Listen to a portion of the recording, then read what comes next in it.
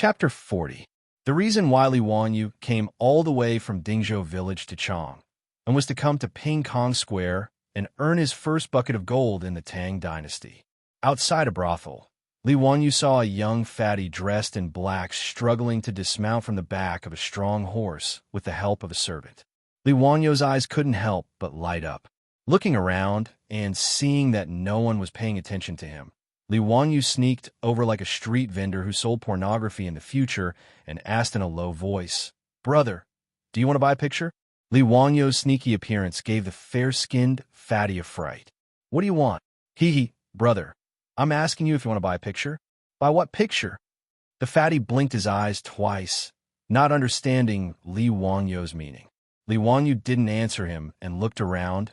"Brother, there are too many people here. It's not convenient. Can we talk somewhere else?" The fatty looked at him with a bit of vigilance, as if he didn't want to rashly come into contact with Li Wanyu.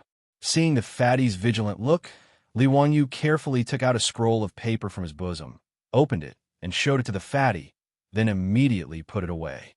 But with just a glance, the young fatty's eyes immediately widened, his nostrils flared, and his face was full of disbelief. "You want to sell this picture? Quick, let me take a closer look at it. There are too many people here. It's inconvenient." Li Wanyu's face showed that he was in a difficult position. The fatty immediately looked around, then pointed to an empty alley and said, "Brother, how about you and I talk there?" Li Wanyu nodded, and the fatty also refused the servant's offer to follow him. The two of them walked into the alley, one in front and one behind. Quick, let me take a closer look at the picture." As soon as they walked into the alley, the fatty couldn't wait to urge Li Wanyu to give him the picture. Li Wanyu chuckled. He reached into his bosom and took out the mulberry paper again. He spread it open and handed it to the fat man. This time, Fatty looked at it even more carefully. His eyes were almost on fire. He couldn't pull his eyes away from the painting in his hands. What painting is this? Why was it so realistic? Who is this woman?" Li Wanyu didn't answer. He just smiled and asked, "Does brother like it?" "Of course. Didn't you say you wanted to sell this map? I'll buy it." "How much?" Fatty couldn't wait to answer. Li Wanyu raised a finger. 100 taels of gold. Hiss! Even though he was mentally prepared, the fatty was still shocked by Li Wanyu's price and sucked in a breath of cold air. How was this possible? It was too expensive. It's not like your painting was made by a famous master.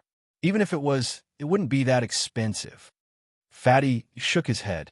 "Brother, this painting is a rare treasure in this world.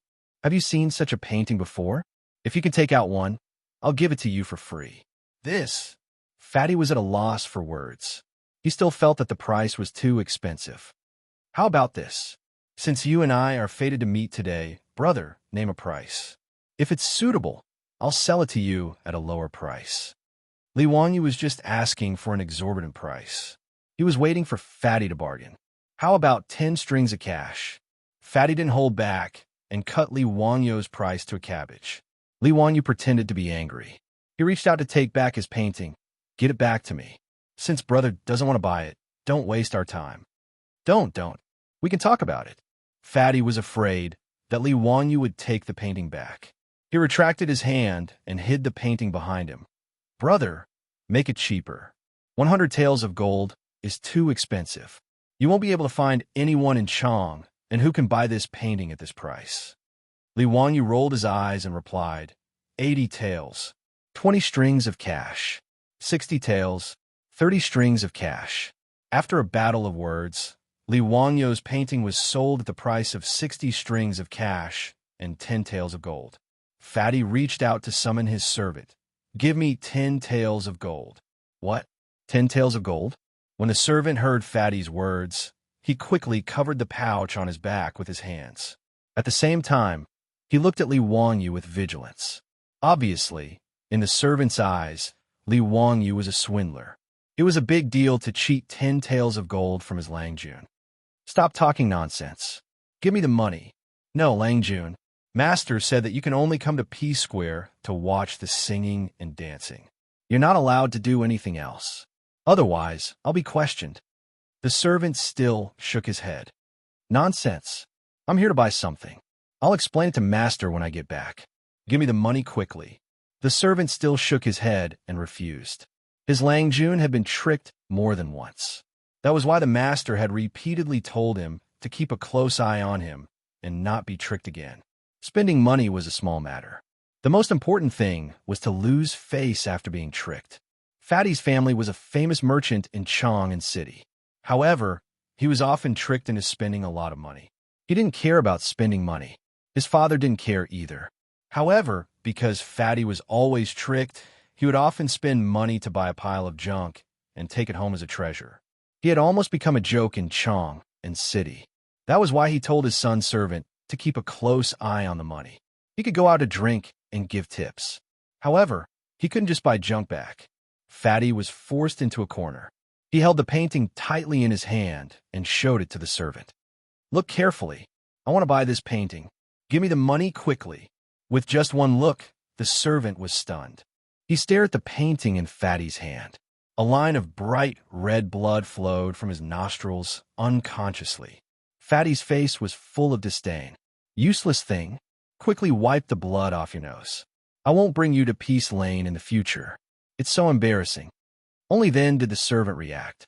His face was full of shame. He wiped the blood from his nose with his sleeve and then took out 2 ingots of gold from his pouch and handed them to Fatty. Fatty handed the gold to Li Wanyu. Brother, we are done with the goods and the money. This painting belongs to me now. Of course.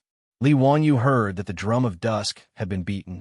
He saluted to Fatty and said, Brother, we'll meet again. The two parted ways. Fatty didn't go to the brothel to watch the singing and dancing. He climbed onto the horse and called for the servant to return home immediately. Li Wanyu walked out of Peace Lane unhurriedly and returned to Chongren Lane. Li Wanyu's departure and return caused the old guard to misunderstand. He shook his head at Li Wanyu's back. He muttered softly, So he's just for show? Nice to look at, but useless. He came back in less than the time it takes for a joss stick to burn. TSK, his body is so weak. Fortunately, Li Wanyu didn't know that the old guard thought of him like this. Otherwise, he would have vomited blood. You're the weak one. After returning to the hostel, Li Wanyu went back to his room and closed the door. He immediately took out the 2 ingots of gold and looked at them excitedly. Haha, I'm really a genius. I can even think of such a method. TSK, it can actually be sold for 10 taels of gold. The spending power of this Tang dynasty's otaku is really terrifying. Li Wanyu talked to himself happily for a long time. Then, he carefully put the gold ingots into his bag. He lit the oil lamp, took a piece of mulberry paper, and started to work again. He held a charcoal pencil in his hand and kept drawing on the mulberry paper.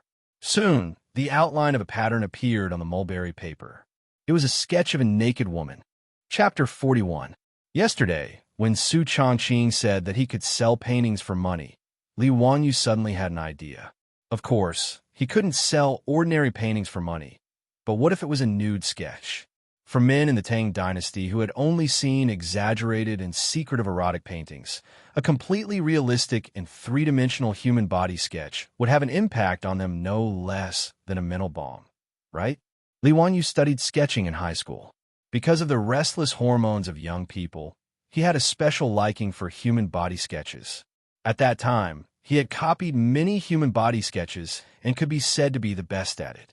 Therefore, Li Wanyu immediately thought of the idea of selling human body sketches in the Tang dynasty. However, ordinary rice paper was too thin and not suitable for sketches, so he thought of using mulberry paper to draw. As for coming to Chang and to sell paintings, it was completely because of Ping Kong Fong, a consumer market with huge potential. Of course, many people in Huxin knew him, so he was embarrassed to sell the human body sketch. If this matter was spread out, it would not be good for his reputation. Even if Li Wanyu's skin was thick enough, he did not want to become a dissolute man like Tang Yin and Tang Bohu. In the Ming dynasty, Tang Bohu was famous for his erotic paintings and called himself Jiangnan's #1 dissolute scholar. However, because he was short of money, he drew many erotic paintings. Wang Shu Palace Courtesan, Tao Gu's poem, and Mandarin Duck's secret score were all erotic paintings drawn by Tang Bohu.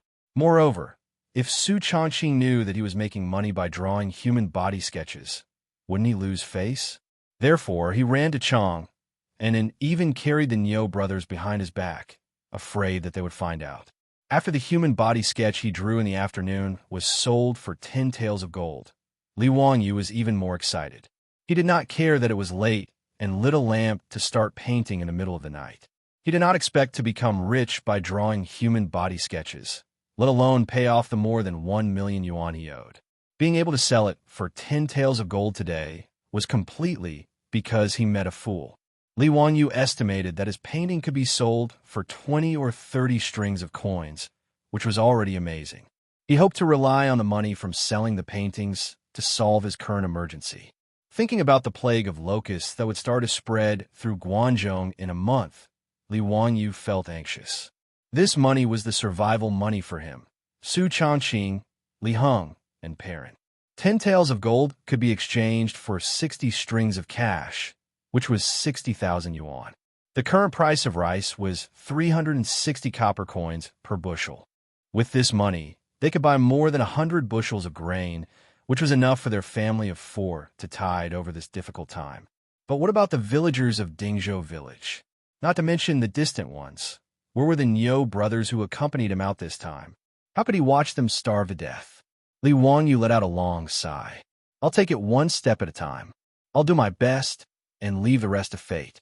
When the time comes, I'll save as many as I can. Under the flickering light, Li Wanyu began to draw again.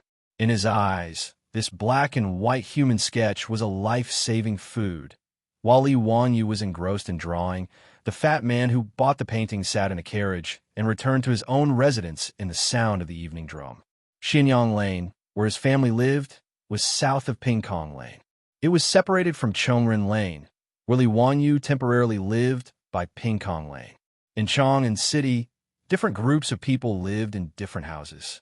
The 108 lanes could be understood as 108 small towns, somewhat similar to the well-equipped communities of the future. Each lane was surrounded by walls of different heights. The walls of the lanes in the south of the city were piled up with yellow soil. Most of the people who lived here were commoners. The population was sparse, and many of the lanes were farmland. The north of Chang was where the imperial palace and the government resided.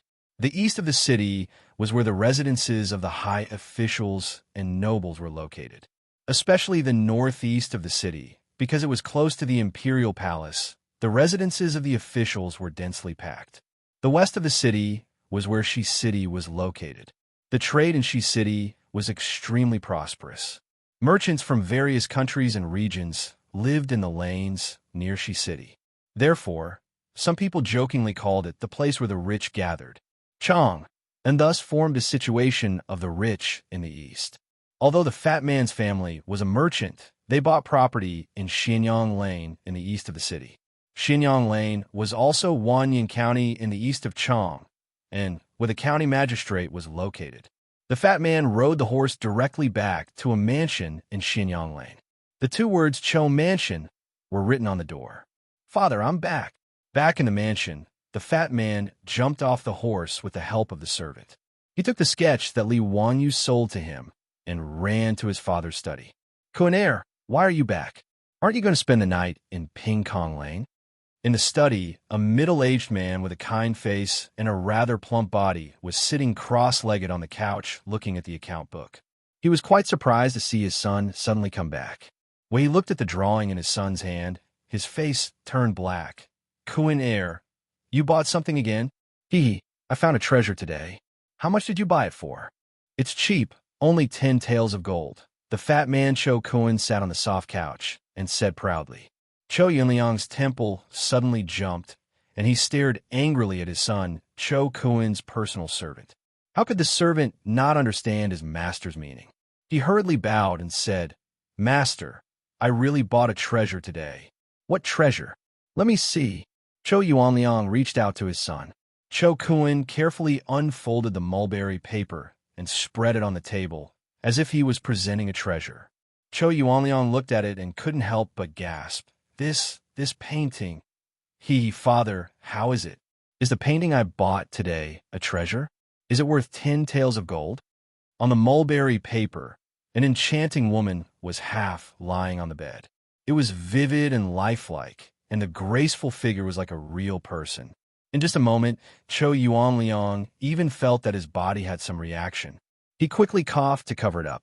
The next moment, Chou Yuanliang stood up excitedly and grabbed his son's sleeve. "Where did you buy this painting?" "In Pingkong Fong, I met a young man who sold it to me. He asked for 100 taels of gold, and I cut the price to 10 taels of gold." Chou Kun smiled proudly. Chou Yuanliang asked, "Do you know where the young man lives?" Chou Kun was dumbfounded. "How would I know? It's a transaction of money and goods. Do you want to ask him for a refund?" "That won't do. I want to keep this painting for my own collection." "Nonsense. Do you know that this painting can save the lives of our Chou family?" Chou Kun looked at his father and blinked.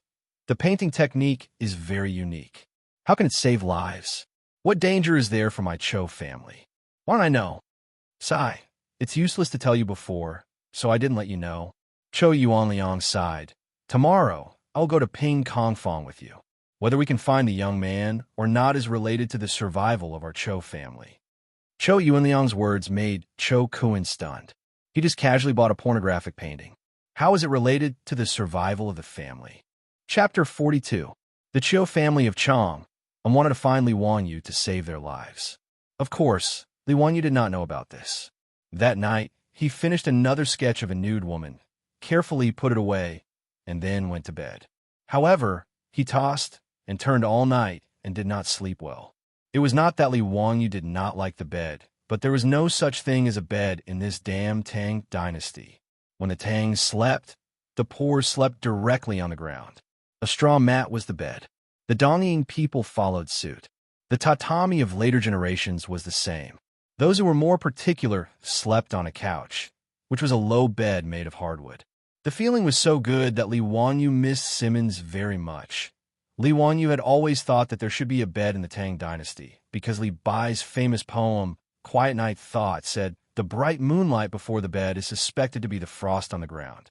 However, after traveling through time, he realized that the bed referred to the hoop bed, which was similar to the folding stool of later generations. After traveling to the Tang dynasty for more than a week, Li Wanyu still could not get used to the hard couch. Every day when he woke up, his back was aching and his legs were cramping. He urgently needed to use the blue bottle cap to nourish his body. It was not easy for the sun to rise. Just as Li Wanyu was sleeping soundly, he was disturbed by the sound of the morning drum that resounded throughout the city. Taking out the watch he borrowed from Su Changqing and looking at the time, Li Wanyu could not help but want to curse. Knock your ass. It was not even 5 o'clock in the morning. What was worse was that the morning drum was not finished yet. Did he not think about the 3,000 beats of the morning drum in Chang'an City? Was that something that could be finished in a short time? In short, Li Wanyu could not sleep anymore. At dawn, he got up with dark circles under his eyes and yawned. Li Wanyu pushed the door open and told the Niu brothers to wash up and go out. Today was the day of Yang Quan's poetry meet in Lake Xiujiang. Since Li Wanyu had promised Yang Quan, he had to accept his fate and participate. Although he had no idea what the poetry gathering was for, from Yang Quan's words, it should be a competition. Otherwise, why would he want him to win first place? There was no point in thinking too much about it. He would know when he went there today. If it was just a simple competition of poems, it would be much simpler. Li Wanyu didn't believe that during the Jingguan period of the Tang dynasty, there was anyone who could be more awesome than the poems of the Tang and Song dynasties in his head. Together with the Niu brothers, they found a snack shop in the square that sold breakfast. The fire under the stove was burning brightly, and a bare-chested who was making sesame seed cakes. Steam was rising from the steamer, and the sesame seed cakes that had just come out of the oven were golden, crisp, fragrant, and crispy. Li Wanyu's appetite was greatly stimulated. "Waiter, give me 10 steamed cakes and sesame seed cakes each, and 3 bowls of steamed soup." Li Wanyu asked the Niu brothers to sit down, and then asked the waiter to bring the food. In the Tang dynasty, steamed buns, steamed rolls, steamed dumplings, and steamed dumplings were all called steamed cakes. The only difference was whether there was any stuffing or not, and how it looked. The steamed cakes with stuffing flowed with oil as soon as they bit into them, and the big bowl of steamed noodles and steamed soup made Li Wangyu and the Niu brothers cry out in satisfaction. However, the Niu brothers were big enough, and their appetites were even bigger. The 10 steamed cakes and sesame seed cakes were almost completely devoured by the two of them, and they didn't seem to be full.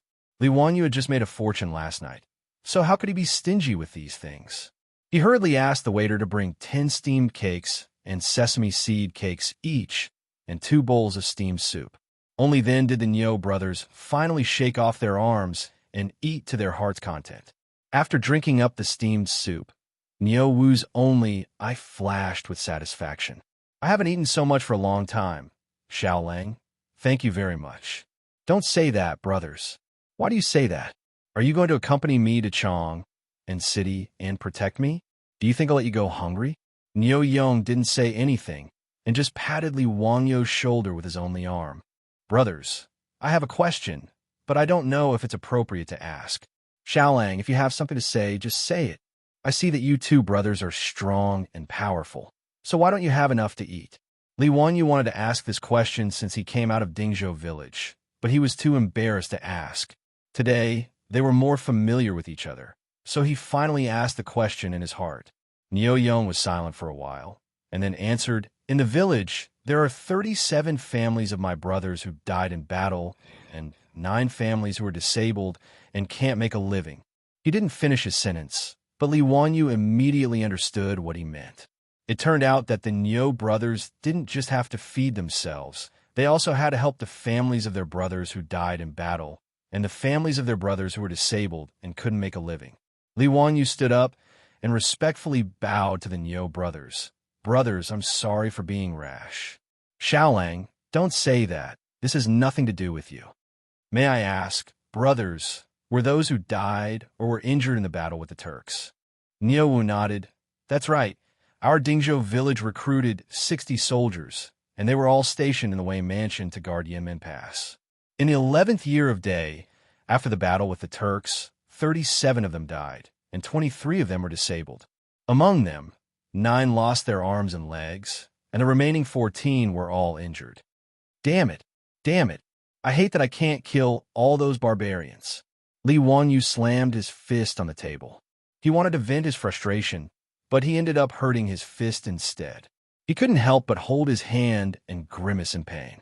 This made the Niu brothers laugh inexplicably, but they were also touched. Li Xiaolang, you're loyal. Li Wangyu felt sullen, as if a stone was pressing down on his chest, but he didn't know how to vent it. There were 127 families in the village, and 60 soldiers were sent to battle.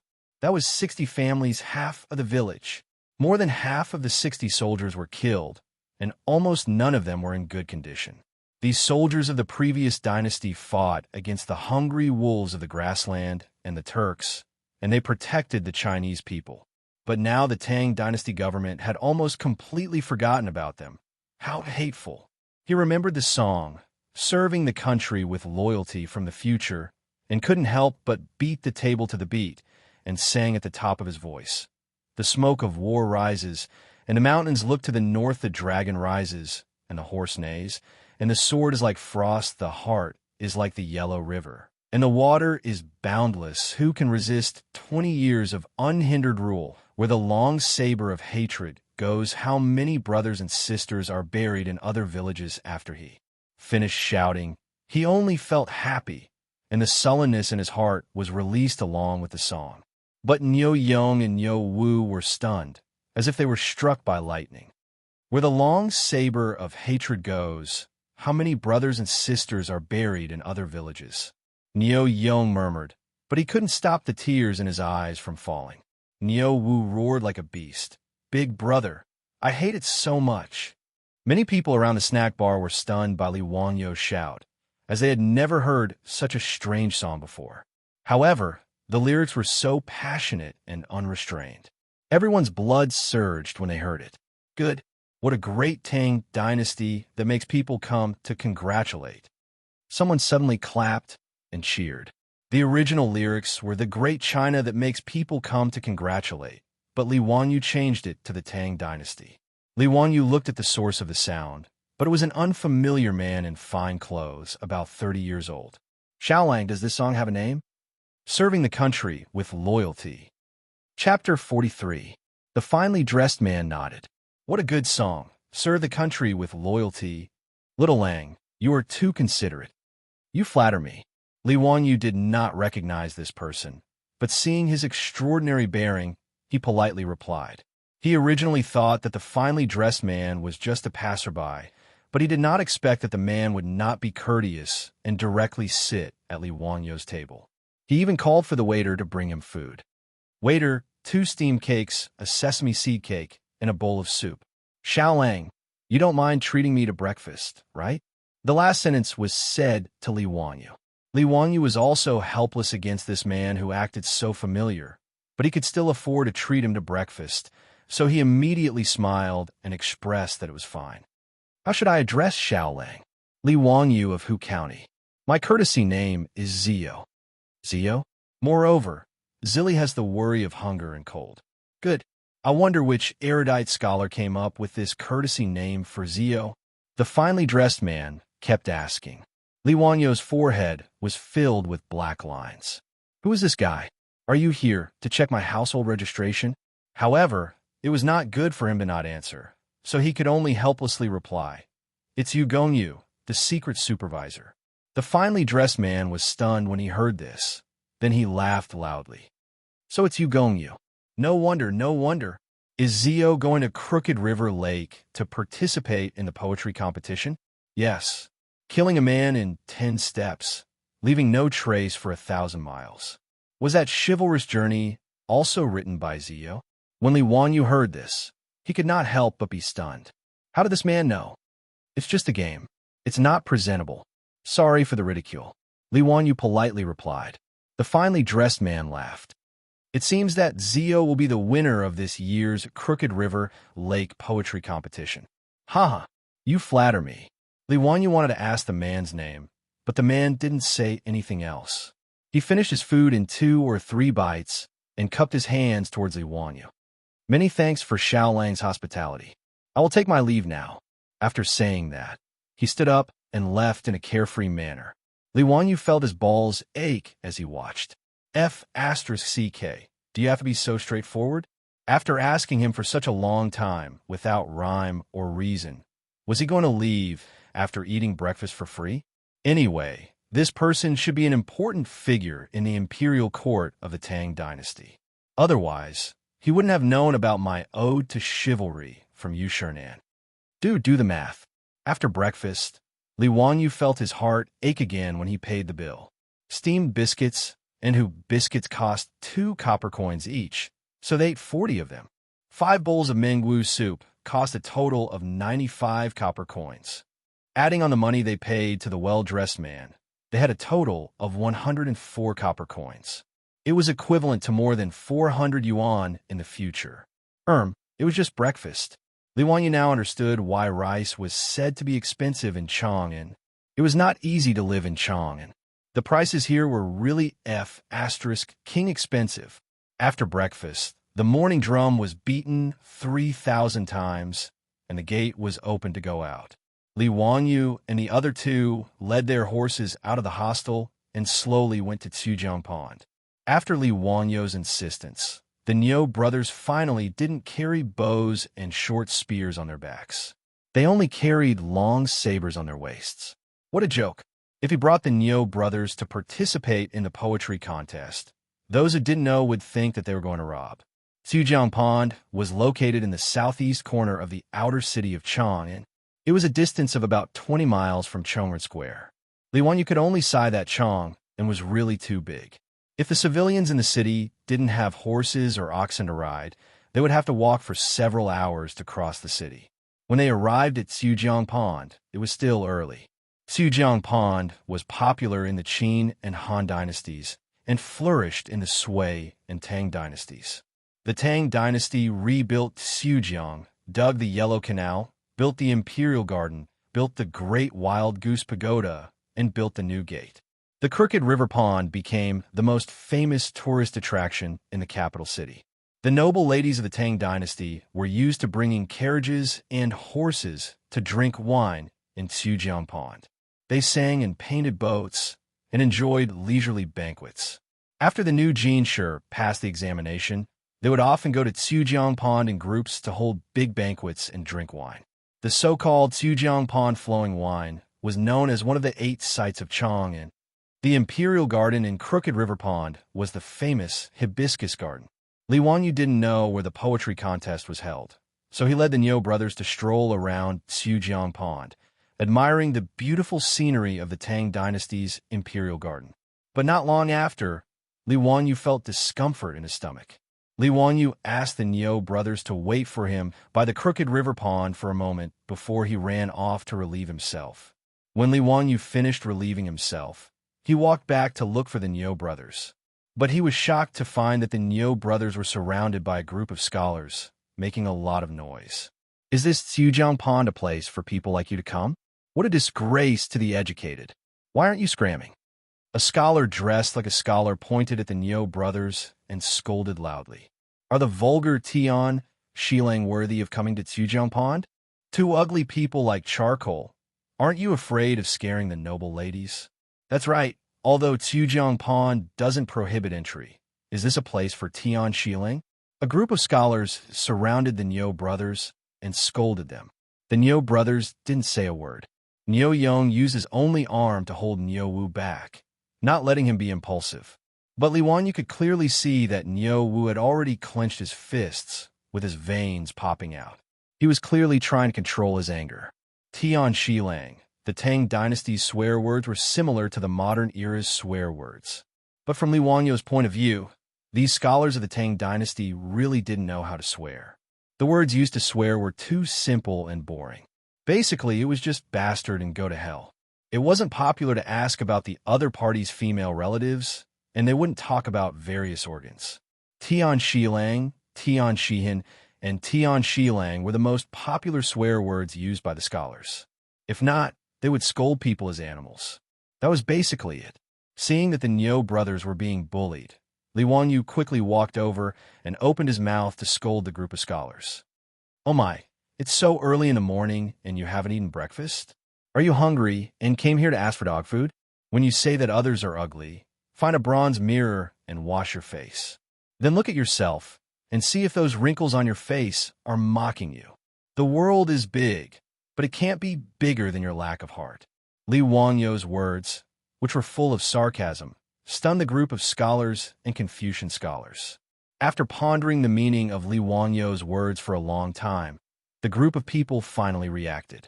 He was calling them dogs, ugly, and lacking in heart. After understanding the meaning of Li Wangyu's words, the group of scholars immediately jumped up. Tian Shilang, how dare you? You what? You shut up. Without waiting for them to speak, Li Wanyu interrupted again.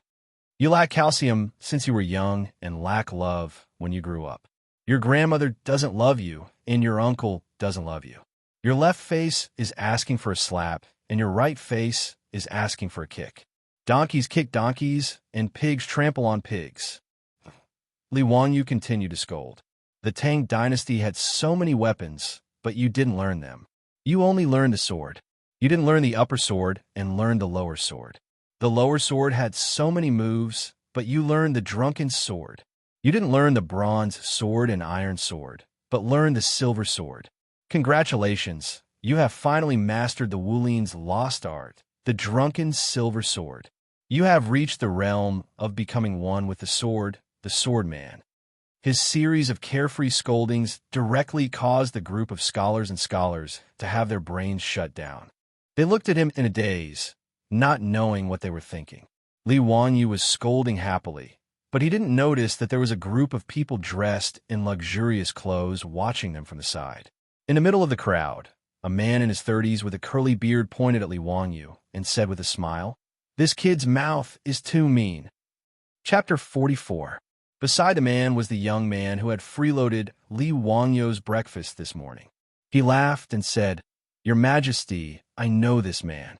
Ha! I even freeloaded his breakfast this morning." The man surrounded by the crowd was the great emperor of the Tang dynasty, Pai Lupi's husband, Li Shimin. In the second year of Jingguan, Li Shimin was 30 years old. Moreover, Li Shimin, Li Erlang, was a handsome man in the eyes of the Tangs. That curly beard on his face was praised by Du Fu in a poem. Curly beard like Taizong, beauty reflected in the spring beyond the Great Wall. Oh, Wuji, you know this man?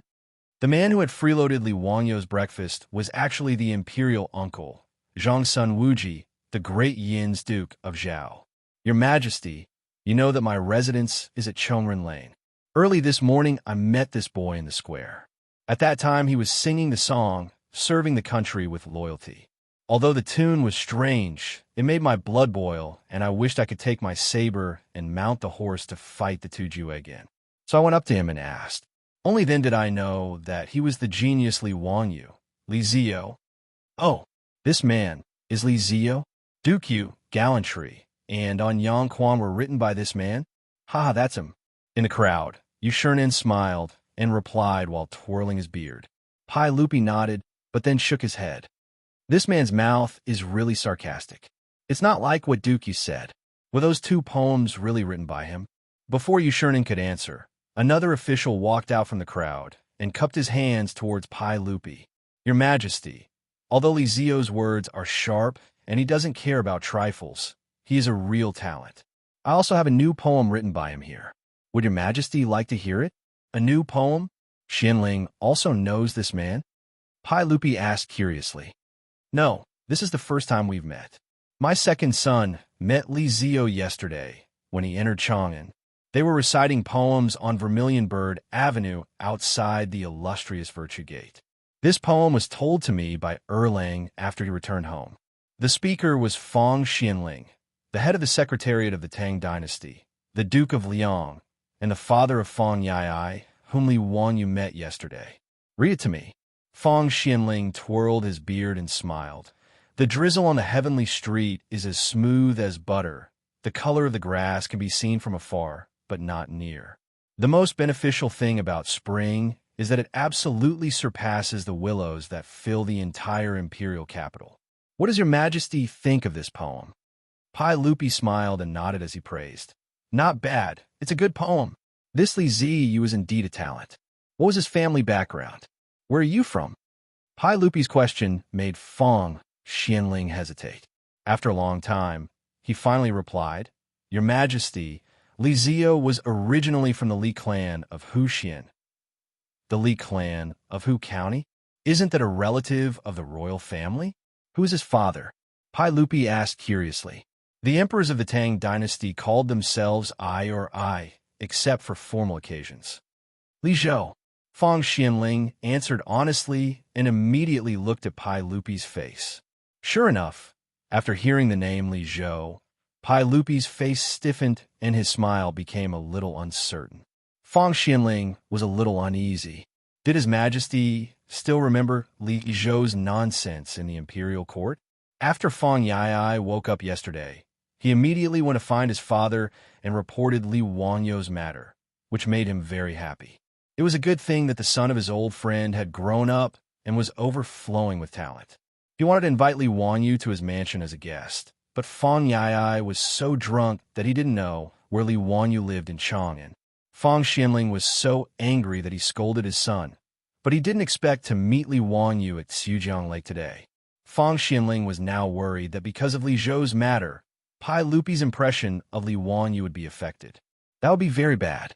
After a long while, Pai Lupi asked coldly, Xianling, why did you say that he was originally from the Li clan of Hu County? Did something happen? Your Majesty, you may not know, but a few days ago, the Li clan of Hu County removed Li Zio and his father Li Zhou from the clan. Yu Shurnen answered for Fong Xianling. Oh, why was this so? Did Li Zio commit a crime? Or did he commit murder and arson? Pai Lupi asked in confusion. Yu Shurnen shook his head. No, it's because the Li clan of Hu County's elders were insatiable. He told Pai Lupi what had happened, but Pai Lupi's face became colder and colder. Humph! Pai Lupi snorted coldly, but no one knew whether he was dissatisfied with the Li clan of Hu County or Li Wangyu himself. While Pai Lupi was talking to the ministers, Li Wangyu pointed at the group of scholars and scolded them to his heart's content. Then he turned his head and asked the Niu brothers, "Brothers, why did you have a conflict with this group of Qoda?" The term Qoda was used to scold scholars in the Tang dynasty. Niu was stunned by Li Wangyou's string of wonderful words. He never knew that scolding people could be so eloquent and brilliant. For a moment, he was amazed by Li Wangyu. He carefully swallowed a mouthful of saliva and replied, "My brother and I were waiting for you here, but then this group of scholars came. They thought we were blocking their way and wanted to drive us away. They also mocked my brother's physical disability. I couldn't help but scold them back, saying that they were poor and had a conflict with them. If it wasn't for my brother holding me back, I would have let them know the power of my fists. Humph, you are all so mighty. Even the current saint doesn't allow commoners to visit Noda's crooked river lake. What right do you have to drive my brothers away?" Li Wanyu said coldly. Niu Yang's broken arm was lost during the battle with the Turks. In Li Wanyu's eyes, it wasn't a physical disability, but a medal of merit. This group of scholars used Niu Yang's physical disability to mock him. They deserve to die. Bah, today's Crooked River Lake is a literary event. Everyone in Noda's Chang and city knows this. Where did these Xiao Ba come from to pollute the environment? Not to mention scolding you. Even if they beat you, so what? Li Wangyou's words caused the scholars to fiercely refute. "Ah, what a good Xiao Ba. Do all of you know that it was these Xiao Ba who protected all of you, allowing all of you to spout nonsense here today?" Li Wangyu sneered. "Nonsense. How can these two Xiao Ba protect us? Just because they're missing arms and legs? Ha, what a joke. Tian Shalang, you have the nerve to talk big and protect us. Ridiculous. We are scholars who study the literature of the saints. In the future, we will be officials, patrolling the heavens and educating the people. That is protecting the people. Tu Qiuba, you have the nerve to talk about protecting us. Ridiculous." The people who were stunned by Li Wangyou's scolding just now jumped up and down after hearing his words. However, the group of Confucian scholars, who lacked the strength to truss up a chicken, did not dare to do anything to the Niu brothers, who were physically handicapped but had strong bodies and long sabers. They could only continue to insult them verbally. "Shut up!" Li Wangyu roared and pointed at the Niu brothers. "My two brothers were loyal to the country and fought a bloody battle with the Turks at Yinmen Pass. Their village had 60 government soldiers and 37 of them died. The rest were all injured. How dare you insult them? Based on what? Just because you have a mouth? Without the Qiu Ba fighting to the death with the foreign tribes, would you defend against the foreign tribes with your mouths?" Li Wangyou's scolding stunned the group of scholars. The warriors who were injured in the bloody battle with the Turks were indeed not people they should insult. The scholars were ashamed by Li Wangyou's words. Suddenly, someone exclaimed and asked in confusion, "Since the establishment of the Tang dynasty, we have never fought with the Turks at Yinmen Pass." Li Wangyu straightened his neck. "In the 11th year of the Great Cause, the Battle of Yinmen Pass." Everyone was stunned. The previous dynasty? What about the previous dynasty? The previous dynasty did not fight the Turks? Chapter 45. Pai Lupi and his ministers, who were eavesdropping not too far away, almost sprained their backs when they heard Li Wangyou's words. They didn't know whether to laugh or to cry. They thought that those two were soldiers of the Tang dynasty, but they didn't expect them to be soldiers of the previous dynasty. Someone beside Pai Lupi suddenly laughed. "This brat scolded well. Delightful, delightful. Lu Guogong, be careful with your words. This brat is obviously talking nonsense. How can he say that the soldiers of the previous Sui dynasty are protecting the scholars of the Tang dynasty?" Someone among the ministers was dissatisfied with Li Wangyou's words and retorted. Lu Guogong was the #1 troublemaker of the Tang dynasty, Cheng Yaojin, Cheng Jijia. When Cheng Yaojin heard this, he glared at the minister who spoke with his bell-sized eyes. "What? Do you have a problem with my words? Why don't you tell my fist what you have a problem with?" "You." Seeing that Cheng Yaojin was about to make a move, the minister could only fling his robe and ignore this troublemaker. A disgrace to the educated. A disgrace to the educated. "Hey!" Cheng Yaojin spat a mouthful of thick phlegm on the ground. "That brat is right. Do you think you can rely on your mouth? All right, Xianxia, stop talking. Seeing that the two of them were getting out of hand, Pai Lupi spoke up to stop them, but his tone was obviously biased towards Cheng Yaojin. At this moment, beside Zhangsun Wuji, Du Ruhui, Fang Xianling, Wei Zheng, and the other ministers, there was also Lu Guogong, Zhao Junwang, Wei Xiaogong, Country Duke Wei Qi, Wei Country Duke Li Jing, Qiao Country Duke Chai Xiao, Qin Country Duke Ho Junji, Country Duke Qin Shubao, and the other founding ministers. Li Wanyo's words just now had struck a chord with these generals. Although they didn't praise Li Wanyu directly like Cheng Yaojin, they all nodded in their hearts, thinking that Li Wanyu was indeed not bad. Li Wanyu had no idea that his words on behalf of the Niu brothers had left him with an extremely good impression in the hearts of the military bigwigs and founding dukes of the Great Tang. It could be said that he had unintentionally planted a willow in the shade. Pai Lupi looked at the Niu brothers who were dressed in tattered clothes and said quietly, "The soldiers of the previous dynasty are also the people of the Tang dynasty. They are soldiers who protect the land of the country, and I owe them too much. The Turks, I wish I could break their bones and suck their marrow." The Turks were not only enemies of the Sui, they were also enemies of the Tang dynasty. After Li, the Tangs, Khan led his troops to the south to kill all the way from the grassland to Chang'an. 200,000 Tidus soldiers lined up at the north bank of the Wei River. In the end, Pai Lupi had no choice but to promise gold and money. On the Wei River Bridge, he killed the White Horse and formed an alliance with Khan Sheli. Khan Sheli brought a large amount of gold and silver in return with satisfaction. However, the Wei River alliance was seen by Pai Lupi as the humiliation of his life, and he hated the Turks to the bone.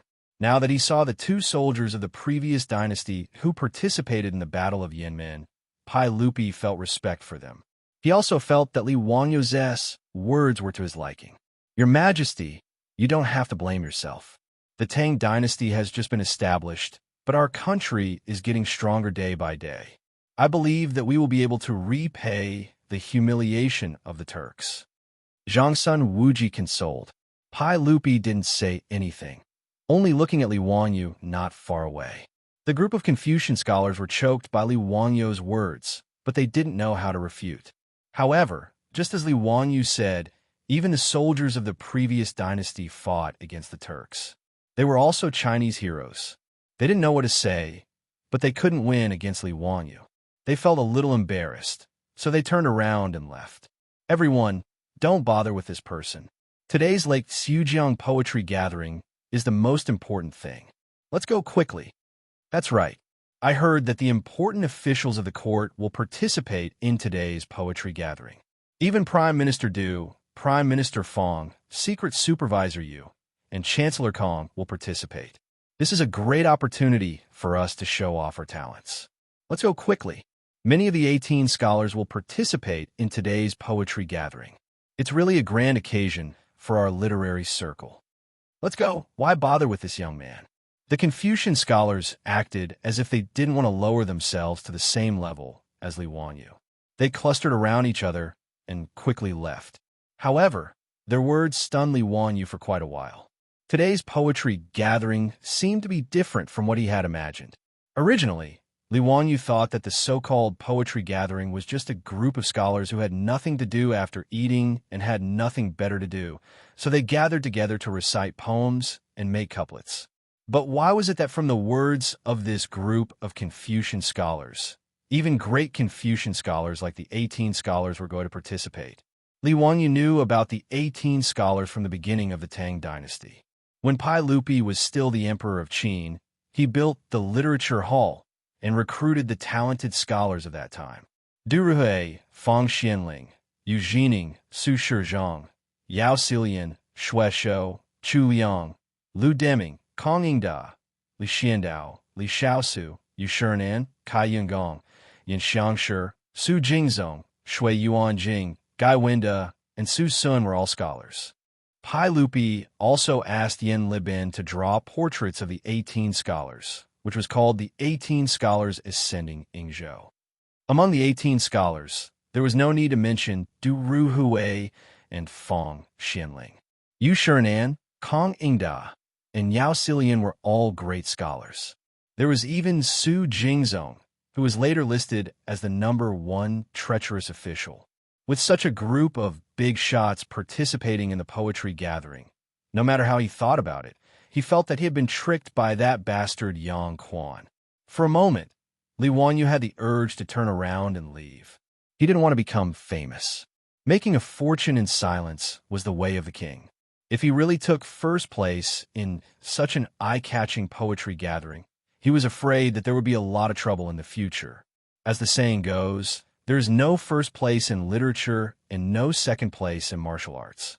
If he took first place in the poetry gathering, a group of scholars would come to him every 2 to 3 days to compare their essays. Wouldn't he be depressed to death? Li Wanyu rolled his eyes. The more he thought about it, the more he felt that something was wrong. He called the Niu brothers and was about to leave. He didn't care about Yang Quan's reward of 100 strings of coins. At most, he would draw a few more nude sketches in the next 2 days. As for Yang Quan, he would find a way to fool him later. In any case, Yang Quan didn't know what happened in Chang'an City. Who knew that when Li Wanyu was about to turn around and leave, he was blocked by someone? Zio, where are you going? The poetry gathering is over there. Yu Shernan smiled and pointed in the direction that the scholars had left.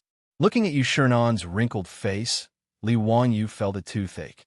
He was even more certain that he had fallen into Yang Quan's trap.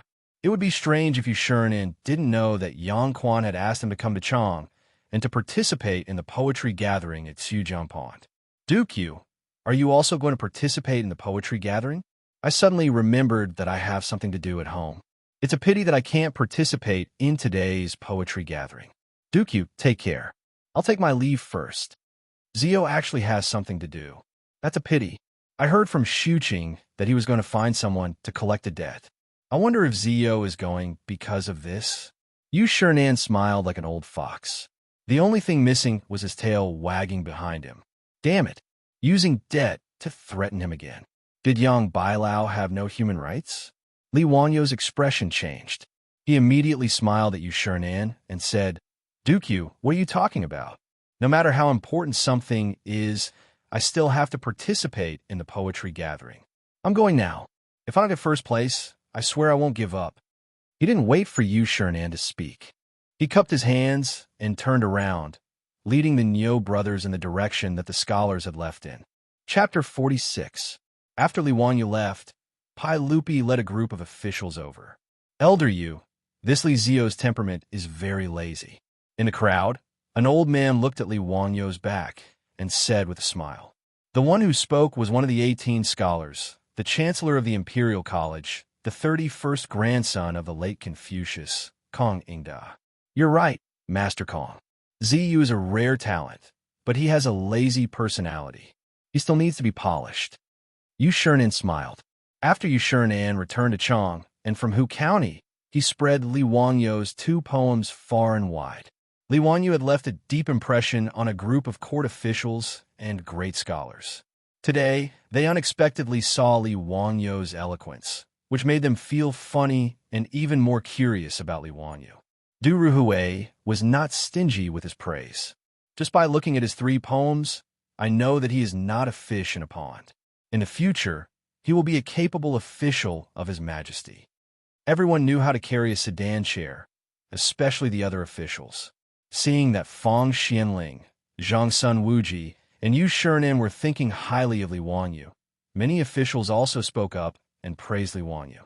Pai Lupi did not comment on this, and the officials and generals could not guess what he thought of Li Wanyu. Li Wanyu did not know that the reason why so many officials were participating in the poetry gathering was because Pai Lupi's first imperial examination after ascending the throne was imminent. The imperial examination of the Tang dynasty was divided into more than 50 subjects such as Xiaotsai, Ming Jing, Jin Shi, Ming Fa, Ming Zi, and Ming Shu. Jin Shi was the most important subject, and many of the prime ministers of the Tang dynasty were Jin Shi. Jin Shi mainly tested current affairs, poetry, and essays.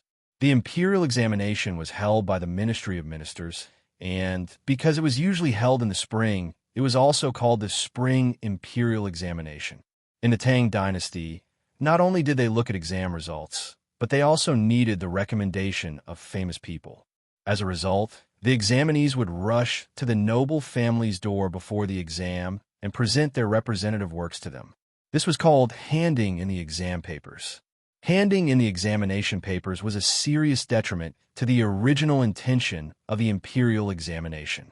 Originally, they wanted to give the commoners a path to promotion, but because of the scroll, the commoners had all become disciples of the aristocratic families. This was the reason why people said that there were no poor families in the upper class and no noble families in the lower class. In Pai Lupi's view, the aristocratic families were actually the cancer of the Tang dynasty. Although Emperor Li's imperial family was one of the most influential families in the Tang dynasty, the Longxi clan, one of the most influential families in the world, the Li clan was one of the most influential families in the world. However, the aristocratic families controlled culture and knowledge.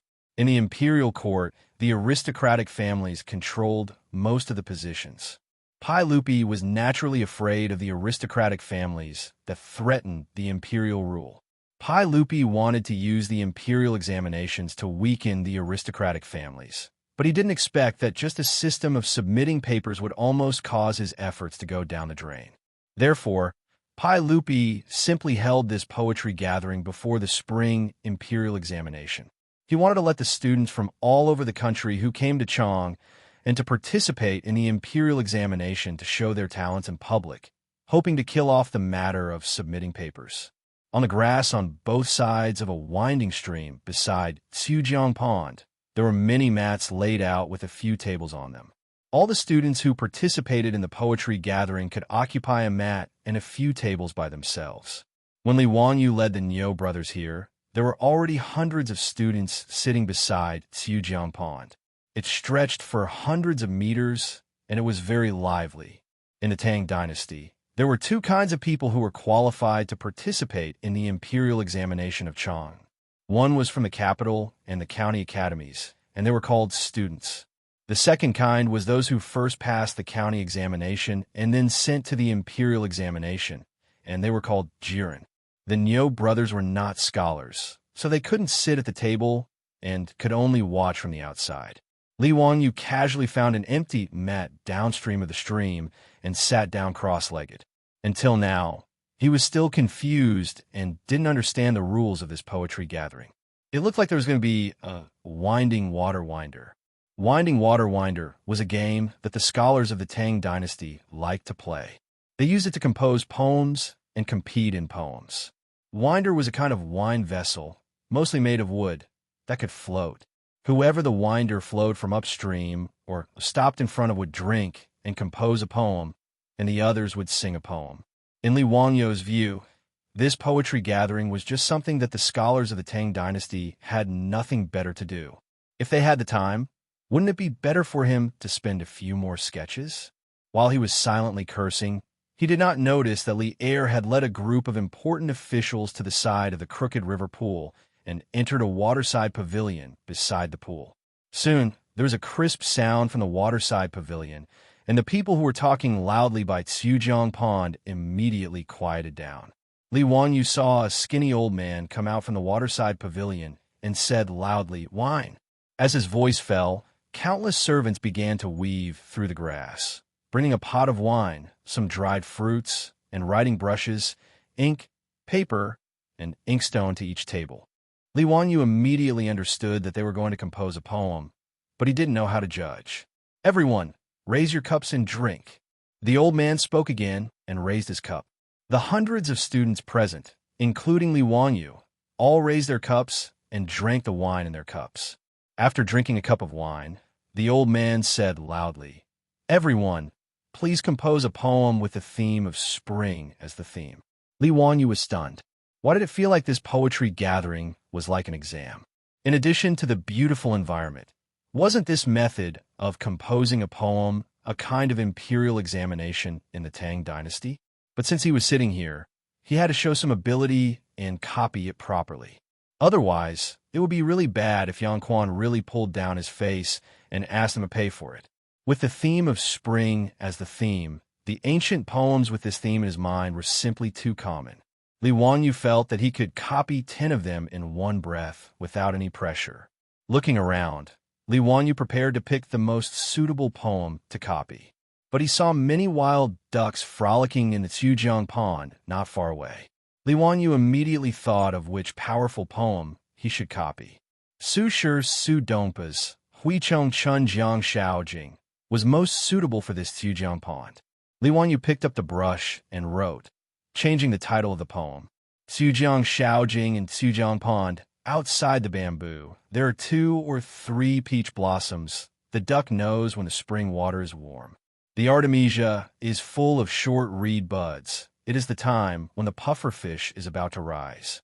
2 or 3 minutes later, when the other students were still thinking hard about how to compose a poem with the theme of spring, Li Wanyu had already finished writing the whole poem on the rice paper with beautiful thin gold characters. When a servant at the side saw him finish the poem so quickly, his eyes lit up, and he immediately jogged over to take away the rice paper. Not long later, Li Wanyu's poem was delivered to the waterside pavilion by the Xujiang pond. Who finished the poem so quickly? Pai Lupi asked curiously. Your Majesty, it was Li Wanyu from Hu County. When Pai Lupi heard this, he frowned slightly. It's this kid again. Let me hear it. Yes, Xujiang Xiaojing in Xujiang pond. Outside the bamboo, there are 2 or 3 peach blossoms. The duck knows when the spring water is warm. After the poem was recited, before the civil officials could say anything, a group of generals and dukes clamored. Good poem. This poem is well written. Even a boor like me can understand it. Naturally, it is a good poem. The truth is, the spring water is warm. Don't the duck know first? Because the dukes had a good impression of Li Wanyu before. When they heard that it was Li Wanyu's poem, they didn't care about anything else and praised it first. Their words made Pai Lupi and the civil officials not know whether to laugh or cry. But they couldn't deny that Li Wanyu's poem was really good. Chapter 47. The group of civil officials naturally couldn't evaluate Li Wanyu's poem like Cheng Yaojin and the others. Yu Shurnin twirled his beard and smiled. The poem is like seeing a painting, overflowing with spring light, harmonious and warm, good, out of the ordinary, naturally superior. Zhang Sun Wuji nodded and praised. True and false, diverse and interesting. What a good duck foresight. Li Zio really has talent. Kong Yingda clapped his hands and cheered. While everyone was praising him, a discordant voice was heard. Geese also foresight, why only ducks? Everyone was stunned when they heard this, and many of them burst out laughing. Cheng Yaojin was immediately unhappy and jumped out, pointing at Su Jingzong's nose and scolding. Su Jingzong, do you know how to speak human language? The one speaking was one of the 18 scholars, Su Jingzong. Su Jingzong was only 36 years old this year. Although he was appreciated by Pai Lupi, his official life wasn't good. Now that he saw everyone praising Li Wanyu's poem, he was jealous and couldn't help but come over to nitpick. Yu Shurnan was also unhappy with his words. According to the Yin family, this poem doesn't even need to be written. Guan Guan Ju Jiao, in the continent of the river. In the continent of the river, Ban Jiao or Ming Jiao is fine. Why write Ju Jiao? Yin family was Su Jingzong's courtesy name. Su Jingzong could ignore Cheng Yaojin's scolding, but he couldn't pretend he didn't hear Yu Shurnan's words. He could only awkwardly cup his hands towards Yu Shurnan, indicating that he had said something wrong. Being slapped in the face by Yu Shurnan in public made Su Jingzong very embarrassed. Although he asked for it, this person held a grudge against Li Wanyu and became more jealous of Li Wanyu. If Li Wanyu knew that he had such an undeserved calamity and took the blame for no reason, he would probably cry until he fainted in the toilet. Being targeted by the number 1 scoundrel of the Wuzhou dynasty, number 1 on the list of traitorous officials, wasn't this considered sitting at home while disaster came from the sky? Luckily, Li Wanyu did not know what had happened in the waterside pavilion. At this moment, he was drinking wine calmly and in a good mood, looking at the scholars around him scratching their heads and scratching their cheeks as they racked their brains to write poems. However, the old man from before did not give them too much time. After the time it took for an incense stick to burn, the servants took away the rice paper on the tables and sent them into the waterside pavilion. Not long after, servants came out and asked those scholars who didn't write anything or those who didn't know anything to leave their seats according to the name list. These scholars who were chased away knew that they had exposed their cowardice and didn't dare to say much. Each of them covered their faces with their sleeves and left in fear. Soon, less than half of the 100 people who had been sitting by the stream were left. The old man shouted again, "Everyone, let's raise our cups again and drink to victory. Students, please use the frontier fortress as the theme and compose a poem." F***CK again. Li Wanyu looked at the remaining 40 to 50 people around him and thought to himself, could it be that this poetry meet is still an elimination system? All right, let's cut the crap and continue to copy poems. It was just nice that the bunch of scholars had looked down on the Nyo brothers, and he was still unhappy about it. He could copy a poem to vent his anger. Before Li Wanyu put down the wine cup in his left hand, his right hand picked up the brush and started to write. This time around, his speed was even faster. The other scholars were still thinking about the words of the old man when Li Wanyu had already laughed out loud and threw the brush down. The servant who took away Li Wanyu's poem had learned to be smart and stood not too far away from him. When he saw Li Wanyu throwing the brush down, he immediately ran forward and rolled up the paper and took it away. On the tables around Li Wanyu, a few scholars cursed in their hearts when they saw this scene. Who exactly was this young man? Are you sure you're composing a poem? Chao Ji, who was reputed to be extremely talented, had to walk 7 steps to compose a poem. This fellow in front of them didn't even need to think about it. Many scholars snorted coldly in their hearts. This person was obviously trying to please the crowd with claptrap. In the waterside pavilion, Kong Yingda had just announced the topic of the poem to everyone. He had just walked back when the servant brought in Li Wanyu's poem. Pai Lupi couldn't help but stare. Is this fellow playing with us? How can he compose a poem so quickly? Nonsense. For something like composing a poem, other than needing quick thinking and outstanding literary talent, it also needed inspiration. Even so, most of the masterpieces that had been handed down from ancient times were actually a long process of deliberation. The poem had to fit the mood of the author, be catchy, have to have rhyme, etc. For a sentence of a poem or a word in the poem, scholars didn't hesitate to spend their effort and time. The Tang dynasty poet Jia Dao once used a few years to compose a poem. A sentence, birds sleep in the trees by the pond, monks push the door under the moon. He racked his brains over whether to use the word knock or push and offended Hanyu, causing a beautiful story. From then on, deliberation became a popular and commonly used word. It was used to describe repeatedly pondering and deliberating when writing an article or doing something. From this, one could see that composing a poem wasn't something that could be done casually. That was why Chao Ji's poem in 7 steps became a beautiful story. The group of officials were also dumbfounded by Li Wanyu's speed. Su Jingzong jumped out again. Your Majesty, this fellow is clearly disrupting the poem gathering.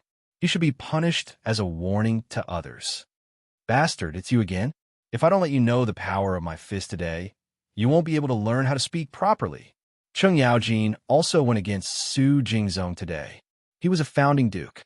If he really wanted to beat Su Jingzong up, then so be it. Su Jingzong would be beaten up for nothing and wouldn't be able to find a place to cry. Pai Lupi shouted in dissatisfaction. Jijia, have you caused enough trouble? Your Majesty, it's not that I want to cause trouble. It's clearly this fellow who is deliberately causing trouble time and time again. You're a duke, and you have the nerve to cause trouble for others. Pai Lupi glared at him. Cheng Yaojin was Pai Lupi's most trusted general. How could Pai Lupi really reprimand him for Su Jingzong? He was just using this as an excuse to vent his dissatisfaction with Li Wanyu. Pai Lupi was depressed because he had a good impression of Li Wanyu just now. He had even personally come up with the poem about the frontier fortress. He wanted to see what kind of poem Li Wanyu, who had passionately lectured the group of scholars, could write about the frontier fortress. In the end, Li Wanyu didn't give him any face at all. Kong Yingda had just announced the topic, and he had already finished writing. Other than scribbling, what other explanation could there be? Yu Shernan was also somewhat embarrassed. He had just praised Li Wanyu. Why did this fellow drop the ball? Pai Lupi was able to propose a second poem about the frontier fortress. Everyone present was shrewd. How could they not see that this had something to do with the small argument by the crooked river pool? It was clear that Pai Lupi was already interested in Li Wanyu and wanted to see his talent one step further. Your Majesty, let me go and warn that weary fellow to write another poem. Yu Shernan could only speak up. He hoped that Pai Lupi would give him face and give Li Wanyu another chance. Pai Lupi didn't express any opinion. He let out a cold snore from his nostrils, tacitly agreeing with Yu Shernan's words. Yu Shernan didn't care about his old age. He turned around and wanted to leave the waterside pavilion to beat up Li Wanyu. However, he heard Kong Ingda let out a soft cry. Hey, this poem is amazing. Good, leaving the fortress. Kong Ingda held the paper in his hand. He was so excited that his beard trembled. His words attracted the attention of everyone in the waterside pavilion. Pai Lupi didn't understand and asked, Kong Ingda, what poem did that fellow write? What made you lose your composure like this? This poem is vigorous and open-minded, with a majestic momentum, and stirring one's heart. It can be said to be the best of the 7 absolutes. Oh, for Kong Ingda to praise it so much, could it be that the fellow wrote some amazing poem? Quickly, read it for us. Yu Shernan was also excited. He thought that Li Wanyu had made a mess. Now it seemed that it wasn't what the officials in the waterside pavilion thought. The poem is called Leaving the Fortress. The bright moon of the Qin and Han dynasties. The long march of 10,000 li has not yet ended. But with Long Chengfei, the general, there will be no horse to cross the Yin Mountains. Kong Ingda used a yin and yang tone to recite Li Wanyu's poem. The waterside pavilion was completely silent. Everyone stared at Kong Ingda in disbelief. Are you playing with us? Such a magnificent poem was written by that tired kid without any hesitation. Chapter 48. When everyone was still shocked by Li Wanyu's leaving the fortress and didn't know what to think, they heard a person in the waterside pavilion laugh loudly. I already said that this kid is amazing. Su Jingzong, what else do you have to say? Cheng Yaojin's laughter made the frozen atmosphere in the waterside pavilion loosen up. Su Jingzong's face twitched a few times, and he shut his mouth. He jumped out twice to criticize Li Wanyu, but he didn't expect to be slapped in the face. This made Su Jingzong sullen and depressed, feeling that he lost face in front of Pai Lupi today. Li Wanyu copied Wang Chongling's Leaving the Fortress, and it was hailed as the head of the Tang dynasty's 7 absolutes in the future. Needless to say, the group of dukes and generals in the waterside pavilion were all extremely excited by Li Wanyu's poem. Even the civil officials fell for it. Many of the civil officials in the beginning of the Tang dynasty had also experienced war. Take the Wei River Alliance in the 9th year of Wuda as an example. Pai Lupi led Gao Shilian, Fang Xianling, and 6 others to the Wei River to negotiate with Shili Khan. The civil officials in the beginning of the Tang dynasty couldn't be compared to the weak scholars in the later generations. Pai Lupi himself was an emperor on horseback. More than half of the Tang dynasty's rivers and mountains were conquered by him personally. Therefore, Li Wanyu's Leaving the Fortress could be said to have written in the hearts of everyone present. Zhangsun Wuji couldn't help but sigh. Xiaolin said that the world's geniuses only have 1 stone. Chao Zijin alone has 8 stones. He has 1 stone. Since ancient times, they have shared 1 stone. I think he said it wrongly. This Li Ziyo is clearly the Qilin son who has 8 stones. No one in the waterside pavilion felt that Zhangsun Wuji's words were exaggerated. They all nodded in agreement. Li Wanyu's 2 poems were also passed around in the hands of everyone. Li Wanyu's words are so strange. Someone immediately discovered Li Wanyu's unique thin gold body. This old man knows this character. It's Ziyo's original thin muscle body. This lean muscle body's handwriting is thin and strong, yet doesn't lose its meat. It's really good handwriting. Yu Shernan explained with a smile. The more Li Wanyu shone in this poetry competition, the happier Yu Shernan was. He didn't want a hidden gem like Li Wanyu to be buried among the common folk. If Pai Lupi didn't want to use Li Wanyu because of Li Zhou, Yu Shernin didn't mind taking advantage of his seniority and making a scene. In any case, he was already 70 years old. Confucius had once said, "At 70 years of age, follow your heart's desires and do not overstep the rules." Such a great scholar. Even Lier had to be respectful when facing Yu Shernan. Yu Shernan had been a loyal and upright person all his life. When his brother Yu Shiji was captured by Yuan Huaji and was about to be executed, Yu Shernan knelt on the ground and begged to be executed for his brother. He was praised by the world. In contrast, Su Jingzong was a shameless villain. His father Su Shanshin was killed by Yuan Huaji. In order to survive, Su Jingzong danced with joy. It could be seen how bad his character was. "Your Majesty, what do you think of this poem?" Yu Shernan asked Pai Lupi with a smile. In fact, these words didn't give Pai Lupi any face. Just now, Pai Lupi had questioned Li Wangyu's ability to write a poem so quickly. Now that he heard the poem leaving the fortress, it was an awkward moment. As a result, Yu Shernan went to ask the emperor about Li Wangyu's poem. It was simply a slap in the face. Pai Lupi also felt his face heat up. He coughed to hide his embarrassment and said, "It's not bad, not bad." If this poem, Leaving the Fortress, was not bad, would there still be people who could write poems in the Tang dynasty?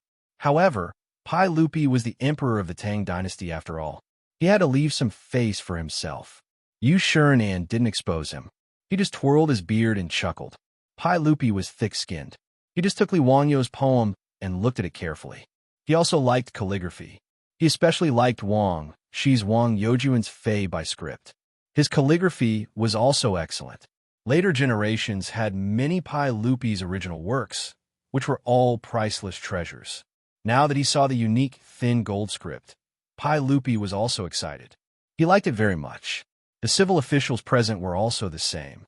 They all admired the thin gold script. As for Li Wanyu, who was only 16 years old and had created an original font, they were even more shocked. They also felt that Zhang Sun Wuji's words were not wrong. In this world, Li Wanyu had 80% of the talent. Li Wanyu naturally didn't know what was happening in the pavilion. He was already a little drunk. Beside the stream of Chujiang Pool, everyone was thinking hard. However, he was happily drinking cup after cup of wine and eating a plate of fruit. He was very relaxed and content. The wine provided for today's poetry gathering tasted the best he had ever tasted since he came to the Tang dynasty. It was slightly sweet, like the rice wine of later generations. Li Wanyu didn't know that these wines were all imperial wine from Pai Lupi's palace. Naturally, they tasted good. There was good wine and beautiful scenery. Looking at the vast waves of Chujiang Pool and listening to the clear chirping of birds in the forest, Li Wanyu became more and more greedy. He quickly finished the jug of wine on the table. He asked the attendant to bring him another jug of wine. The other scholars were busy composing poems. Almost no one touched the wine on the table. Only Li Wanyu was bored. He just minded his own business and drank to pass the time. Li Wanyu's small body of 16 years old was not good at drinking. In a daze, he drank a lot after drinking a few jugs of wine. After getting drunk, Li Wanyu became more excited. He shook his head and muttered all kinds of strange words. Something like posting on WeChat Moments or wearing a seatbelt when driving when your phone is out of battery. The attendant beside him shook his head. He felt that this Xiao Lang's drinking capacity was too low. He was still talking nonsense after drinking too much. When Li Wanyu was drunk, the poetry gathering at Chujiang Pool was also coming to an end. In this poetry recital, Lier had indeed discovered quite a number of talents. Many scholars had created masterpieces that made people's eyes light up with the two named poems. However, with Li Wanyu in front of them, the others could only accompany the crown prince in his studies. Pai Lupi was now extremely satisfied with Li Wanyu. The bad impression that Li Zhou had given him had long been thrown to the back of his mind. Without any discussion, Pai Lupi and a group of important officials decided that Li Wanyu would be the champion of the poetry gathering. Pai Lupi was just about to have someone summon Li Wanyu to the waterside pavilion, preparing to personally meet this Qilin son of the Li family. However, He heard a guard reporting to your Imperial Majesty. Her Imperial Highness the Empress has brought Princess Changel to Chu Jiangpool. Oh, why has Mei Guanyin come? Hearing that his Empress had arrived, Pai Lupi was astonished. He saw a pleasure boat rowing over from Chu Jiangpool, slowly coming to a stop beside the waterside pavilion. Empress Zhang's son, accompanied by a 7- or 8-year-old adorable loli, disembarked from the boat and ascended to the waterside pavilion. The group of important officials promptly bowed to Empress Zhang's son.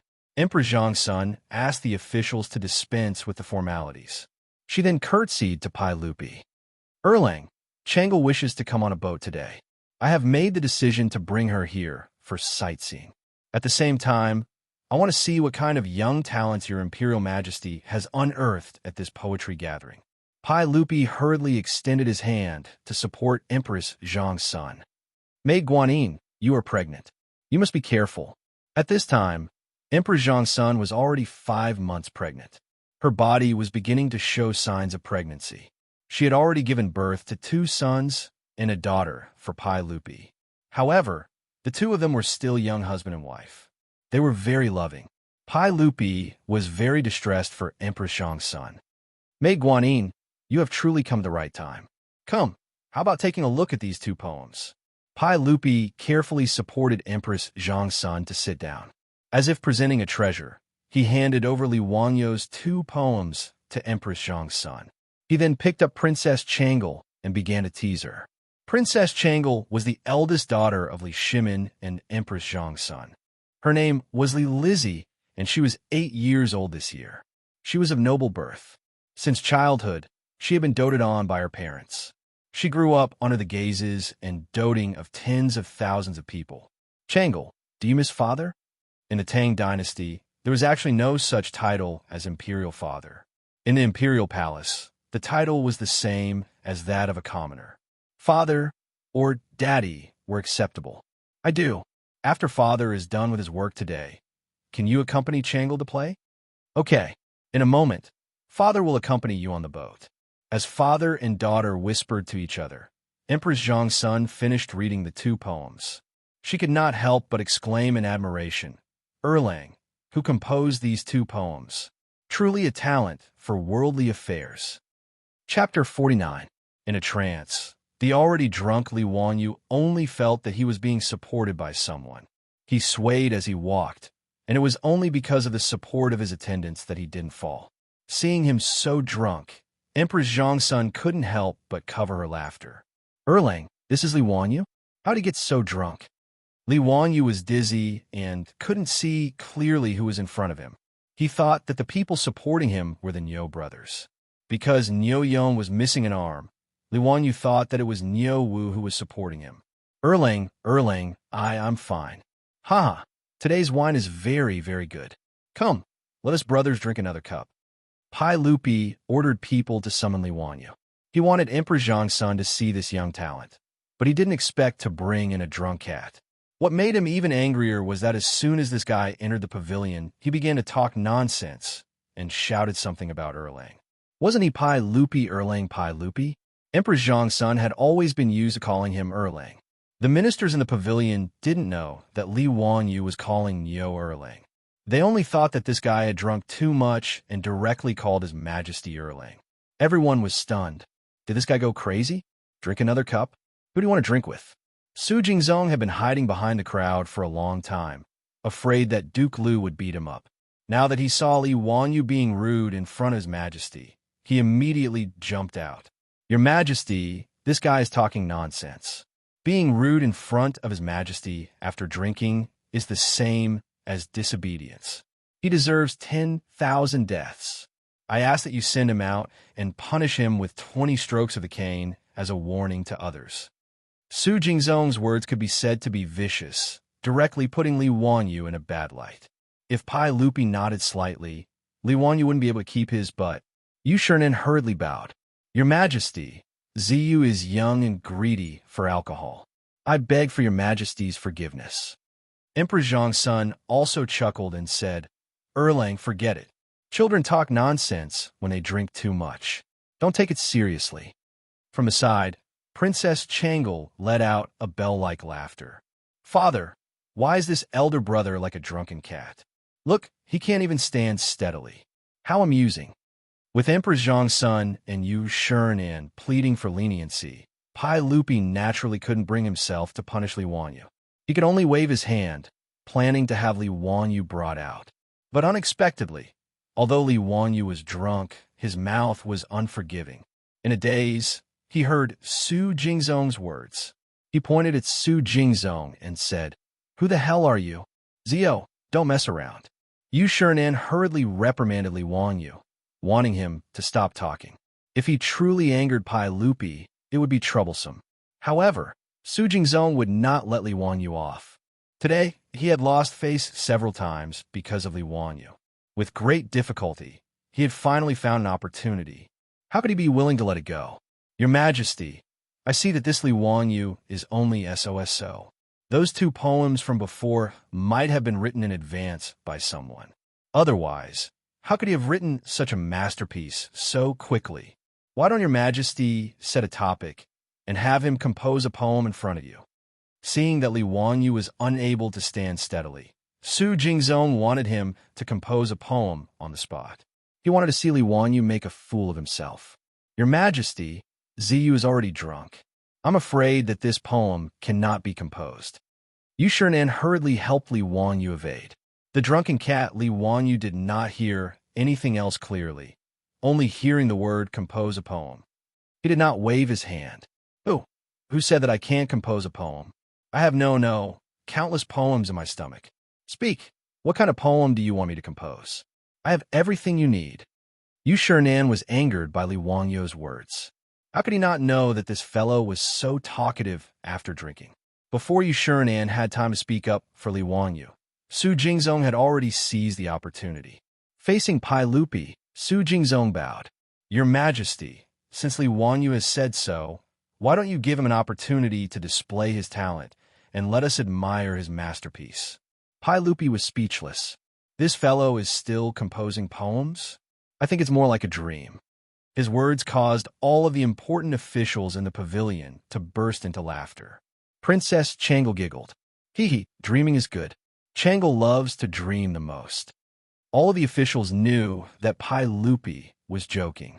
Who knew that Su Jingzong, with a deadpan expression, bowed again. "Yes, Your Majesty has ordered that Li Wanyu compose a poem on the topic of dreaming." Once these words left his mouth, all of the officials were stunned. Everyone could tell that Pai Lupi was clearly joking. How could this Su Jingzong be so despicable? Pai Lupi frowned. "Su Qing, I was only speaking without thinking. Your Majesty, a monarch does not speak lightly." Su Jingzong's mind was currently filled with thoughts of how to make Li Wanyu lose face and make a fool of himself. In a moment of anger, he rebutted Pai Lupi. Su Jingzong's words caused Pai Lupi to choke and be unable to say anything for a long time. It was Cheng Yaojin who jumped out from the side, grabbing Su Jingzong by the collar. "You scoundrel, I see that you're itching for a beating today. The Tang dynasty has so many weapons, yet you insist on learning the sword. You swordsman." Previously, Cheng Yaojin had heard Li Wanyu's brilliant curses by the side of the crooked river pond. He had been greatly satisfied and had been silently memorizing it. Now that he finally had the opportunity to use it, he opened his mouth and began to spew. Su Jingzong was able to endure. Faced with Cheng Yaojin's humiliation, he did not say a word. Even as Cheng Yaojin's saliva sprayed on his face, he did not try to defend himself. Everyone could tell that Lu Guogong was learning from Li Wanyu's previous curses. None of them could restrain themselves from laughing. Even Pai Lupi was so angry that he began to laugh.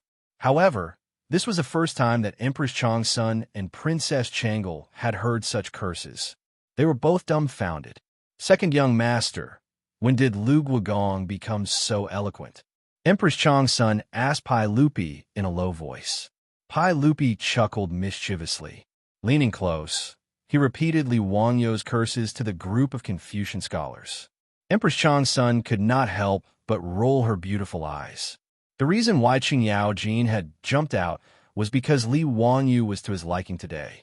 Regardless of whether it was the cursing of the Confucian scholars at the edge of Lake Chu or the stunning, leaving the fortress, Chen Yaojin had a favorable impression of Li Wanyu.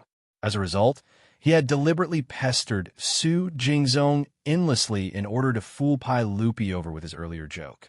However, no one had expected that drunken cat Li Wanyu would suddenly shout, "If you want to compose a poem, then compose a poem." Simple, very simple. Dreaming is also simple. Shaking off the attendant who was supporting him, Lu Guogong staggered towards the seating area in the waterside pavilion. As he neared, Li Wanyu swayed his body and shouted to Su Jingzong, "You, help me take off my boots." As previously mentioned, the Tangs had to take off their boots when they sat.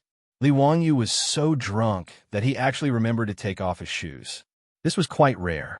Su Jingzong's face was as black as the bottom of a pot. Although his official position was not high, he was still one of the 18 scholars. Li Wanyu actually yelled at him to take off his boots. This was simply a naked humiliation. However, without waiting for him to speak, Pai Lupi's light words floated over. "Since Su Qing wants Li Zio to compose a poem while drunk, it is only right that you help him take off his boots." Pai Lupi, the Emperor of the Ages, was definitely a narrow-minded fellow. He was taking revenge on Su Jingzong for embarrassing him earlier. Now he was forcing Su Jingzong to take off Li Wanyu's boots. Chapter 50. The moment Pai Lupi opened his mouth, Su Jingzong was placed in a difficult position. Su Jingzong began to regret his actions. Why did he provoke this drunken cat for no reason? He cast a pleading gaze towards the crowd, hoping that someone would speak up and help him out of this predicament. However, all of the important officials in the pavilion felt that Su Jingzong had gone too far just now. Right now, they were just watching a good show. No one spoke up for Su Jingzong. Left with no other choice, Su Jingzong could only grieve without tears, pinch his nose, and accept the situation. He, the grand 18th scholar, actually had to take off his boots for Li Wanyu, a fledgling. What kind of humiliation was this? Trembling, Su Jingzong squatted down, using all his strength to remove Li Wanyu's boots. Thank you. Li Wanyu did not forget to pat Su Jingzong on the shoulder, expressing his thanks. It would have been better if he had not said anything. After he finished speaking, Su Jingzong's face flushed red. "Thank you, my ass. Do you really think I'm your servant? Li Wanyu, from now on, the two of us cannot exist under the same sky." Ignoring how Su Jingzong was roaring in his heart, Li Wanyu leisurely walked over to the banquet table, plopping his butt on the table. Picking up a brush, he licked the ink twice. Discovering that the ink had already dried, he pointed the brush at a figure by the table. You grind the ink for me." As soon as he spoke, the gathered officials were in an uproar. This fellow was truly crazy. He actually had Princess Changle grind the ink for him. Originally, when Princess Changle saw that Li Wanyu wanted to compose a poem, she had curiously run over, wanting to see how he would compose a poem. Unfortunately, she had been pointed at by Li Wanyu, having her grind the ink.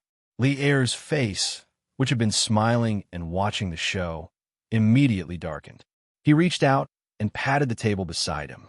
He stood up and said, "How dare you ask my princess to grind ink for you? Li Wanyu, do you want to die? What's all this noise about? It's just grinding the ink. It's not like I'm going to publish it. Princess, how are you? Big brother will give you a tip later." Li Wanyu spoke incoherently. He thought that he was in a nightclub in the future, but he didn't know that the princess he was talking about was not the princess he was talking about. No one understood what Li Wanyu was talking about, but they knew that Li Wanyu wasn't talking about anything good. Moreover, this guy actually dared to call himself Big Brother. He was simply asking for death. In the Tang dynasty, the term elder brother referred to the father as well as the elder brother.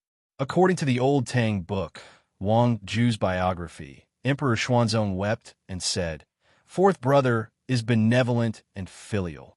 The fourth brother he was talking about was his father, Tang Ruizong. Because Tang Ruizong was the fourth son, Tang Xuanzong called him fourth brother. In the future, there was also a letter written by Pai Lupi to his son. At the end of the letter, he also addressed himself as his brother. When Su Jingzong heard this, he was secretly delighted. Li Wanyu actually dared to flirt with Princess Changle, claiming to be her older brother. He was simply seeking death. Pai Lupi flew into a rage. Just as he was about to call for the imperial bodyguards to drag Li Wanyu out, Empress Zhongsun gently tugged on his sleeve. Erlang, I just heard that this Li Jiaxiaolang is also a relative of our imperial family. Is there such a thing? Pai Lupi was in a fit of anger. In a low, muffled voice, he replied, he was born in the Li clan of Hu County. His father is Li Zhou. Li Zhou, if I recall correctly, he is Erlang's older cousin, right? Correct. Then, isn't this Li Wanyu Changle's older cousin? There's nothing wrong with calling him big brother, right? Empress Zhongsun laughed. Bah, how could my Changle be this scoundrel's younger cousin? Don't even think about it. Moreover, this brat has already been expelled from the Li clan of Hu County. Right now, he is no longer a relative of our Tang dynasty. Pai Lupi was still in a fit of anger, speaking fiercely. Empress Zhongsun's beautiful eyes flickered. Softly, she whispered into Pai Lupi's ear. How could Erlang be so muddle-headed? Such a talent, and also a relative of the imperial family, is precisely a talent that can be used. How can we push him out the door because of that group of old fools from the Li clan of Hu County? Could it be that Erlang wants to push this child to the side of those aristocratic families? His wife's words caused Pai Lupi to immediately calm down. However, as Emperor Zhongsun had said, he was currently desperately trying to weaken the influence of the aristocratic families. How could he push out such a talent like Li Wanyu? Although Pai Lupi was a man of great talent and bold vision, and could be said to be an emperor throughout the ages, he had a problem that could not be considered a problem. He liked to appoint people by favoritism. Just look at the list of 24 meritorious officials that he had established in the Lingyan Pavilion. Ranked first was Empress Zhongsun's elder brother, Zhongsun Wuji. Ranked second was the Prince of Hejian, Li Shaogong, a relative of the Tang dynasty. Ranked 15th was Zhongsun Shund, Duke of Pai State, who was Empress Zhongsun's maternal uncle. Of course, the relatives that Pai Lupi placed in important positions were truly talented and learned. Li Shimin would not place those without talent or virtue in important positions. As a relative of the Tang dynasty, Li Wanyu was also talented. How could Pai Lupi not be tempted? His eyes flickered. Suddenly, he laughed and said to Princess Changle, Changle, why haven't you grounding for your brother? With these words, the entire audience was shocked. Was Li Wanyu trying to reach the heavens in a single bound? As soon as Li Shimin opened his mouth, he would have Princess Changle, who was doted on by countless people, recognize Li Wanyu as her brother. Su Jingzong felt as if his head was buzzing, and his vision darkened. The little girl, Changle, did not think so much. She only felt that Li Wanyu was interesting. Since her father had instructed her to grind ink, she obediently helped Li Wanyu grind ink. Li Wanyu grinned widely. Thank you. Reaching out, he picked up a brush, licked the ink, and stood up. Seeing that Li Wanyu was about to write a poem, an attendant immediately rushed forward. Reaching out, he held up the paper for Li Wanyu to write. Just now, these attendants had been frightened witless by Li Wanyu, fearing that the noble would blame them for not being discerning. At this moment, if they did not hurry up and hold up the paper, if this drunken cat pointed at the emperor and had them hold up the paper for him, would they still be alive? Li Wanyu did not pay attention to these things. Shaking his head, he recited while his brush moved like a swimming dragon, writing a poem in cursive. In a dream, Tian Lao sings a farewell. Seafarers talk about Yingzhou. The smoke billows are faint, and faith is hard to find. You people talk about Tian Lao, perhaps the rosy clouds can be seen. This guy began to plagiarize Li Bai's poem again. In a dream, Tian Lao sings a farewell to the officials of Donglu was Li Bai's dream poem, and also a poem about traveling immortals. At this moment, Li Wanyu was 80 to 90% drunk, but there was still some sobriety in his mind. He did not write farewell to the officials of Donglu. In the waterside pavilion, Pai Lupi, Emperor Zhongsun, and a group of important officials could not help but gather around to watch Li Wanyu compose a poem. Li Bai's poem could be said to have a magnificent artistic conception, unpredictable changes, and colorful colors. Everyone was fascinated and intoxicated by it. His spirit traveled to the fairyland on heaven, and his heart felt that the pleasure of the world was the same. In a long poem, Li Wanyu finally wrote, "The pleasure of the world is the same. Since ancient times, all things have flowed in the east. Farewell to the emperor. When will it return? Between the white deer and the green cliff. Must ride and visit the famous mountains." At this moment, everyone began to clap and cheer. Ziyu's poem is natural and unrestrained. It's a great poem about traveling immortals. Yushurnan praised. Pai Lupi nodded in satisfaction, and his face was full of smiles. He did not expect this guy to be able to compose a poem about dreaming when he was drunk. He was indeed a talent. He and Empress Zhang's son looked at each other excitedly. Pai Lupi was already determined to order Li Wanyu to enter the imperial court as an official. At this moment, everyone thought that the poem was finished. Li Wanyu picked up the brush shakily, licked the ink, and wrote again. "How can you lower your eyebrows and bend your waist to serve the nobles, making me unhappy?" Li Wanyu recited loudly as he wrote. After he finished, the waterside pavilion was completely silent. At this moment, Li Wanyu was completely drunk. He thought of himself as the immortal poet Li Bai. He threw the brush in his hand and laughed loudly. "Delightful, delightful. I am a banished immortal. The Son of Heaven asked me to come, but I did not get on board. I called myself an immortal in wine. Ha, delightful." After he finished speaking, he fell to the ground and soon began to snore softly. Li Wanyu fell asleep. Chapter 51. Li Wanyu fell asleep, but none of the officials said anything. Pai Lupi's old face was as black as the bottom of a pot. His face was ashen, and he didn't say a word. "How can you lower your eyebrows and bend your waist to serve the powerful?" What does this mean? How can Li Wanyu lower his eyebrows and bend his waist to serve the powerful? How can he not smile? In this world, he, Pai Lupi, is the most powerful person. The words Li Wanyu just wrote were simply a look of contempt for Pai Lupi. What do you want the narrow-minded Pai Lupi to think? It was simply pointing at a monk and cursing a bald donkey. He didn't leave any face for Pai Lupi. Moreover, he shouted something like, "The Son of Heaven calls for you, but you don't come on board. You call yourself a wine immortal." How arrogant!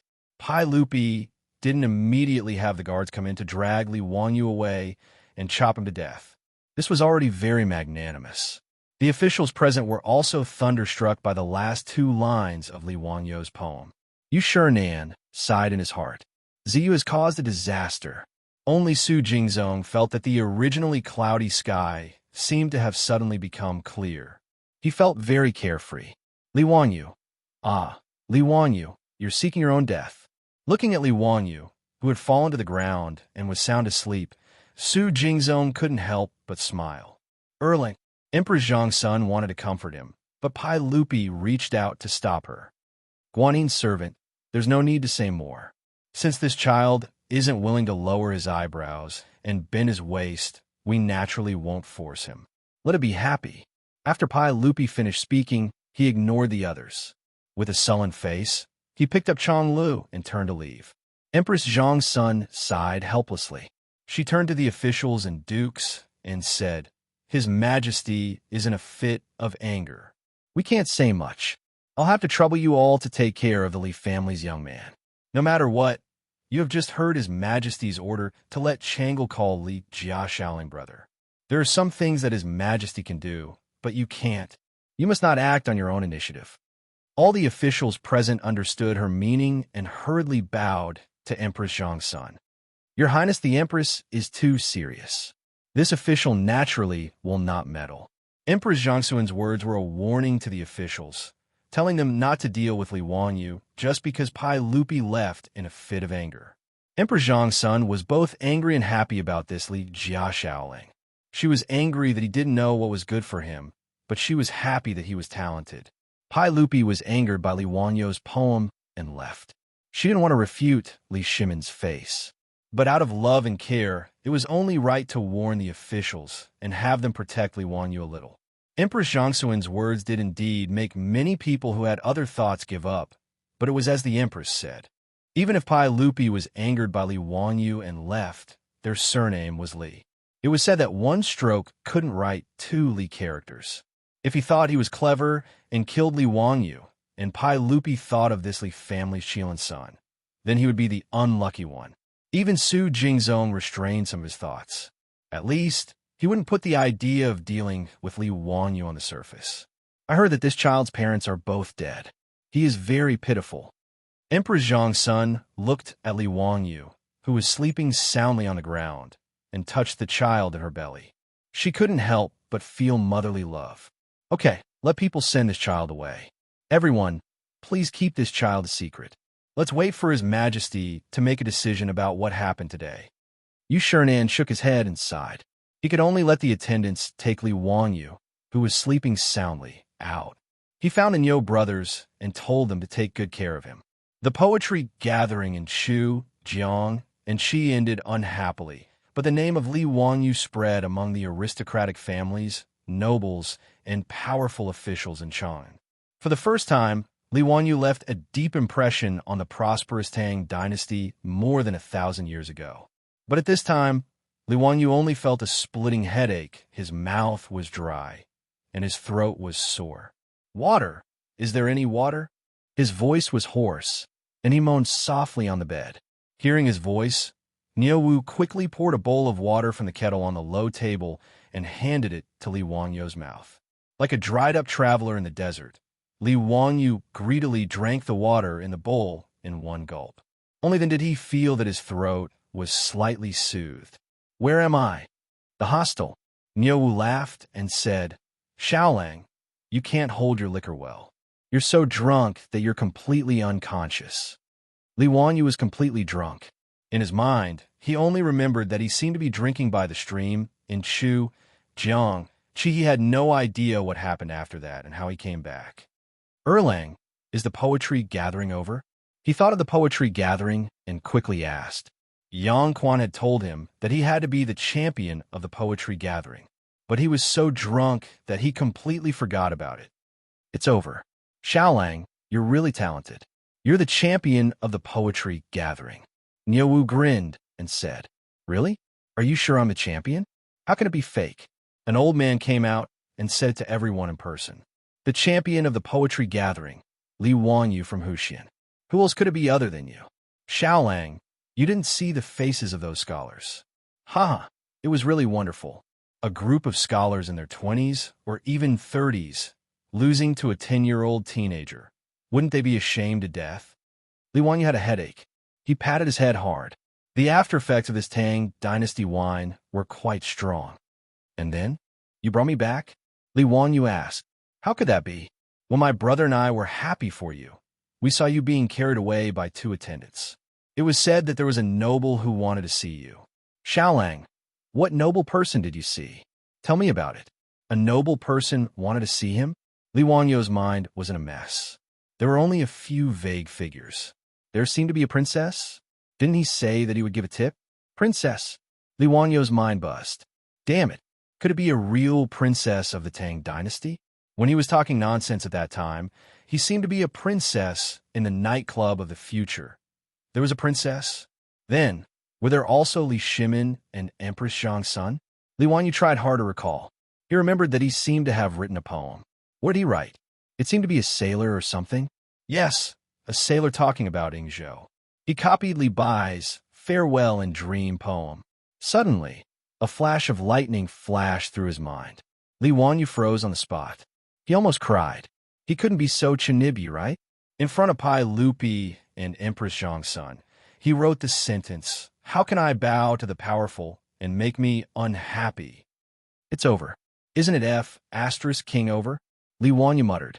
He slapped himself. Why did he drink wine for no reason? Wasn't this a mess? In front of the emperor of the Tang dynasty, how could he bow to the powerful and make him happy? Did he have nothing better to do? Li Wanyu didn't care whether Pai Lupi appreciated him or not. He was afraid that if he offended Pai Lupi, he would lose his life. Li Wanyu had died once. He didn't believe that he could die again and travel again. Xiaolang, what did you say? Niu didn't hear clearly and asked in confusion. No, nothing. Erlang, What happened after that? What happened after that? He asked nervously and looked up at the door from time to time. He was afraid that a group of soldiers would rush in and take him away to prison. After that? After that, someone sent you out and told me and my brother to take good care of you. We brought you back to the hostel. Really? That's it? Didn't he say anything else? Li Wanyu couldn't believe it. He even asked the Niu brothers to take good care of him. Didn't he write the last sentence? Really? How can it be fake? That's good. That's good. By the way, what time is it now? Xianxia, it's almost Wuxia. Xiaolang, you slept for the whole afternoon, Niu replied. That was 4 or 5 o'clock in the afternoon. There was still some time before the evening drum was sounded and the door was closed. Li Wanyu quickly got up from the bed, tidied up his clothes, took out the sketch he drew last night from the package, told Niu Wu, and went out. He planned to sell another painting and buy food to go back to Zhou village tomorrow. Chang was too scary. He couldn't stay here for long. Chapter 52. Under the strange gaze of the old guard, Li Wanyu walked to P Square on the opposite side of the street. P Square was still crowded with people. Li Wanyu carefully shuttled through the crowd, looking for a suitable target. He saw a young scholar with a jade pendant on him.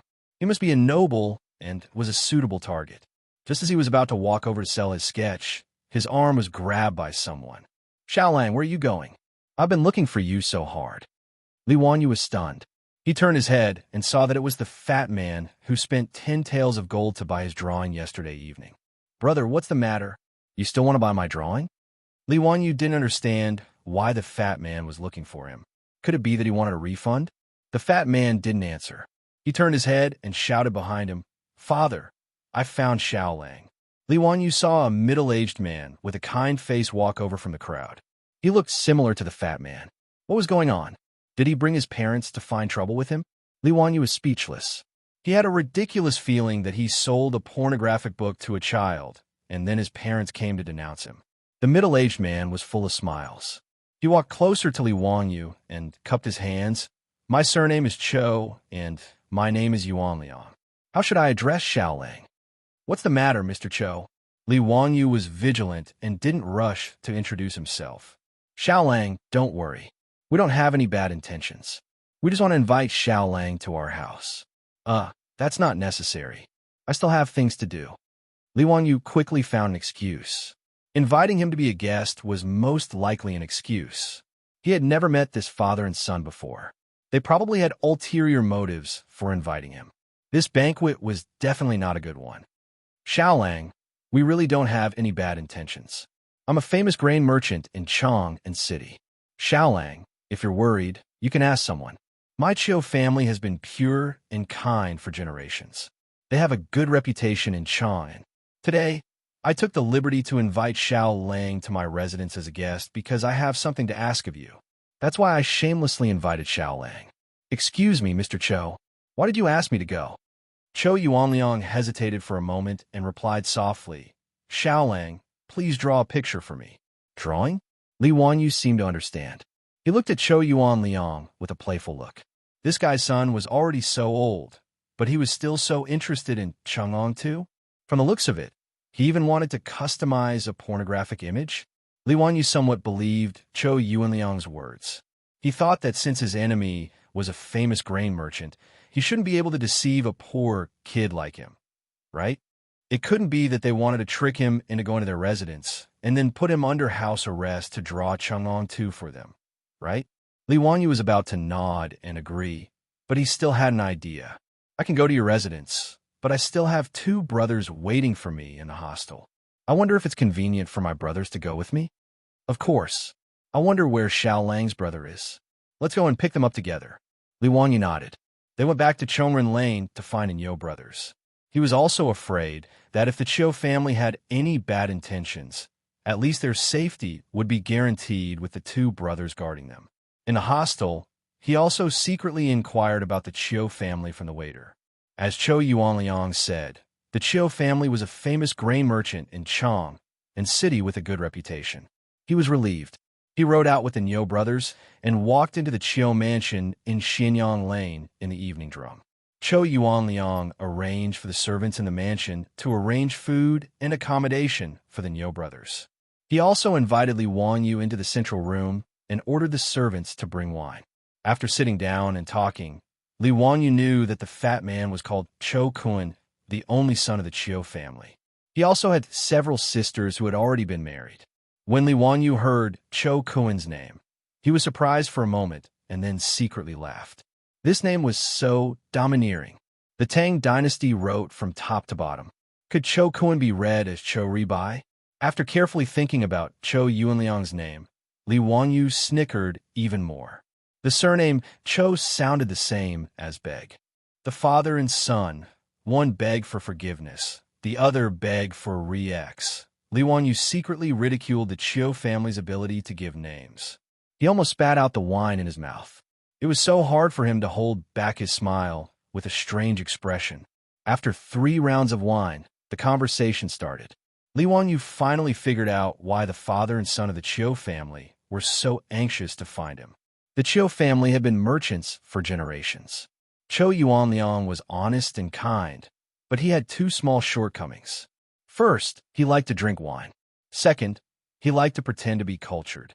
It was not a bad thing to pretend to be cultured. Although the status of merchants in the Tang dynasty was not low, they were not as good as scholars.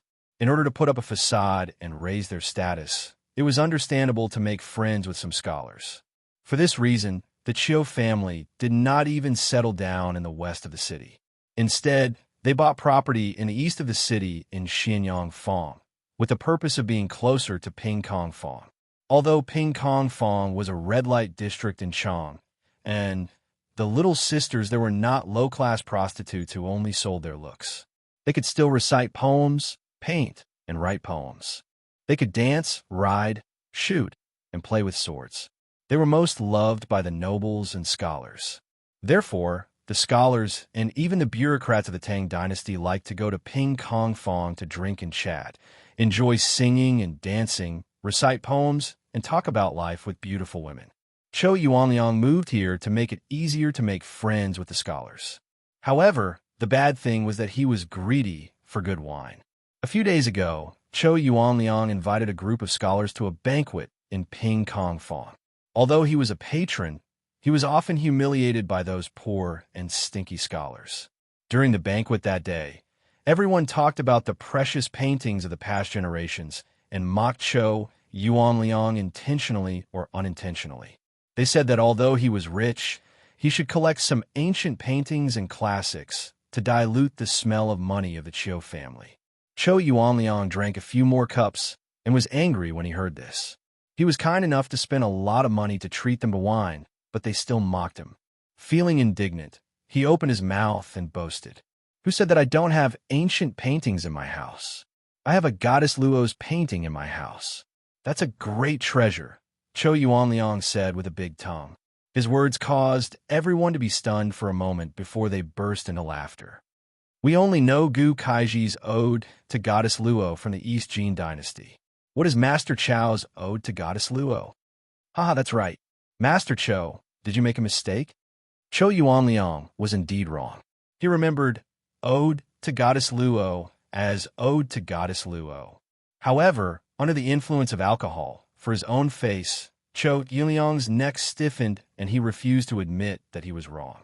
No, it's the Ode to Goddess Luo. No one knows when or who made this painting, but it's a great painting. In the painting, Goddess Luo has no makeup, her clothes are plain, her body is light, and she looks like she's on the river. The most important thing is that the Goddess Luo in this painting is vivid and lifelike.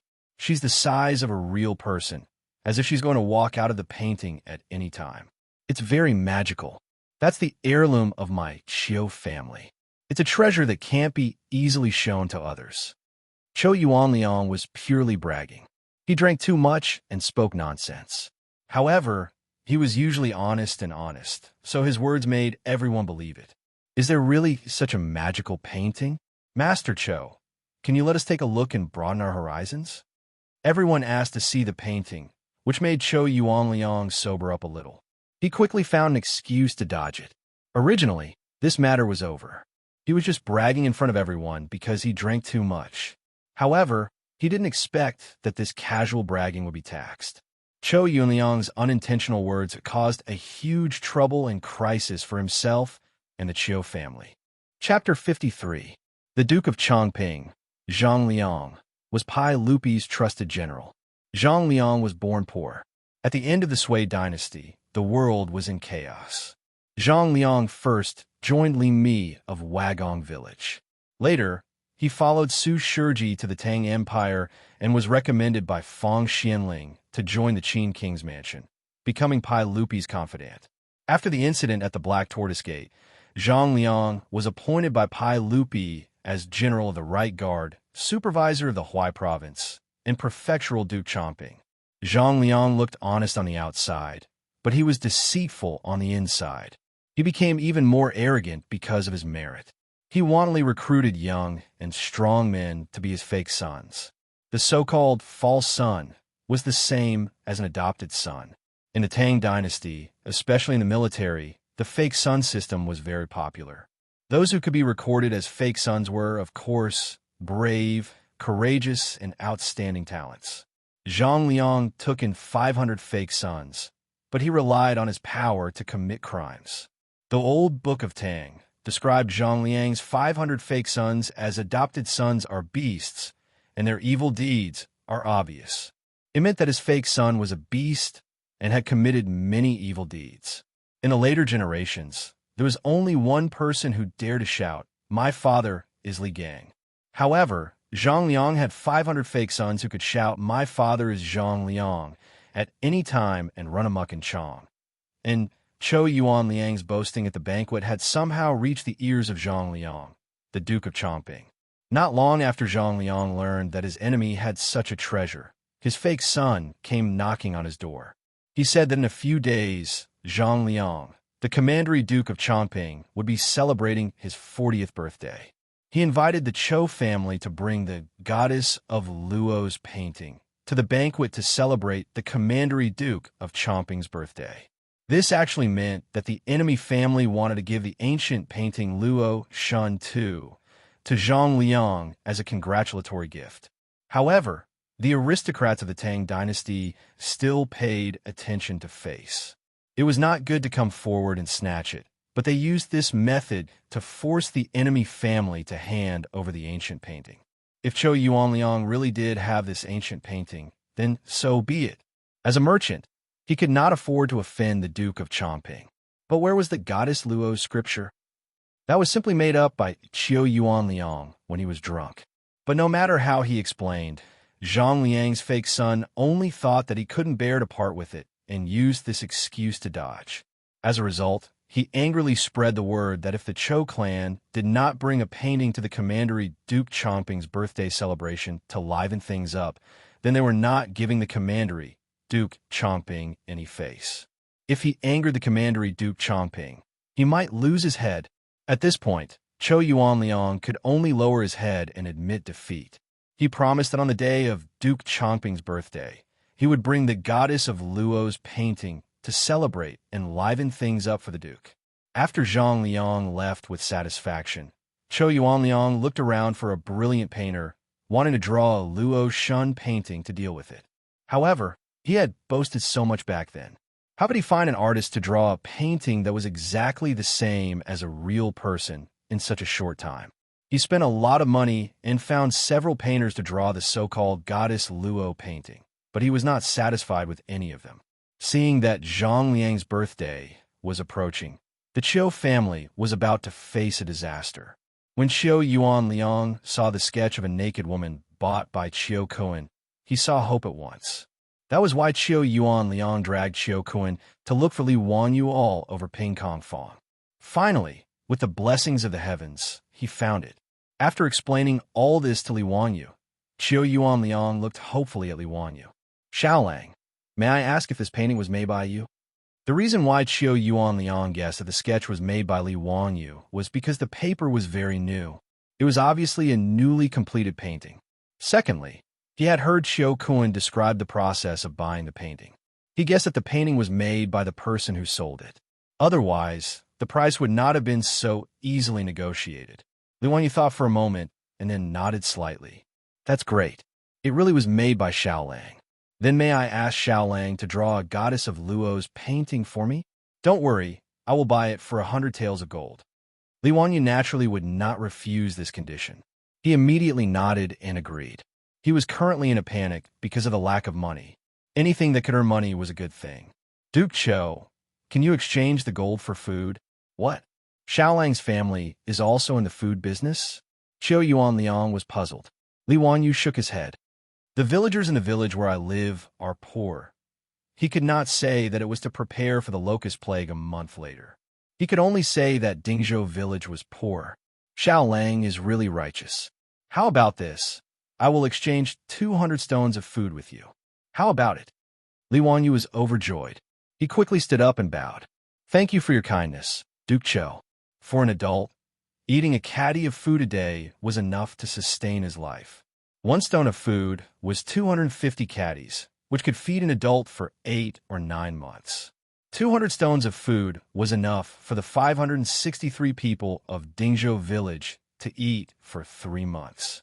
With the small amount of food in the village, it could support them for a while. 100 taels of gold could only buy 160 stones of food. However, Qiu Yuanliang was willing to give him 200 stones. This was naturally a good thing. It also showed that the Qiu family was really a kind person. For this, Li Wanyu was grateful. The two sides had a pleasant conversation. Qiu Yuanliang immediately asked people to bring a pile of blank scrolls that had been mounted. All of them were large scrolls that were taller than a person. However, Li Wanyu only glanced at them and shook his head with a wry smile. Duke Cho, these scrolls are not good. Why is that? Qiu Yuanliang was puzzled. These blank scrolls that had been mounted were all bought by him. They were all good paper and scrolls. Duke Cho, I remember you said that the painting was old? Qiu Yuanliang blushed and nodded. He was just bragging. But as long as you're not blind, you can see that these scrolls are new at a glance. How can you deceive those people? Li Wanyu felt that the father and son of the Qiu family were good people. In addition, he hated the arrogance and despotism of Zhang Liang's fake son, so he was sincerely willing to help. This, Qiu Yuanliang and Qiu Kun were both dumbfounded. Both of them had overlooked such an important point. However, as Li Wanyu said, even a blind person would know that these scrolls were new. How could they deceive Zhang Liang's fake son? What should we do? Is my Qiu family really doomed? Qiu Yuanliang let out a long sigh. Li Wanyu smiled. Duke Cho, don't panic. I have a way to make these scrolls old. Xiaolang can make them old. If you need anything, just say it. My Qiu family will not hesitate. Qiu Yuanliang was overjoyed. It's very simple. Yellow cedar, honey locust, and tea leaves. That's it. Yes. Li Wanyu smiled and nodded. This was what he got from Baidu in his previous life. It was not to fake, but to pick up girls. That's right, to pick up girls. To put it simply, in order to deceive the girl, Li Wanyu shamelessly lied that he had been secretly in love with her for many years. He had written many love letters, but did not dare to send them out. Originally, he just wanted to win the girl's favor. However, the girl asked him for the love letters that he had not sent out. He had never written any love letters before, so he wrote a few new ones overnight. Then, he found a method of making old ones from the internet and deceived the girl. Although the girl finally gave Li Wanyu a good person card, Li Wanyu remembered the method of making old calligraphy and paintings. However, he did not expect that it could be used in the Tang dynasty. Yellow cedar was a traditional Chinese medicine. Qiu Yuanliang immediately sent the servant to the medicine shop in the square to buy the medicine. As for honey locust and tea leaves, the Qiu family had them. There was no need to go out and look for them. Not long after, the servant ran back with a lot of yellow cedar. Honey locust and tea leaves were ready. Chapter 54. Qiu Yuanliang and Qiu Kun looked at Li Wanyu expectantly. Xiaolang, do you still need anything? Is this enough? It's enough. Ask someone to boil the yellow cypress and Chinese honey locust. Soak the tea leaves in the water alone. Also, prepare a few ovens to dry the painting later. When a yellow cypress and Chinese honey locust were boiled, Li Wanyu asked someone to bring a brush. He carefully dipped the brush in the yellow-brown liquid and brushed it on the painting several times. Then, he asked someone to take it to dry. After that, He brushed it several times with tea water, dried it, and then brushed the yellow cypress and Chinese honey locust water. After repeating it several times, the original brand new painting became like an ancient painting that had been through thousands of years. It was very old. As for the scroll of the painting, it didn't matter. If he was asked, he would answer that the original one was rotten and replaced it with a new one. Li Wanyu made 7 or 8 scrolls old in one breath. He was afraid that he didn't draw well and needed to redraw for backup. After all, he hadn't drawn such a big sketch of a person before, so he wasn't very confident. He asked Chou Yuanliang to prepare charcoal and steamed biscuits for him. Hearing that Li Wanyu wanted steamed biscuits, Chou Yuanliang thought that Li Wanyu was hungry again and planned to prepare another table for him. Li Wanyu could only explain with a smile that he wasn't hungry. The steamed biscuits were used as a tool for drawing. Those who had learned to sketch knew that wiping with a steamed bun could replace an eraser, and it could gradually soften the sketch. It was a very convenient tool. There was no place to find an eraser in the Tang dynasty, so steamed biscuits were just right to replace it. When everything was ready, Li Wanyu suddenly slapped his forehead. He had forgotten the most important thing. He was still short a model. Li Wanyu had never drawn a portrait of a beautiful woman in ancient clothes before. Without a model as a reference, he couldn't draw it. When Chou Yuanliang and his son said this, they were dumbfounded. Although they didn't understand what Li Wanyu meant by model, they understood that Li Wanyu needed to draw this picture according to a woman. Chou Yuanliang was straightforward. He immediately ordered the servants in the mansion to find all his concubines and let Li Wanyu choose who was suitable to be the model. This guy's straightforwardness was a bit beyond Li Wanyu's expectation. This was the Tang dynasty. How could he let his concubines come out to see him, an outsider, and let them be his models? However, Li Wanyu felt that this was the Tang dynasty.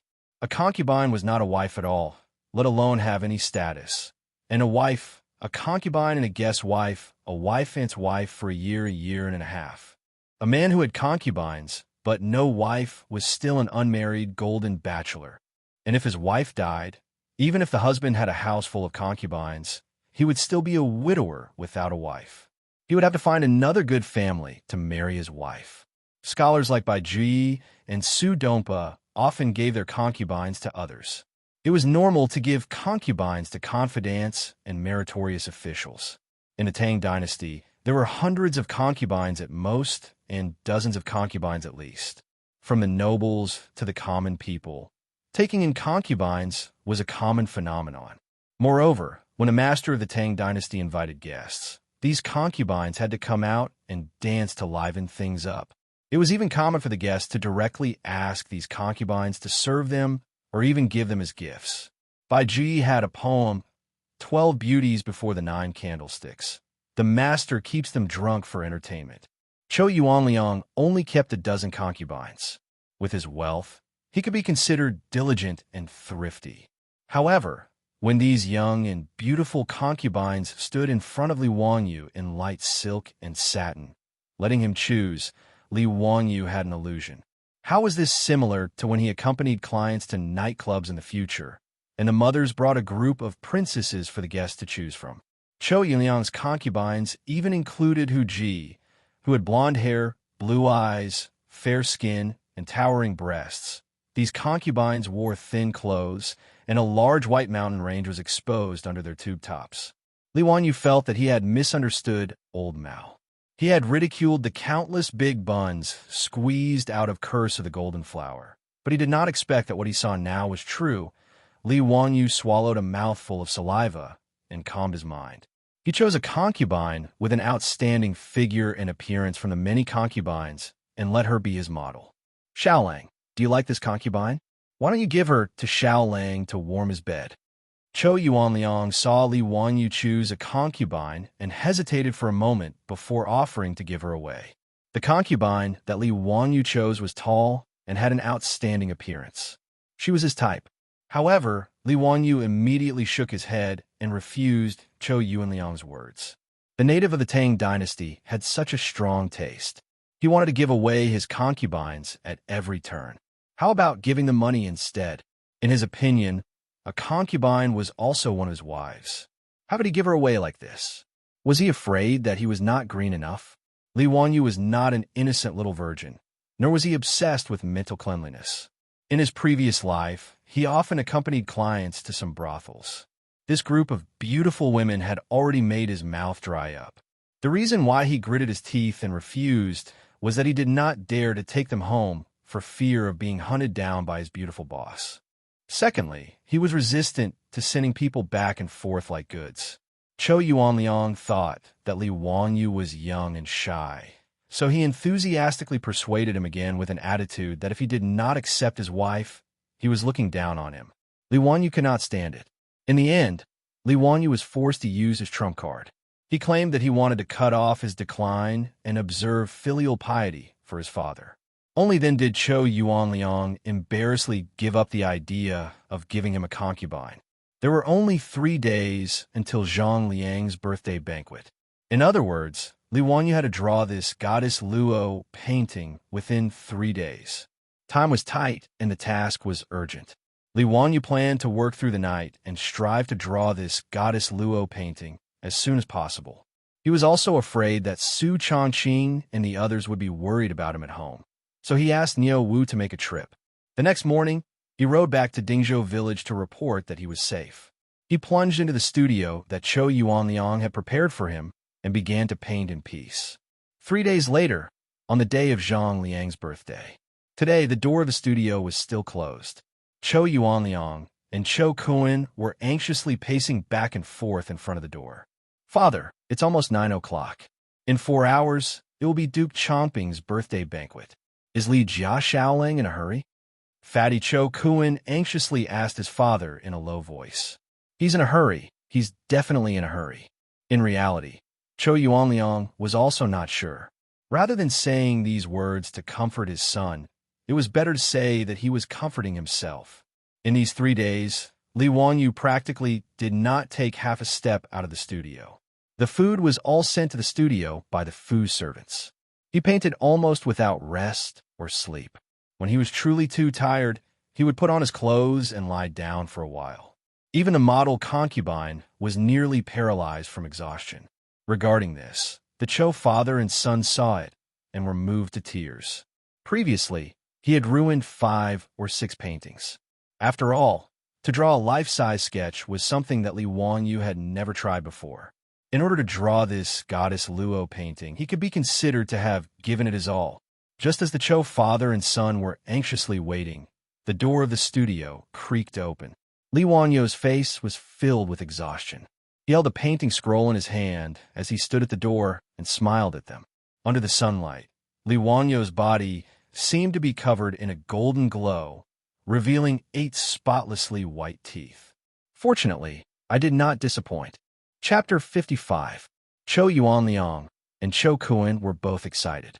They reached out with trembling hands to take the picture in Li Wanyu's hand, which was related to the life and death of the whole family.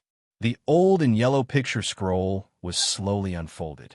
A beautiful and dignified woman in plain clothes seemed to be standing in front of them, smiling at them without saying a word. Her facial features were delicate, with willow leaf eyebrows, red phoenix eyes, a hanging nose, cherry mouth, and ears without accessories. Her appearance was somewhat similar to Chou Yuanliang's beautiful concubine, but she had a bit more of an otherworldly, immortal aura. Goddess Luo was Mi Fei, the spouse of Hebo, the god of the Yellow River in China's pre-Qi mythology. She was the local water god in charge of the Luo River. Li Wanyu's sketch, Luo Shun Tu, was based on Chou Yuanliang's concubine. Her fluttering clothes accentuated the fact that she was riding the clouds and walking slowly on the vast waves. For a moment, Chou Yuanliang and Chou Kuan were stunned. In fact, Li Wanyu's sketching level was at most the level of the students in the ordinary art schools of later generations. If it was given to those professional teachers, he would be criticized. However, in the Tang dynasty more than 1,000 years ago, Li Wanyu's sketching skills were already amazing. Even in Europe, during the Renaissance of the 15th century, 700 or 800 years later, Leonardo da Vinci, Michelangelo, and others invented and used the principles of perspective, anatomy, and composition, which provided a scientific basis for the three-dimensional and spatial sense of the sketching performance and gradually perfected the sketching skills. In the Tang dynasty, Li Wangyou's Goddess Luo's painting was unique and unparalleled. The huge three-dimensional sketch of a person, which was no different from a real person, completely subverted the understanding of the Chou father and son. Although both of them had seen the sketch of a naked woman, they did not expect that the life-size portrait would be so shocking when it appeared in front of them. Is this really Goddess Luo? Chou Kun, the fat man, put his hands together and almost knelt down. Chou Yuanliang was no better than his son. His hands trembled and his lips trembled. Just as he looked up to say something to Li Wangyu, an accident happened. He was too excited. Just as he was about to speak, he felt his heartbeat quicken.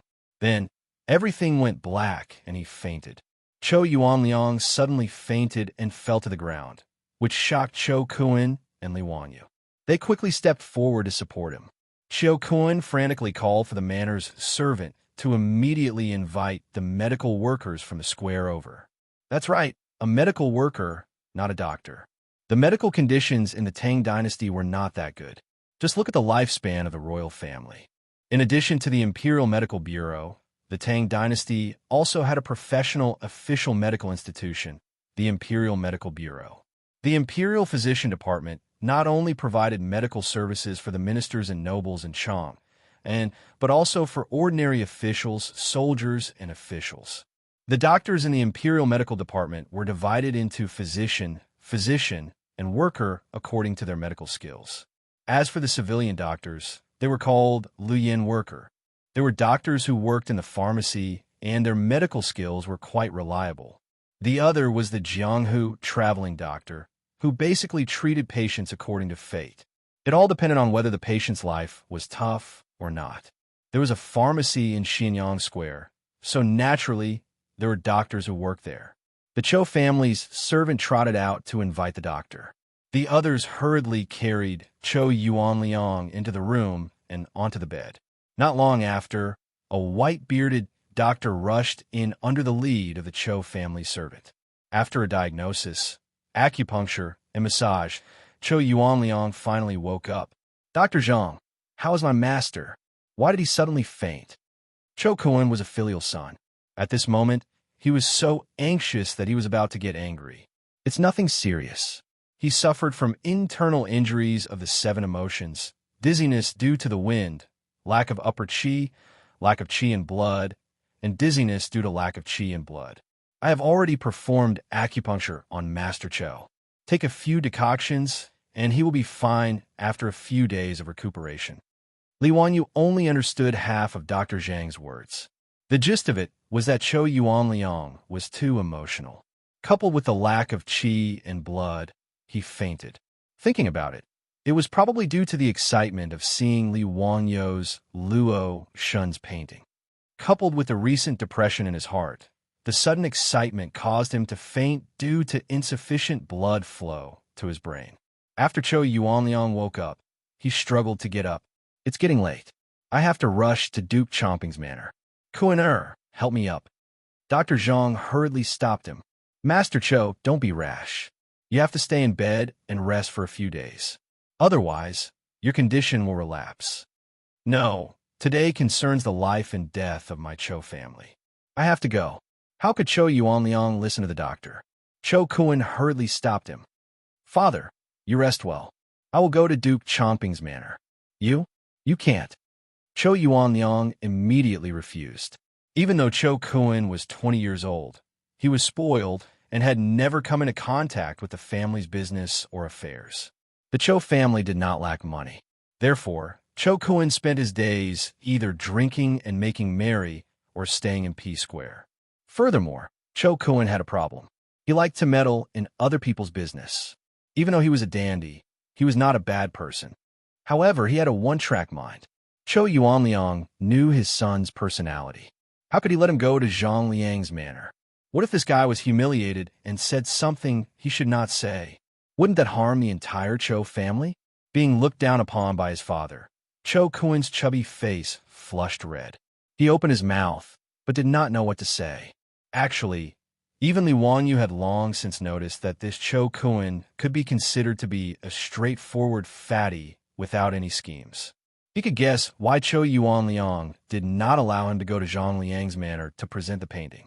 Seeing this, Li Wanyu shook his head and sighed. Master Cho, if you trust me, why don't I go to Duke Chongping's manor on behalf of the Cho family? Xiao Lang is willing to present the painting on behalf of my Cho family? How can that be? Cho Yuanliang hurriedly refused. It was not that he did not trust Li Wanyu, but he was afraid that this Xiao Lang Jun would be wronged.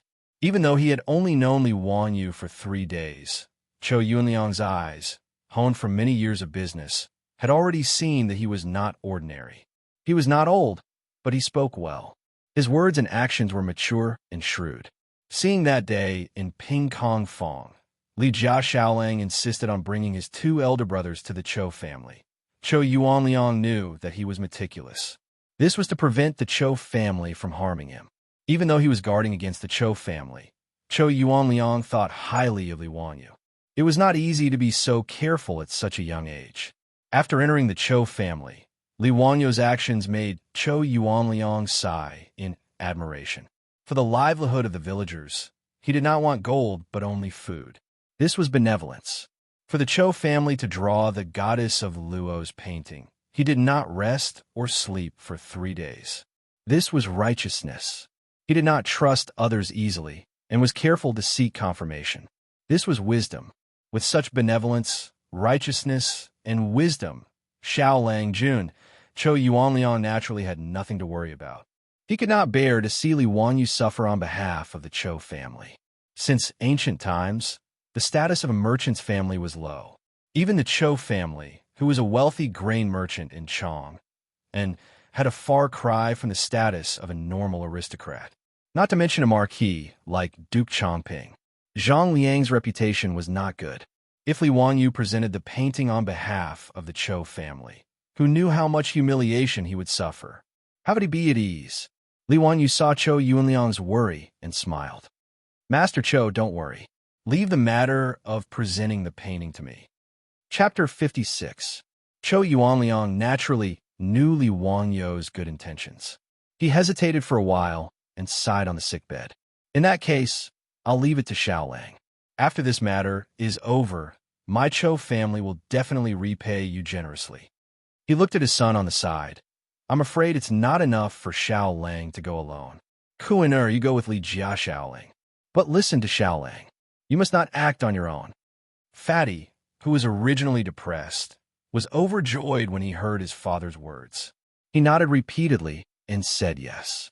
Cho Kun, this fatty, did not have any other abilities, but he was very filial and listened to his father.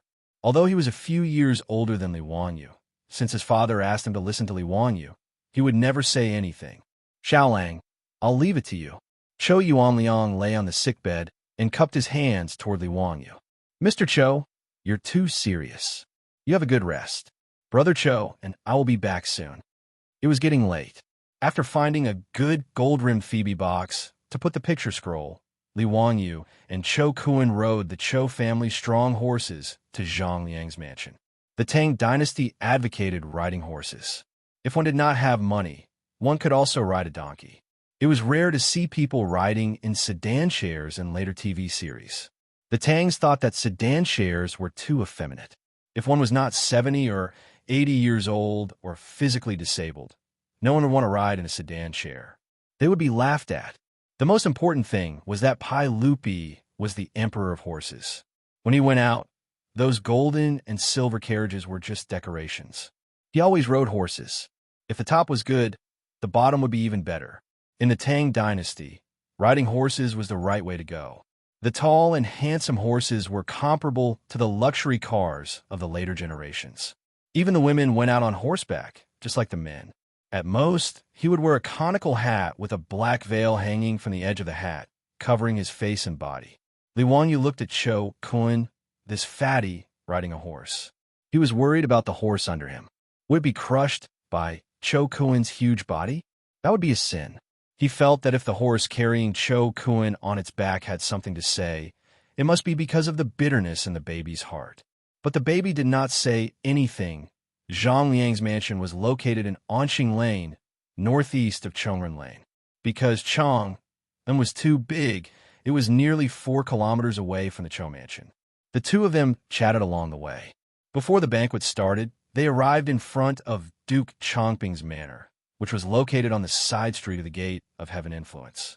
In the city of Chong and of the Tang dynasty, only the third-grade officials of the royal family and above could open their doors to the street.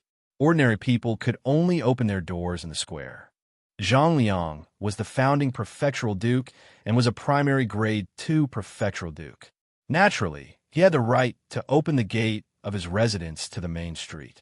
At this time, the 80-meter-wide side street of the Gate of Heaven Influence was already filled with horses. The attendants of the various officials who came to attend the banquet were all chatting outside Duke Chongping's manor, waiting for the banquet to end to pick up their masters.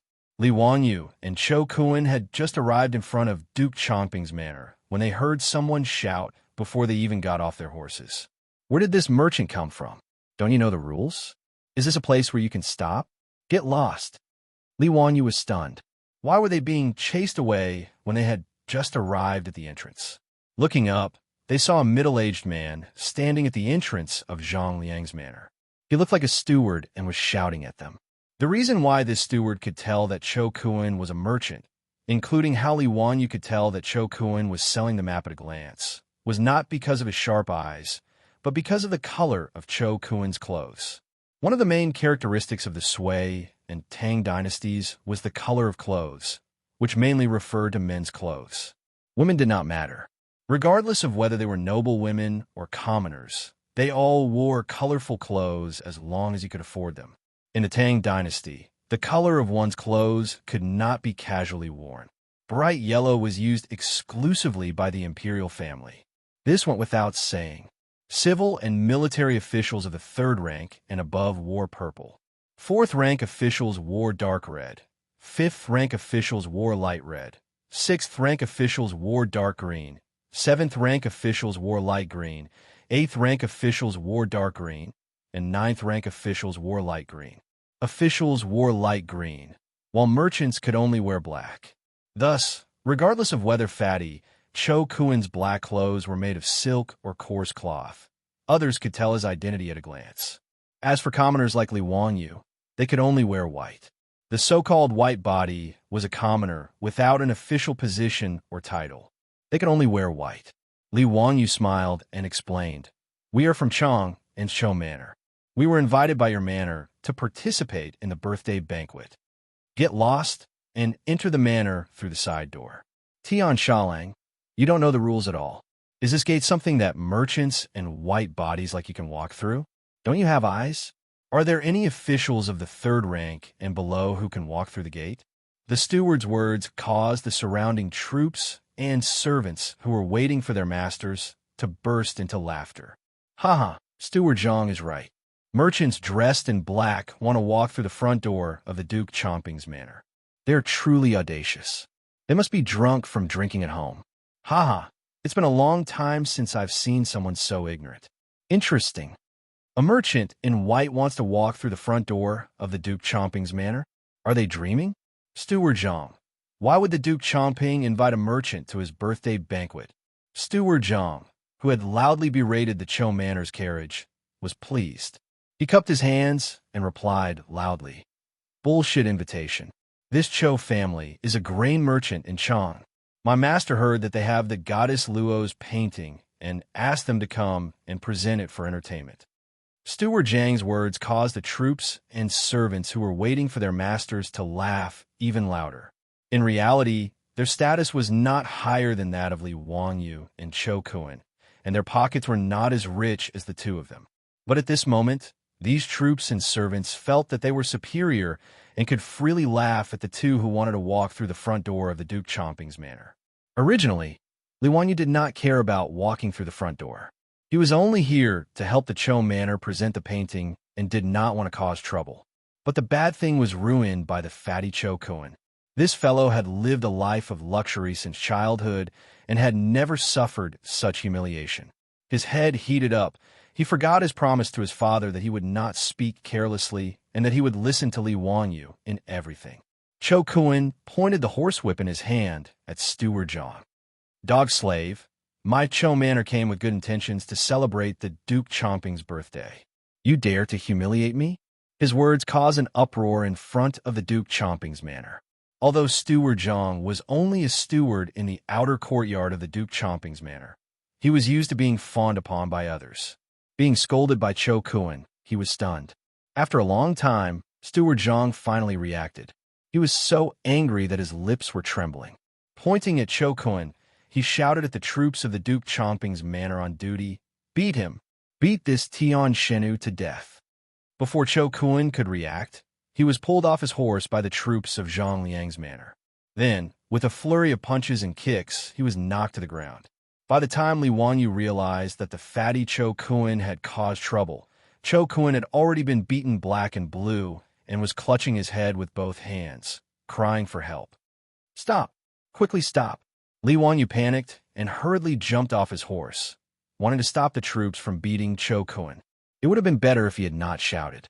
After he shouted, not only did he not stop the troops of Zhang Liang's manor from beating Cho Kun, a few of the troops even surrounded him with sinister smiles. Clearly, they were also prepared to teach Li Wanyu a lesson. Chapter 57. The nobles of the Tang dynasty all had their own troops, and this troop was both a servant and a private army. Zhang Liang was a general born in a marquee, so his troops were mostly private soldiers. Almost all of them fought in the military, but this was permitted by the laws of the Tang dynasty. These warriors were large, and their arms were thicker than Li Wanyu's thighs. Seeing that the troops wanted to attack him, Li Wanyu became anxious. He didn't want to be beaten up with this fatty. In a moment of desperation, Li Wanyu grabbed the painting scroll from the gold-threaded Phoebe Jinan wood box and raised it high in the air as he roared. "All of you stop. Otherwise, I'll tear apart the ancient painting that the prefectural Duke Chomping wants to see." It was no wonder that Li Wanyu was terrified.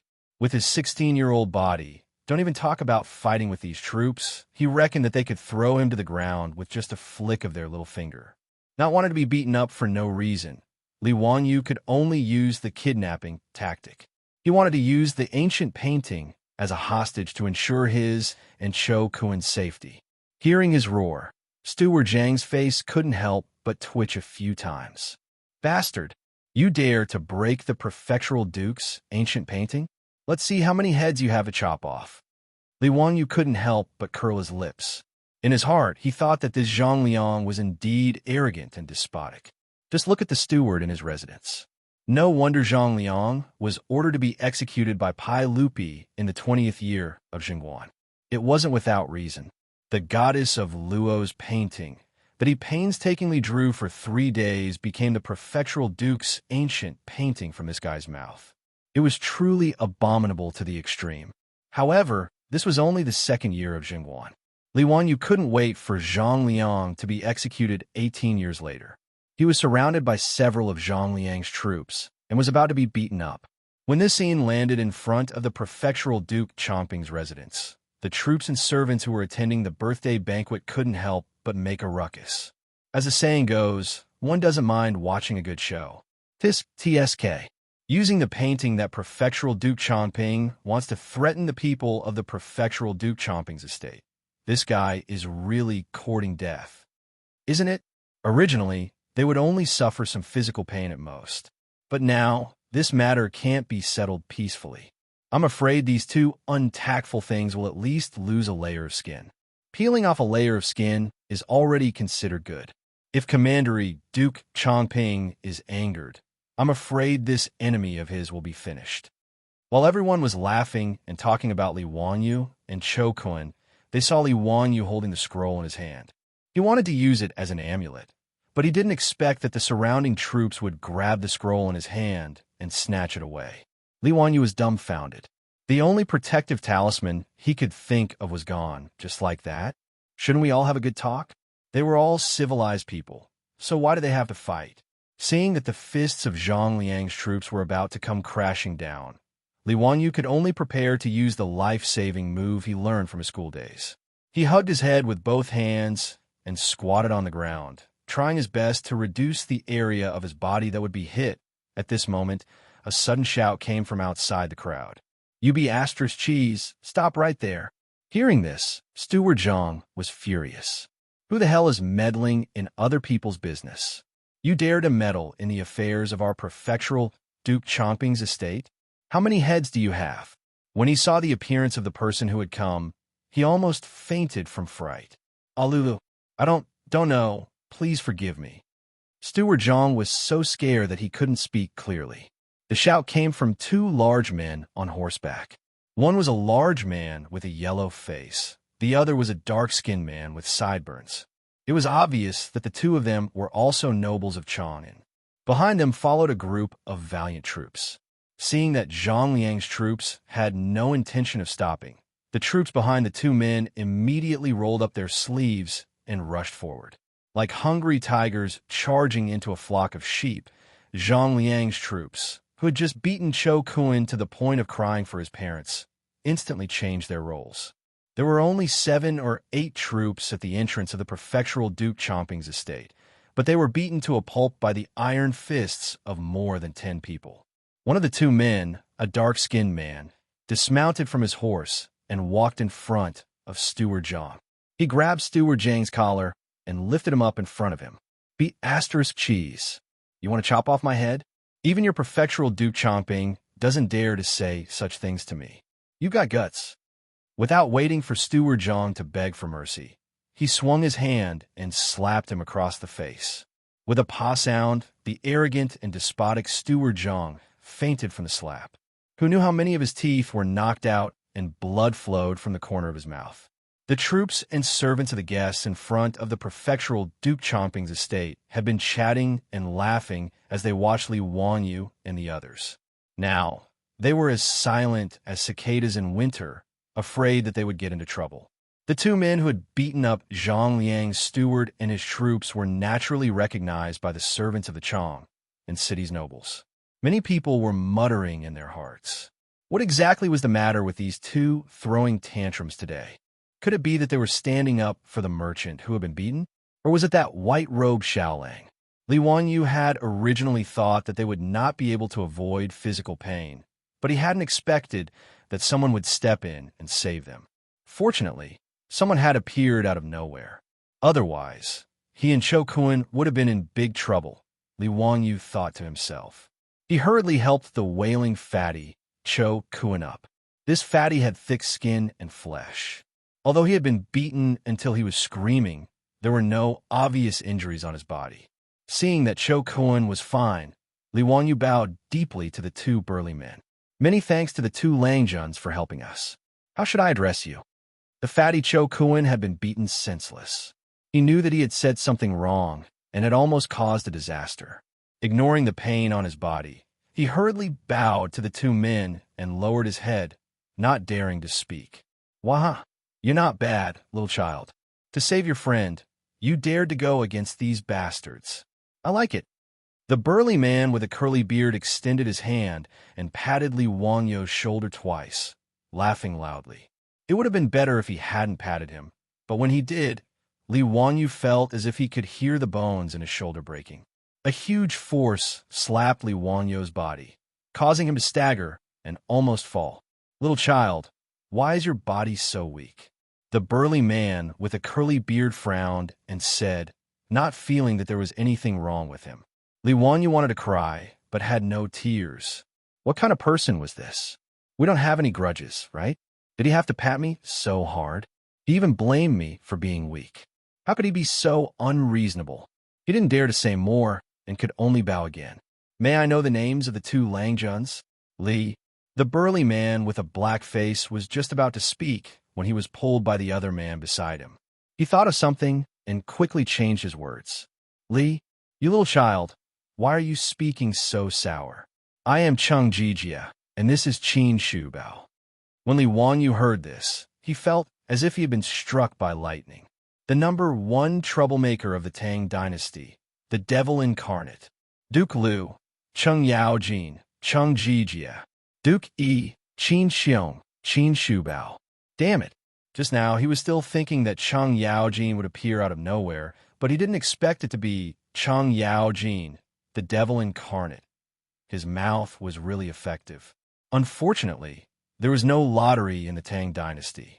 Otherwise, he would have bought a few lottery tickets. Chapter 58. Cheng Yaojin and Qin Xiong were also here to attend Zhang Liang's birthday banquet.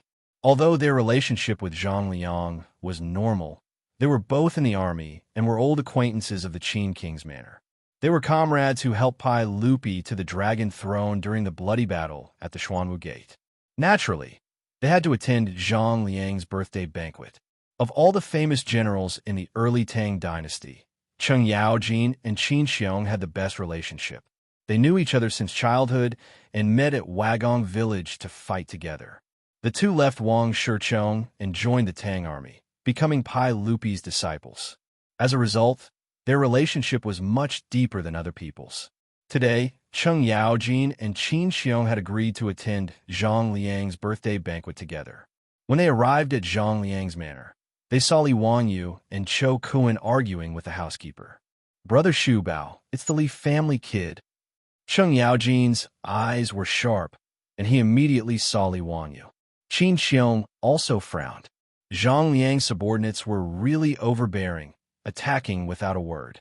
Li Wanyu was not a normal person. How could he be beaten up by this group of people? 3 days ago, Cheng Yaojin, Qin Xiong, and Zhang Liang were all present at the Tsujiang Lake Poetry Banquet.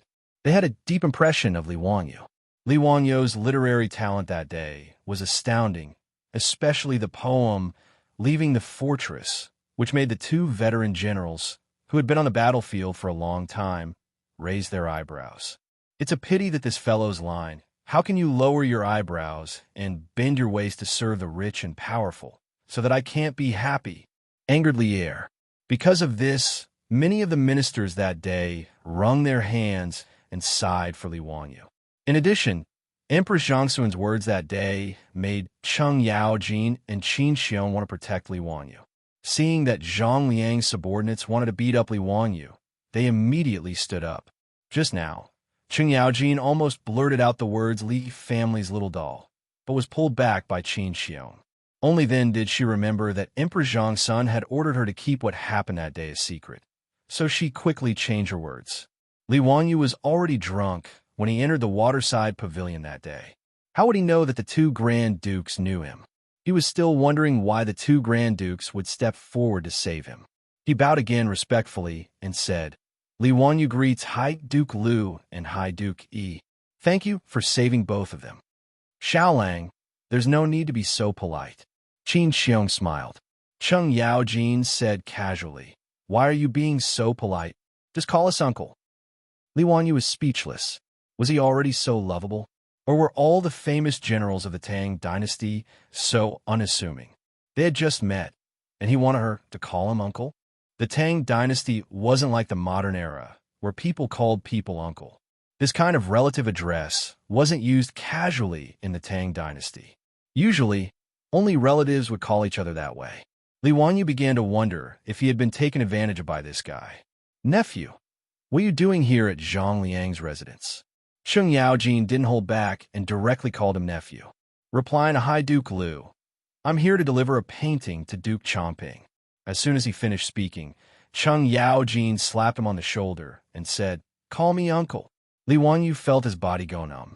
He didn't know whether to laugh or cry, and could only obediently say, "Yes, yes. Greetings to Uncle Cheng and Uncle Qin. Why aren't you going back to Huxian? Why did you come to Zhang Liang's residence to deliver painting?" Li Wanyu was stunned. "Uncle Cheng, how do you know that I live in Huxian?" His words also made Cheng Yaojin stunned. He knew he had said the wrong thing. Qin Shubao couldn't help but roll his eyes. He looked at the sky at a 45-degree angle, not wanting to know this idiot. Cheng Yaojin glared at him and said shamelessly, "Why are you saying so much nonsense? Do you believe that I won't beat you up?" Li Wanyu, encountering an unreasonable High Duke, he could only accept it.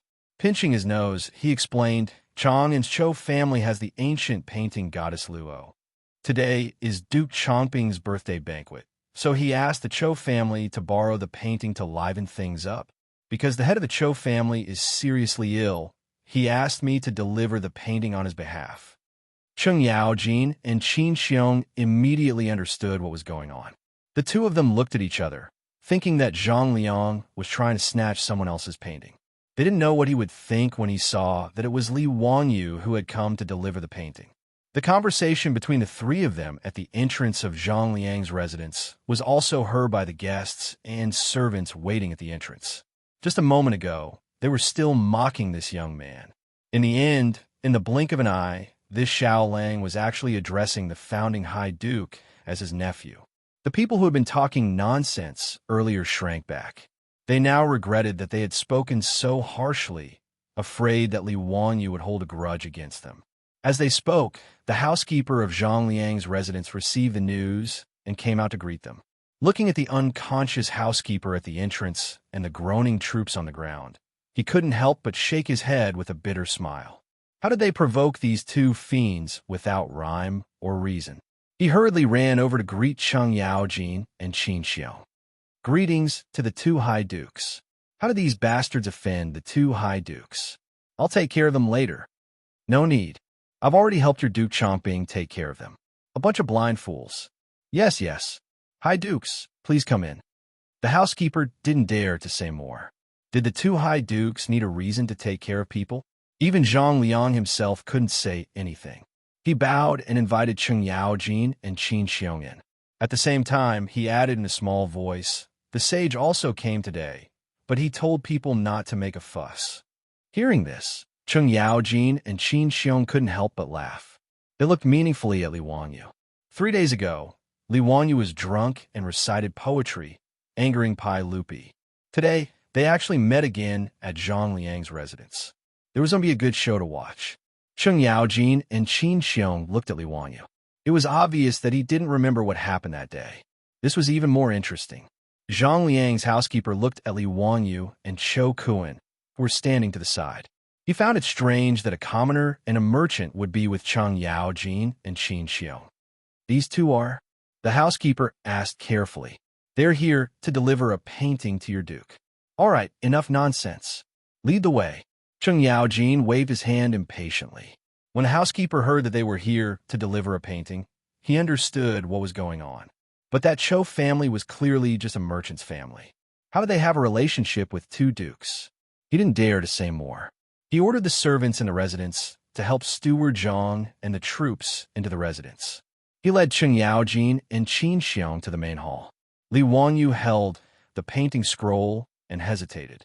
He didn't know if he should go in with them. After all, he and Cho Kuan were commoners and merchants. They didn't have the qualifications to go to the main hall of Zhang Liang's banquet. Should he just give the painting to the housekeeper, and he and Cho Kuan would have completed their mission? While he was hesitating, Cheng Yaojin walked over and stretched out his hand without saying anything. Like a captive in a military battle, he stretched out his long arm and clamped Li Wanyu under his armpit. "Nephew, why aren't you leaving? Why are you dilly-dallying?" After saying that, Cheng Yaojin didn't wait for Li Wanyu to resist. He clamped him under his armpit and strode into Zhang Liang's residence, as if he was weightless. Li Wanyu was completely dumbfounded by Cheng Yaojin's actions. What was going on? I'm here to deliver a gift, not a gift. Chapter 59. Li Wanyu still wanted to struggle, but Cheng Yaojin's arm was like an iron hoop, clamping him so tightly that he could not move at all. Qin Xiong did not stop him. He stroked his beard and laughed, then stroked his beard and strode towards the main hall. Cho Kuan was dumbfounded. What kind of situation is this? Just now, in front of Cheng Yaojin and Duke Cheng, he was so scared that he did not even dare to raise his head. Hearing Cheng Yaojin ask Li Wanyu to call them uncle, Cho Kuan was even more shocked. He secretly looked up at Li Wanyu, then quickly lowered his head. He did not recognize this Xiao Lang who sold him errata paintings at Ping Kong Fong. Now that he saw Li Wanyu being taken away by Cheng Yaojin in such a way, he was even more confused. The small eyes on his fat face blinked hard, trying to see if he was hallucinating. Cho Kuan hesitated for a moment, then shouted at Cheng Yaojin, "Lu, Duke Lu, quickly put down Li Jia Xiaolang." "Little kid, what did you say?" Cheng Yaojin glared at Cho Kuan fiercely. Cho Kun was so scared that he swallowed his saliva, but he still looked straight at Cheng Yaojin. Lu, Duke Lu, can you put down Li Jia Shaoling? Wahahaha, you're not bad, little kid. Come in with us, Cheng Yaojin said. Then he ignored Cho Kun and walked into the residence with Li Wanyu. Cho Kun hesitated for a moment, then quickly ran to catch up, following closely behind Cheng Yaojin. Li Wanyu's eyes flashed, and he turned to look at Cho Kun. He felt that this fatty was a good person, and that he did not take the risk of being beaten in vain to save him. At this time, the main hall of Zhang Liang's residence was full of guests, and it was very lively. Servants were shuttling back and forth, serving all kinds of wine and food to the guests. Zhang Liang's family's singers were dancing in front of the hall, entertaining the public. Li Wanyu was full of humiliation and was carried into the main hall by Cheng Yaojin. Seeing everyone looking at him, he could not help but cover his face with his hands. It was too damn embarrassing. Why didn't the heavens send down lightning to strike this bastard Cheng Yaojin to death? At this moment, the banquet had not officially started yet. Pai Lupi, dressed in casual clothes, was playing chess with Fang Xianling, surrounded by a group of civil and military officials. The game they played was called Elephant Play, which meant symbolic play. It was the predecessor of Chinese chess. During the Tang dynasty, there were already horses, generals, chariots, pawns, and other types of soldiers in the elephant opera. The way in which the horses moved diagonally and the chariots moved straight was very similar to the way in modern Chinese chess. The chessboard was also arranged vertically and horizontally. 10 horizontal and 9 vertical. There were a total of 64 squares. However, the chessboard in the Tang dynasty's elephant show was made of metal, and the chess pieces were three-dimensional. It was a bit similar to modern chess. Pai Lupi was also a Go fan.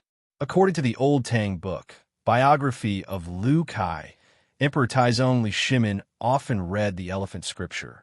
Cheng Yaojin walked into the main hall with Li Wanyu under his arm, which naturally attracted the attention of all the civil and military officials, including Pai Lupi. Jijia, what are you doing?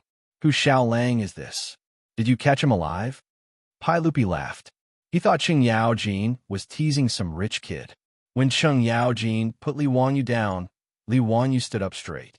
Pai Lupi could not help but be surprised. Many of the civil and military officials in the central room had participated in the Chu River Lake poetry gathering 3 days ago. Seeing that the person Cheng Yaojin had brought in was Li Wanyu, everyone's expression became strange. Their eyes could not help but steal glances at Li Er. Pai Lupi's face, which was full of smiles, suddenly became as black as the bottom of a pot. When he saw Li Wanyu, he was angry. This scoundrel kid actually dared to write in front of him, "How can I lower my eyebrows and bend my waist to serve the rich and powerful?" And even arrogantly said, "When the Son of Heaven calls, I will not board the boat." He really did not give him any face. If it were not for the fact that this kid was talented and was a relative of the Li clan, Pai Lupi would have ordered him to be beheaded. He originally thought that he would just ignore this scoundrel and let him fend for himself in the countryside. He did not expect to see him in Zhang Liang's mansion 3 days later. This made Pai Lupi gnash his teeth in anger. Li Wanyu did not know about this. After he was put down by Cheng Yaojin, he saw so many nobles of the Tang dynasty looking at him.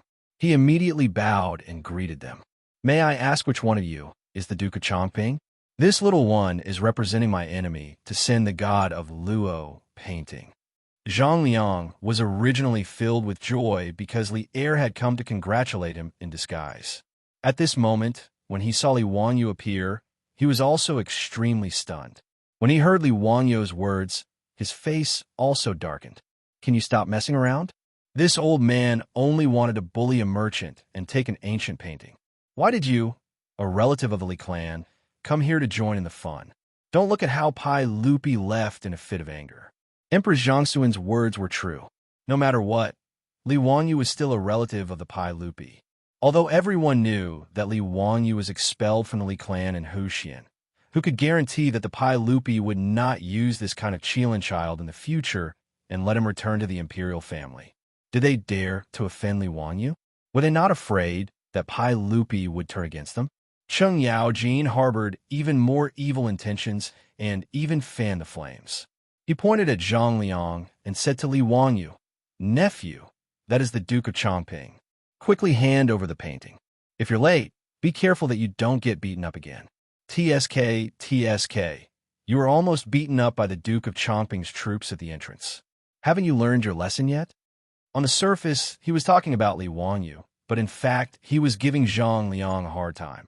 After Cheng Yaojin finished speaking, Pai Lupi couldn't help but look at Zhang Liang, his eyes full of dissatisfaction.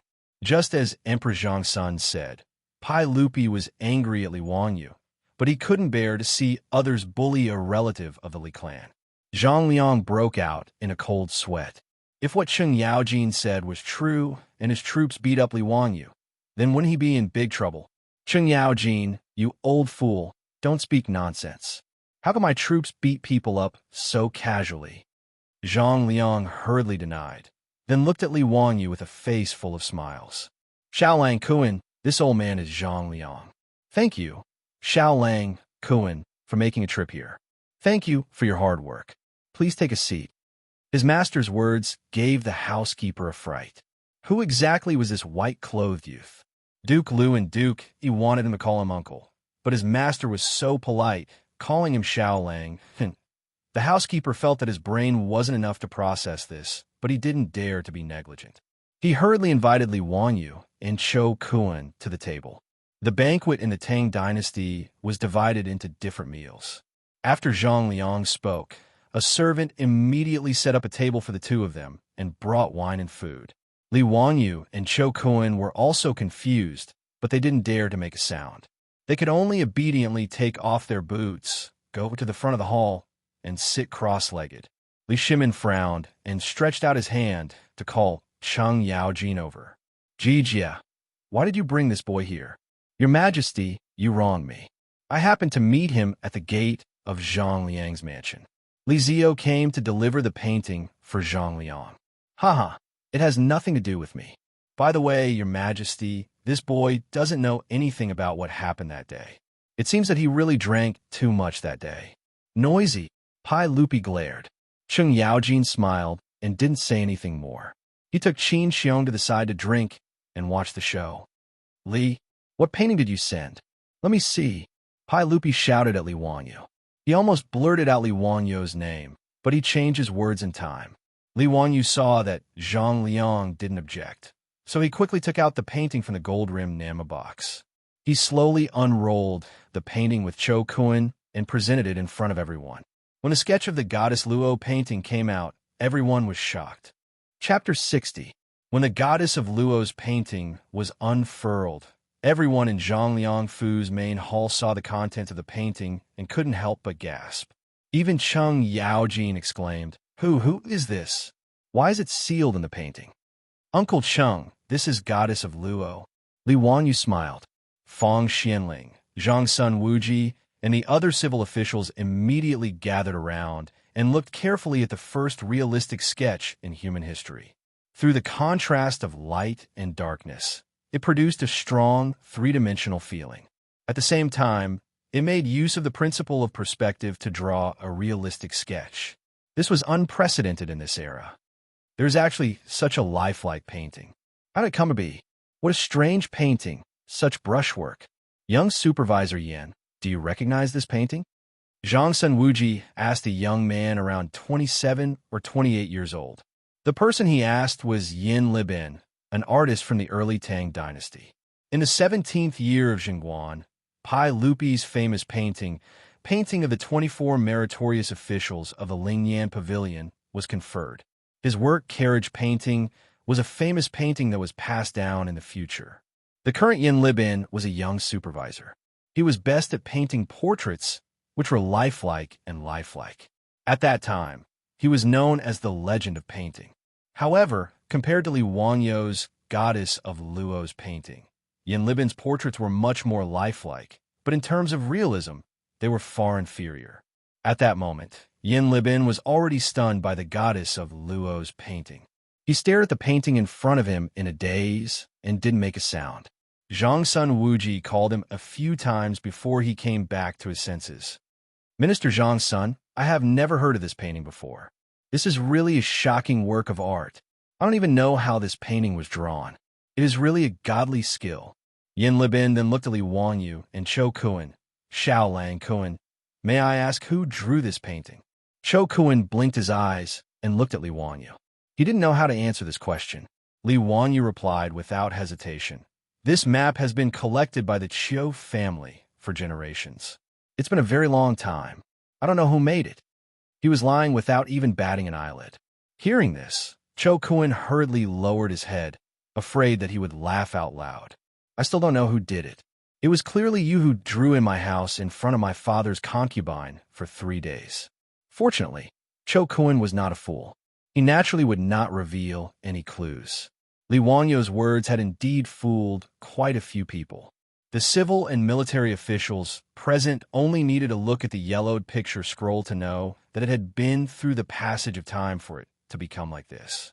On the other hand, after Yin Libin carefully examined the goddess of Luo's scripture, although he didn't say anything, he looked at Li Wangyu with a playful expression. While everyone was carefully examining the goddess of Luo's scripture and exclaiming in surprise, a voice came from outside the crowd. This painting is just SOSO.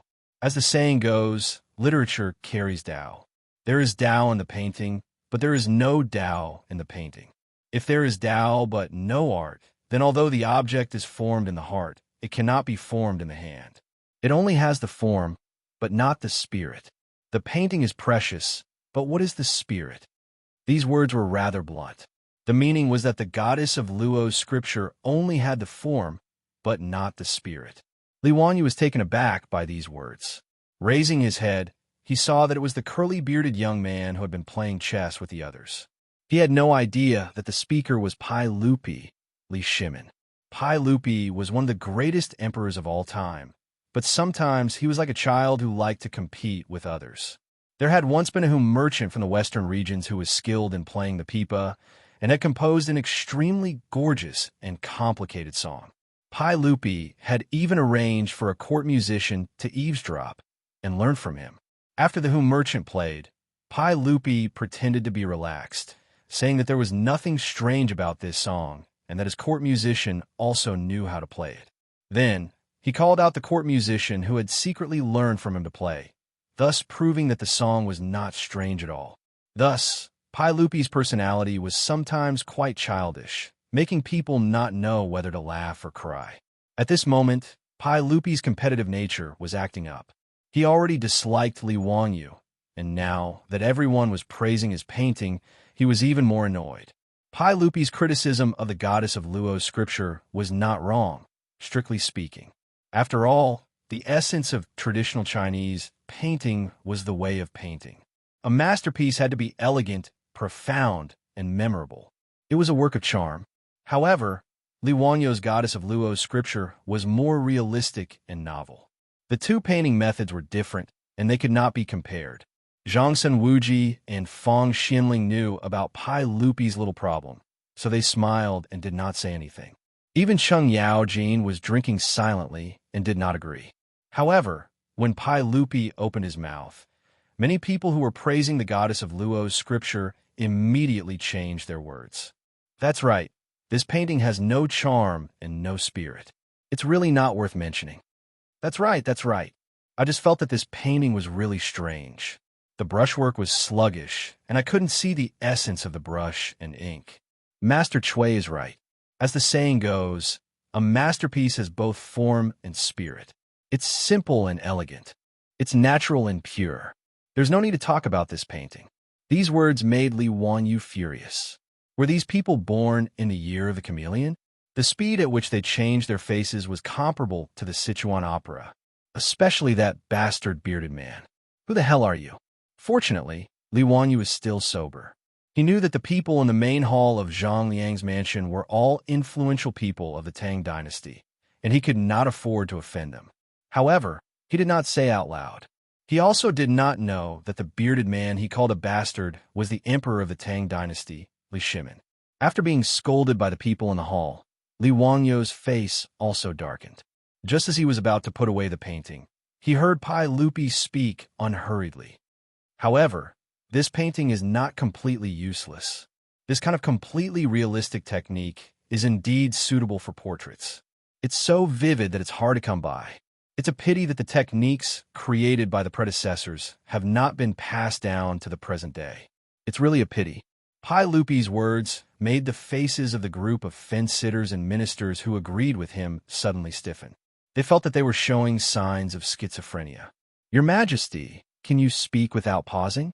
Say it all in one breath. Before, they were still praising this painting. It wasn't easy for them to be thick-skinned and belittle the goddess of Luo's scripture with you. Now you're changing your mind? What happened to the promise of a monarch? Where did the trust between people go? My heart is so tired. Pai Lupi swaggered to the front of the goddess of Luo's scripture. He carefully looked at it again and nodded at Li Wanyu. Why don't you sell this painting to me? How much would it cost? Li Wanyu was also confused by this bearded man. Just now, he was desperately belittling it. Now, he said that he wanted to buy the painting. Did he deliberately come to make trouble? His heart was in a bad mood, so his tone was naturally not good. Li Wanyu straightened his neck and said, I'm afraid you can't afford this goddess of Luo's scripture. Bastard, how can you say that? Shut up. Ruin dares to do this. Do you want to die? Before Pai Lupi could speak, a group of flattering ministers jumped out and pointed at Li Wanyu's nose and reprimanded him. Li Wanyu looked at the situation and knew that this man's identity was not ordinary.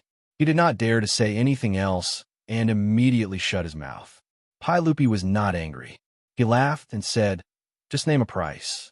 There is nothing in this world that I can't afford. Li Wanyu silently looked at Pai Lupi. His eyes only revealed 6 words. Will you die if you don't brag? Chapter 61. The current situation was very strange. Li Wanyu didn't like Pai Lupi, and Pai Lupi also didn't like Li Wanyu, this bastard. For a moment, the two of them stared at each other for a long time in the main hall of Zhang Liang's mansion. Both of them didn't like each other. Although Li Wanyu knew that this curly-bearded man must be a bigwig of the Tang dynasty, he didn't want to do as he wished. Of course, he couldn't refuse him directly. If he opened his mouth and asked for a sky-high price, he would offend him even more. He had to think of a way to annoy this boastful, curly-bearded man. He rolled his eyes and saw the chessboard that the curly-bearded man was playing chess not far away. He couldn't help but smile. Li Wanyu bowed and said, since this Lang Jun wants to buy the Chiu family's Luo Shun painting, of course you can. However, the Chiu family is a grain merchant. I wonder if Lang Jun can accept using grain to exchange for the painting? Pai Lupi thought for a moment and nodded in agreement. The Chiu family was a grain merchant. It was naturally better to ask for grain than copper. It was very reasonable. Cho Kuan was stunned when he heard this. He raised his head and looked at Li Wanyu. He wanted to say something, but when he thought of how he was beaten in front of Zhang Liang's mansion for talking too much, he immediately closed his mouth. Xiaolang, how much grain do you want? Li Wanyu smiled and pointed at the elephant play chessboard not far away. I don't want much. Just fill that chessboard. His words made everyone in the main hall stunned. Fill the chessboard with grain? What did that mean? Li Wanyu continued to explain, please put 1 grain of rice in the first grid, 2 grains in the second grid, 4 grains in the third grid, 8 grains in the fourth grid, and so on. The number of grains in each grid is twice as many as the previous grid. Just like this, fill all 64 grids. I want this many grains of rice. Can Lang Jun accept it? These words made the officials and Pai Lupi laugh. This Li Jia Xiaolang was not greedy at all. He used a few grains of rice to give away the goddess Luo painting. Could this be considered selling a favor to Pai Lupi? Cheng Yaojin secretly whispered to Qin Xiong. Did this child recognize his majesty? Otherwise, why would this painting be sold at such a low price? It's hard to say. Maybe he remembered the drunken scene that day. This child was smart enough to give his majesty some face. When his majesty's anger subsides, it will naturally benefit him. Qin Xiong also guessed. Not only did Cheng Yaojin and Qin Xiong have such thoughts, but many of the important ministers who had participated in the poetry gathering in Xuzhang and Qi also had similar thoughts. They felt that Li Wanyu was giving Pai Lupi a way out and letting Pai Lupi vent his anger. Even Pai Lupi felt that this kid was more pleasing to the eye. Haha, since Xiaolang said so, then I won't be polite. I'll buy this painting at the price you said. Pai Lupi laughed. He turned his head and said to Zhang Liang, Official Zhang, I'll borrow a dan of grain from your residence. Zhang Liang naturally nodded in agreement, but there was a trace of regret in his eyes. It was a pity that such a perfect Goddess Luo painting had been missed by him. If Li Wanyu hadn't come to present the painting today, and if Pai Lupi hadn't come to his birthday banquet incognito, this painting would have become Zhang Liang's family treasure. But now that Pai Lupi had taken a fancy to it, even if Zhang Liang was domineering, he wouldn't have any ideas about this painting. Soon, the servants of Zhang Liang's residence carried a dan of rice and began to place the grains of rice on the chessboard according to Li Wanyu's instructions.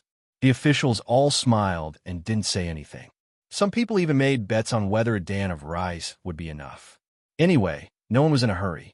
They just watched the servants slowly count the grains of rice as a pastime. Only Li Wanyu sneered in his heart. Hee, a dan of rice? Dream on. This was a problem that all junior high school students in the future knew about.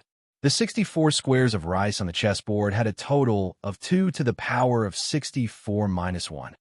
The result was 1844674407370955161 grains of rice, or 1,800,000,000,000 grains of rice. Li Wanyu remembered that in the future, there were people who had nothing better to do on the internet. 1 kilogram of rice was about 60,000 grains. If one really wanted to install this scale, they would need 280 billion tons of rice to fill the chessboard. What kind of concept was this? In the future, the world's annual rice production was only about 500 million tons. 280 billion tons was equivalent to the total amount of rice produced in human history. With so much rice, Pai Lupi wouldn't be able to afford it even if he sold his pants. Li Wanyu was purely using his advanced knowledge to crush the bigwigs of the Tang dynasty. This feeling of being the only one sober when everyone was drunk was really cool. The corner of Li Wanyu's mouth couldn't help but curl up. In the main hall, the servants were still counting the grains of rice. On the side, the accountant of Zhang Liang's residence was helping with the counting with a counting stick. At this time, the Tang dynasty hadn't invented the abacus yet. It was a calculating tool that only appeared in the Northern Song dynasty. The counting stick was a pile of small sticks of the same length and thickness. It was arranged in 2 ways, horizontal and horizontal. The accountant of Zhang Liang's residence was already sweating when he reached the 20th square of the chessboard. The 20th square of the chessboard required more than 500,000 grains of rice. As time passed, the officials and Pai Lupi in the main hall also found that something was wrong. Why was there more and more rice? Pai Lupi immediately asked someone to calculate how much rice was needed. Immediately, a servant brought out a scale and began to weigh the grains of rice. Other officials who were proficient in mathematics began to send paper, brushes, and counting sticks. Together with the accountant of Zhang Liang's residence, they calculated how many grains of rice were needed to fill the chessboard. After the time it took for a stick of incense to burn, after the time it took for 2 sticks of incense to burn, those officials who were calculating with the counting stick were already sweating profusely. However, the number they calculated was getting bigger and bigger. The person who made the fastest progress was only able to calculate the 26th square of the chessboard. Even if he couldn't go any further, it was already an astronomical number.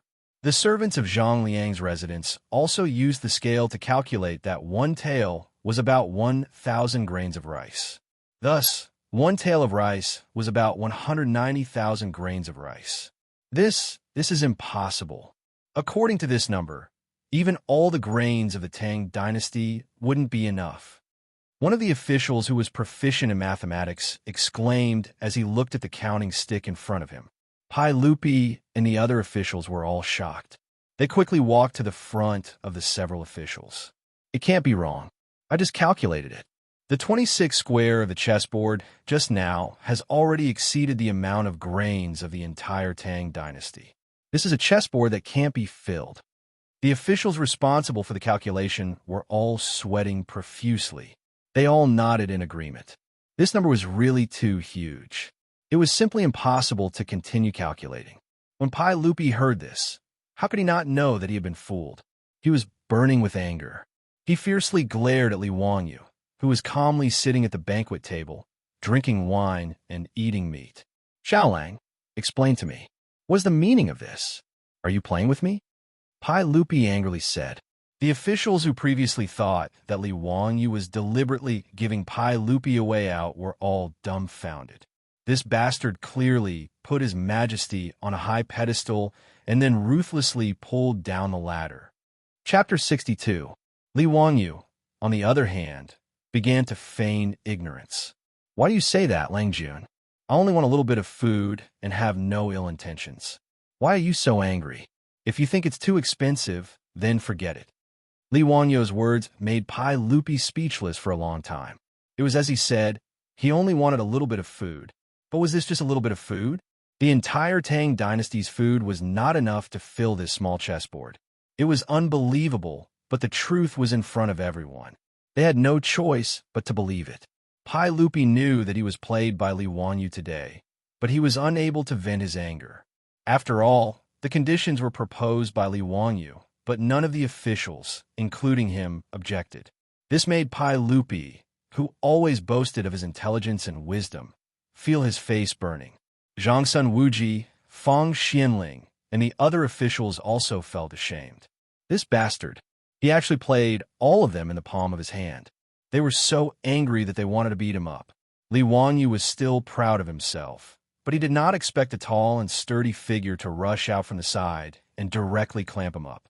This familiar smell, this familiar formula, this damned Cheng Yaojin actually reached out and grabbed Li Wangyu again, clamping him under his armpit. Then, his large hand slapped Li Wangyu's but heavily. The huge pain stimulated Li Wangyu to scream. He felt that his butt was about to split into pieces. What made him feel even more humiliated was that ever since his grandfather passed away, he had never been hit on his butt again. He did not expect that after transmigrating to the Tang dynasty, he would receive such treatment again. It was really humiliating. As Cheng Yaojin slapped his butt, he also scolded, "I'll beat you to death, you bastard.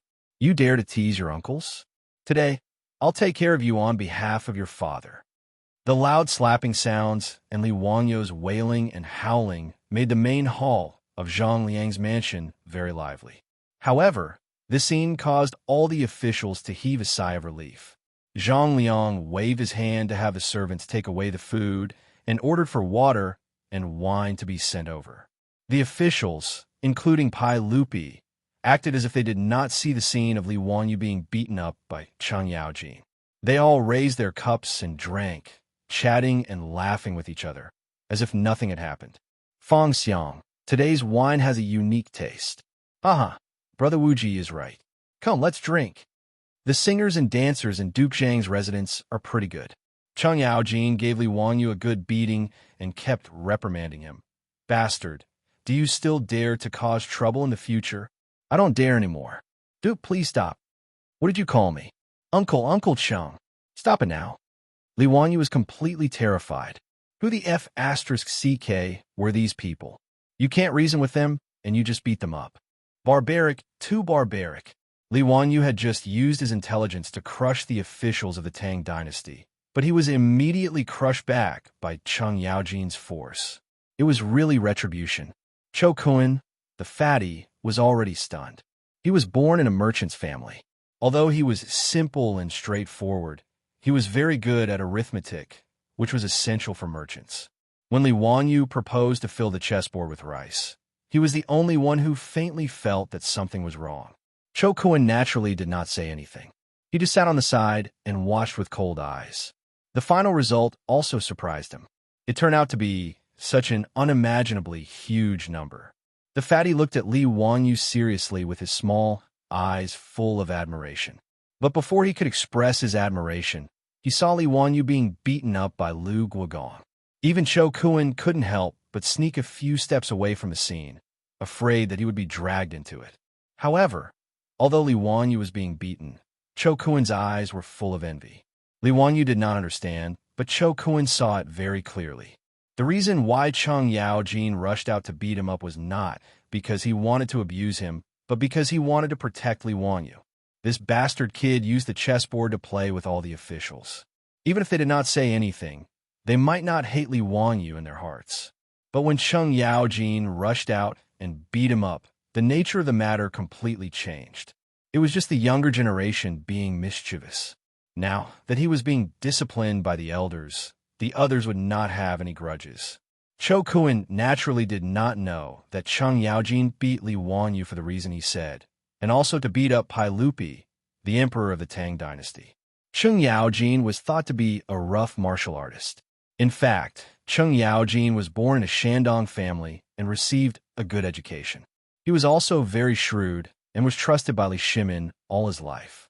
He was Pai Lupi's most trusted general. Although Cheng Yaojin was known as the devil incarnate, in fact, most of the time, Cheng Yaojin was deliberately given this title by him. His image as a hob was the same as pretending to be a pig to eat a tiger. The more Cheng Yaojin looked at Li Wanyu, the more pleasing he was to the eye.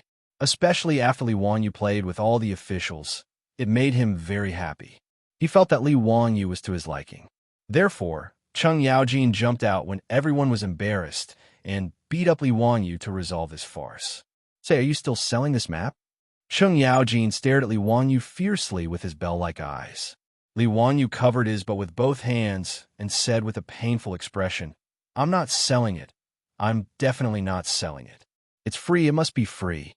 That's more like it. Cheng Yaojin nodded in satisfaction, feeling that his efforts had not been in vain. Li Wanyu grimaced and walked towards Pai Lupi with both hands holding the goddess of Luo's painting. All the officials were happy to see this, and Pai Lupi was secretly delighted. He felt that Cheng Yaojin's beating had not been in vain. This bastard finally understood how to conduct himself. Lier was even calculating in his heart whether he should console this kid with kind words or reprimand him with a stern face and ask him not to act so recklessly in the future.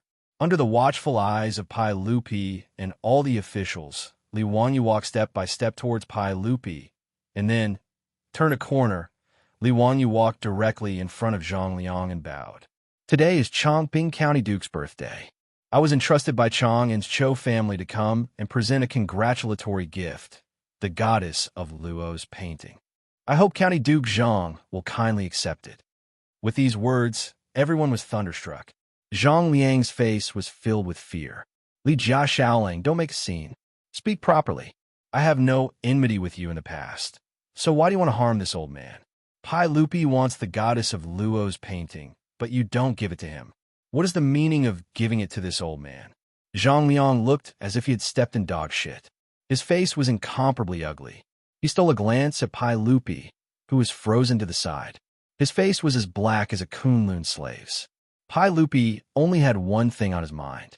After he called people in to drag Li Wanyu out, should he chop him into minced meat or slice him to eat? You played with me twice and thrice. How dare you? Chapter 63. In fact, Pai Lupi had completely wronged Li Wanyu. As the saying goes, those who do not know are not guilty. How could Li Wanyu know that he was the current emperor of the Tang dynasty, the wise and powerful Li Shimin? Otherwise, even if Li Wanyu ate a bear's heart and leopard's guts, he would not provoke Pai Lupi. That would be asking for trouble. Li Wanyu just did not like Pai Lupi. In addition, he was beaten up by Cheng Yaojin, so he hated Pai Lupi even more. Therefore, even if Cheng Yaojin's hint was very obvious, Li Wanyu could only pretend that he did not understand. He pretended to be crazy and gave the goddess of Luo's painting to Zhang Liang. Li Wanyu's words made it difficult for Zhang Liang to accept or not accept. He was completely in a predicament. After a long time, Zhang Liang took the goddess of Luo's painting with a complicated expression. Many thanks for Xiaolang's kindness. This old man will accept this painting. Zhang Liang's smile was uglier than crying. After he finished speaking, he turned around and walked towards Pai Lupi with the painting in his hands. This old man is a crude person. I cannot appreciate this goddess of Luo's painting. I asked Li Gong to accept this painting, so as to avoid a pearl being covered in dust. Because Pai Lupi came here in plain clothes and told him not to make it public, Zhang Liang did not address Pai Lupi as Your Majesty. Pai Lupi did not refuse Zhang Liang's action of offering the painting. He reached out and took the goddess of Luo's painting, but his eyes looked at Li Wanyu. The arrogant emperor let out a cold snort from his nostrils to show his dissatisfaction with Li Wanyu. In fact, Pai Lupi could be considered a very magnanimous emperor. Just by looking at his attitude of tolerating Wei Zheng, one could tell. Even when Wei Zheng had once pointed at his nose and scolded him as a fatuous ruler, he was so angry that he blew his beard and glared at Wei Zheng. But he didn't do anything to Wei Zheng. Moreover, Pai Lupi did not kill any of the civil and military officials who had followed Pai Lupi to fight for the country, nor did he give up his military power. Except for a few muddle-headed fellows who had plotted a rebellion, the rest of them had basically enjoyed all the glory and wealth they could muster. Although Pai Lupi was very obstinate and opinionated when he got old, Pai Lupi was still in the prime of his life, so he didn't have the bad habits of old age. But for some reason, Pai Lupi got angry whenever he saw Li Wanyu. Today, he had been angered by this bastard twice in a row. He felt that Li Wanyu was even more disgusting. So when Pai Lupi took the painting from Zhang Liang, he wanted to anger Li Wanyu. But Li Wanyu ignored him and walked straight back to his seat. As he walked, he shook his head and said, "AI, my heart was originally towards the bright moon, but the bright moon shines on the ditch." Pai Lupi had just found a trace of a sense of accomplishment, but Li Wanyu's words immediately ignited his anger. "This bastard, I can't let him off so easily. Is he comparing me to a ditch?" Pai Lupi almost used the painting in his hand as a weapon and threw it at Li Wanyu. With great difficulty, he took a few deep breaths and stabilized his emotions. He knew that if he got angry at Li Wanyu, this young man, it really wouldn't be honorable. But when he saw Li Wanyu, he felt that he couldn't vent his anger. Pai Lupi wanted to figure out one thing first. Did Li Wanyu accidentally come up with the chessboard arrangement, or was he really a genius? Pai Lupi casually handed the painting to his servant. He reached out his hand to summon the Minister of Civil Affairs, Dai Zhou, and whispered a few words to him. Dai Zhou nodded repeatedly and looked at Li Wanyu with a smile in his eyes. The Ministry of Civil Affairs was the Ministry of Revenue in later generations. In the first year of Yonghui, because of the taboo of Li Shimin's name, the Ministry of Civil Affairs was renamed the Ministry of Revenue. It had been used in later generations. The Ministry of Civil Affairs was divided into 4 sections: the Unified Branch, the Ministry of Civil Affairs, the Ministry of Civil Affairs, the Ministry of Gold, and the Ministry of Grain. The middle branch was in charge of the statistics and transfers of national taxes. It was equivalent to the National Accounting Department in later generations. The most talented people in the Tang dynasty were all gathered here. Dai Zhou stroked his beard and walked to Li Wanyu's table with a smile. "Xiaolang, this old man is Dai Zhou. I have a question, and I wonder if you can answer it." Except for Pai Lupi, Li Wanyu was very polite to others. Especially knowing that Zhang Liang's residence was full of big shots in the imperial court, he did not dare to be presumptuous. He quickly stood up respectfully and bowed. "May I ask what question Master Dai has?" "I will answer everything I know." Dai Zhou smiled and said, "I have a difficult question. I wonder if Xiaolang can solve it. Today, there are pheasants and rabbits in the same cage. There are 35 heads on the top and 94 feet on the bottom. How many are the pheasants and rabbits?" After he finished speaking, Li Wanyu was stunned.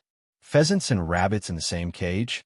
You have a nerve to ask me such a simple 4th-grade math question? Do you think I did those questions in the 5 years of college entrance examination, 3 years of mock papers for nothing? Or do you think I, a college student, can't do elementary math?" Li Wanyu had already calculated the answer after Dai Zhou finished speaking. "This question is very simple. Xiaolang, don't talk big." Dai Zhou frowned slightly. This kind of math question of pheasants and rabbits in the same cage was not something that anyone could solve. At least, there were only a handful of civil and military officials in Zhang Liang's residence who could solve this question. Li Wanyu suddenly thought of a variety show he had watched in his later life. There was a heaven-defying method of solving pheasants and rabbits in the same cage. He could not help but laugh. "It's simple. Look, there are 35 heads and 94 feet, right? If I ask all the pheasants and rabbits to raise one leg, then how many feet are left? His words stunned Aizhou. Pai Lupi and the other officials who were eavesdropping were also stunned. Ask the pheasants and rabbits to raise one leg? What did that mean? 59 feet. Daizhou replied. Then what if I ask all the pheasants and rabbits to raise one leg? How many feet are left? 24 feet. Li Wanyu laughed. Okay, the answer is out. His words made everyone confused.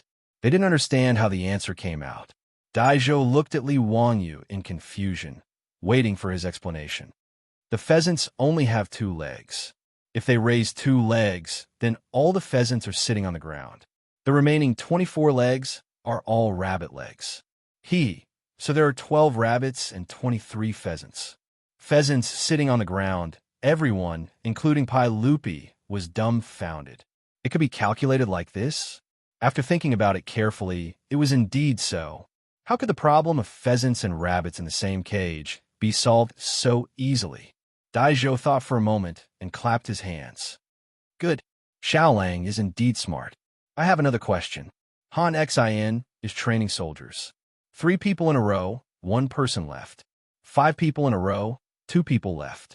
7 people in a row, 4 people left. 13 people in a row, 6 people left. How many soldiers are there? Han Xin counted the soldiers. The difficulty level increased. It was an elementary level 6 math question. Do you dare to do a middle school math question? Li Wanyu calculated in his mind and gave the answer. 487 people. Daizhou gave several math questions in succession, which were all easily answered by Li Wanyu. In the end, Daizhou could only sigh in admiration. He felt that Li Wanyu was indeed a young hero. He could be called a genius in mathematics. Li Wanyu was a little unhappy. He had done elementary level math for no reason. If he did not retaliate, how could he live up to his two-faced personality? Grandpa Dai, I also have a question to ask. Xiaolang, please speak. There was a theft in Chang and City. The patrolling Marquis caught 4 thieves, A, B, C, and D. Thief A said B did it. Thief B said D did it. Thief C said, I didn't do it. Thief D said B is lying. The facts proved that only one of the 4 was telling the truth. May I ask, who was the culprit of this theft? When this question was asked, the officials were in an uproar. Chapter 64. Pai Lupi also frowned, seriously thinking about Li Wanyu's question. A, B, C, and D, all of them said different things, and only one of them was telling the truth. But how could they be distinguished? The officials were also discussing. It should be Thief B, right? Both of his accomplices said he did it. No. Only one person was telling the truth. Someone immediately refuted. Then it was a who did it? This question is really strange. For people said different things. How can we know who is telling the truth? There is actually such a strange question. How can we know who is telling the truth? Under the 3 trees. Do you think they won't tell the truth? Li Wanyu's question was not a math question, but a logical deduction question. According to the hypothetical exclusion method, it could be inferred that the criminal was Thief C. There was a contradiction between the words of A and B. If A was telling the truth, then Thief B was telling the truth. If Thief B was telling the truth, then Thief A was telling the truth. It could be seen that one of A and B was telling the truth, and the other was telling the truth. Therefore, Thief C was the thief who committed the theft. A group of nobles and officials were thinking hard about which of the 4 thieves was telling the truth. But Cho Kuen's small eyes blinked, as if he had discovered something. Cho Kuen looked left and right, then carefully moved to Li Wanyu's ear and whispered, Xiaolang, Thief C is the thief, right? His words made Li Wanyu slightly startled, and he looked at the fatty Cho Kuen in surprise. Li Wanyu had always thought of Cho Kuen as a straightforward person, so that was why he looked for him to sell his paintings at Ping Kong Fong. He did not expect that this fatty was not stupid at all, and he was more shrewd than a group of nobles and officials who attended the birthday banquet in Li Wanyu's mansion. He could not help but look at Cho Kuen in a new light. Li Wanyu did not expect that someone in the Tang dynasty could solve this kind of logical deduction question. He secretly gave Cho Kuen a thumbs up and then nodded slightly, indicating that he had answered correctly. Seeing Li Wanyo's affirmation, Cho Kun revealed a bright smile. Right now, he was full of admiration for this young man, Li Wanyo. Not to mention Li Wanyo's amazing painting skills. Just coming to celebrate Li Wanyo's birthday today was enough to stun him. Duke of Lu, Duke of Yi, and the other founding dukes had him intimately call them uncle. Especially when Duke of Lu beat him up just now. It was even more intimate. This made Cho Kun really unable to figure out the background of this wretched young man who sold his erotic paintings at Ping Kong Fong. As for Li Wanyo's mathematical knowledge, it amazed Cho Kun even more. As a disciple of the Shang clan, mathematics was one of the things they had to learn. Cho Kun also felt that mathematics was his strength. But when he was still thinking hard about the few questions that Daizhou gave him, Li Wanyu gave him the answer. He could not help but feel frustrated. So when Cho Kun got Li Wanyo's affirmation, he smiled so much that his eyes could not be seen. The fatty almost forgot that he was older than Li Wanyu by a few years, but he was as excited as a youth who was praised by his elders. In the main hall of Zhang Liang's mansion, the officials were racking their brains, and the fatty Cho Kun was beaming with joy, forming a sharp contrast. Many people also noticed the only fatty wearing black. Li Wanyo's question, Cheng Yaojin also could not figure out which of the four people was telling the truth. He was confused. He was too lazy to think about it, and directly grabbed Cho Kun to force an answer. Brat, do you know about it? Hurry up and explain to me, just who is that damned bandit? Damn thief. These four thieves should be caught and beheaded. Cheng Yaojin was not polite and grabbed Cho Kun and asked, This? Cho Kun was shocked by Cheng Yaojin and quickly looked at Li Wanyu for help. Uncle Cheng, don't bully people, this nephew will tell you. Li Wanyu whispered a few words into Cheng Yaojin's ear and told him the key point of the question. After knowing the answer, Cheng Yaojin was stunned for a while and then heavily slapped Li Wanyu's shoulder. Son of a bitch, you are really too bad. Li Wanyu was slapped until half of his body went numb, and he was speechless and smiled bitterly. Today, he inexplicably met this Cheng Yaojin, and he was really unlucky.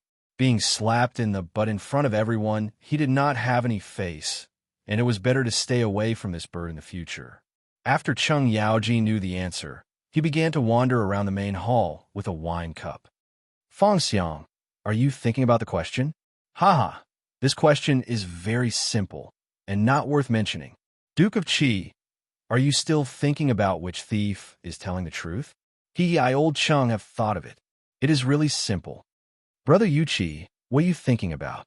Cheng Yaojin was such a pain in the neck, and many people wanted to roll up their sleeves and beat him up. His skin was really too thick, and he ran over to extort the answer, and then came back to show off in front of everyone. He was simply not a son. Your Majesty, after all, this question is still a bit difficult, wahahaha. Cheng Yaojin was not careful and walked over to Pai Lupi's side. His words made Pai Lupi so angry that he fiercely kicked him. Pai Lupi really could not figure out Li Wanyu's question, and no matter how he thought about it, he still could not figure out which of the four thieves stole the item. After being disturbed by Cheng Yaojin, Pai Lupi simply flung his sleeves, coldly snorted, and turned around to leave, preparing to return to the palace. As the host, Zhang Liang hurriedly chased after Pai Lupi to see him off, but the civil and military officials in the main hall were stunned by the scene of Pai Lupi leaving in anger, and they looked at Li Wanyu even more strangely. Li Wanyu was speechless and thought, Why are you all looking at me? It was obviously that old bastard Cheng Yaojin who made the bearded man leave in anger. What does it have to do with me? Many people secretly speculated in their hearts. This Li Wanyu might not be Li Zhou's son, right? Could it be that he is His Majesty's illegitimate son? He actually made His Majesty so angry, but it was fine. Li Wanyu did not know this, and when Zhang Liang came back from seeing Pai Lupi off, he hurriedly took Cho Kun and said goodbye to Zhang Liang. Today, his main purpose was to help Cho Kun deliver the map, and since the map was delivered, he did not care who Zhang Liang would transfer the map to in the end, and his mission was completed. Under the strange gazes of the civil and military officials of the Tang dynasty, Li Wanyu leisurely left Zhang Liang's mansion. But he did not know that what happened at Zhang Liang's birthday banquet today had quickly spread to the ears of all the influential officials in Chang, and almost became a legend.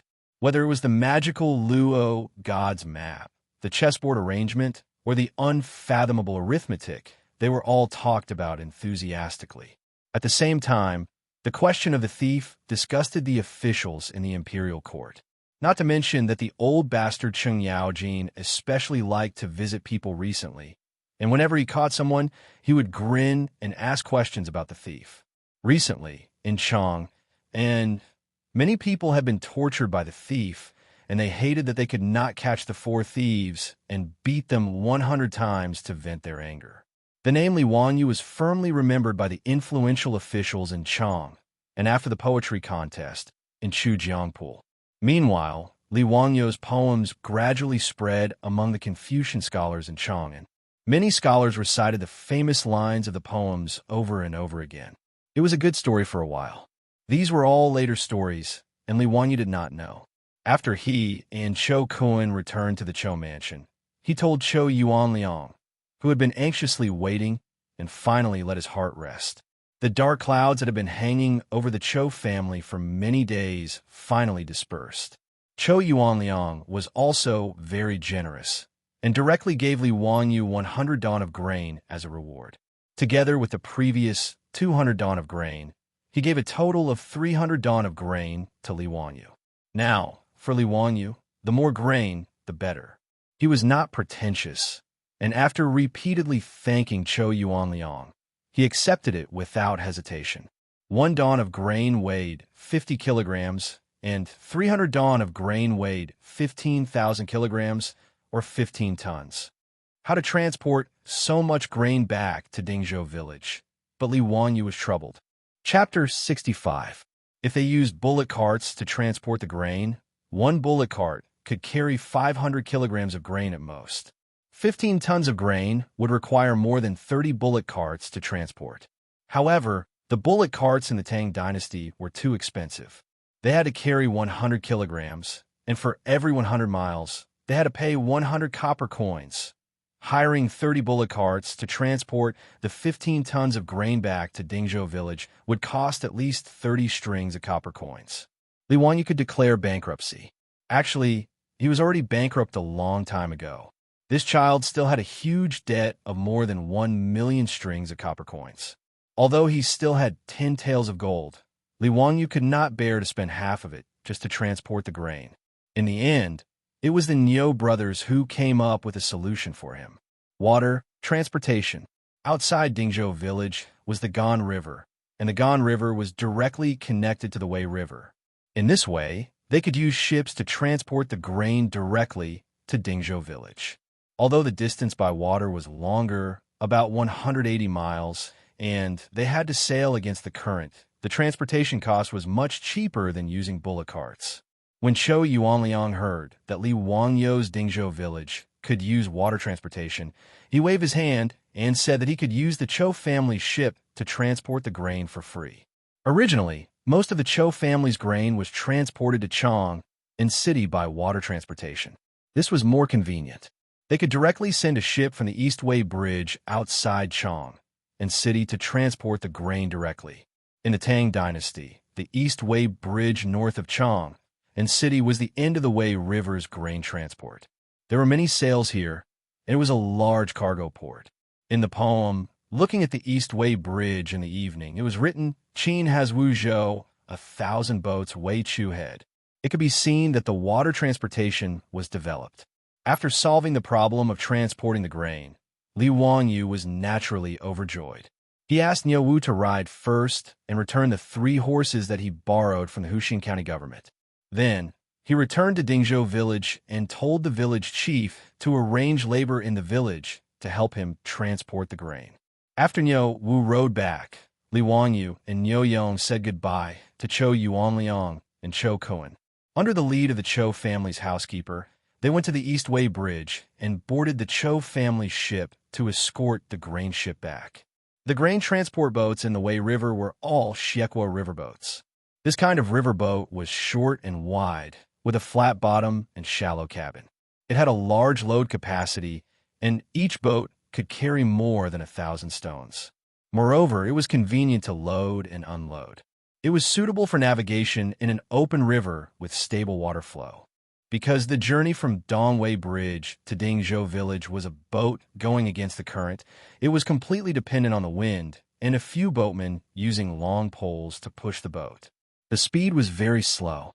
It was roughly the same speed as a person walking. It would take about 2 days to sail from Chang into Dingzhou Village. Li Wanyu and Niu Yong counted the grain on the boat, thanked the Chiu Mansion's housekeeper again and again, and prepared to call the boatman to set sail. However, he heard a familiar voice coming from the dock. "Xiaolang, wait for me." Li Wanyu looked up and saw that it was Cho Kun, that fatty, who was riding over. "Brother Cho, is there anything else?" Li Wanyu asked curiously. Cho Kun rolled down from the horse's back and stepped onto the boat with a smile. "Xiaolang, I want to go to your Dingzhou village to stay for a few days. I wonder if it's convenient." Cho Kun's words made Li Wanyu slightly surprised, but he immediately smiled.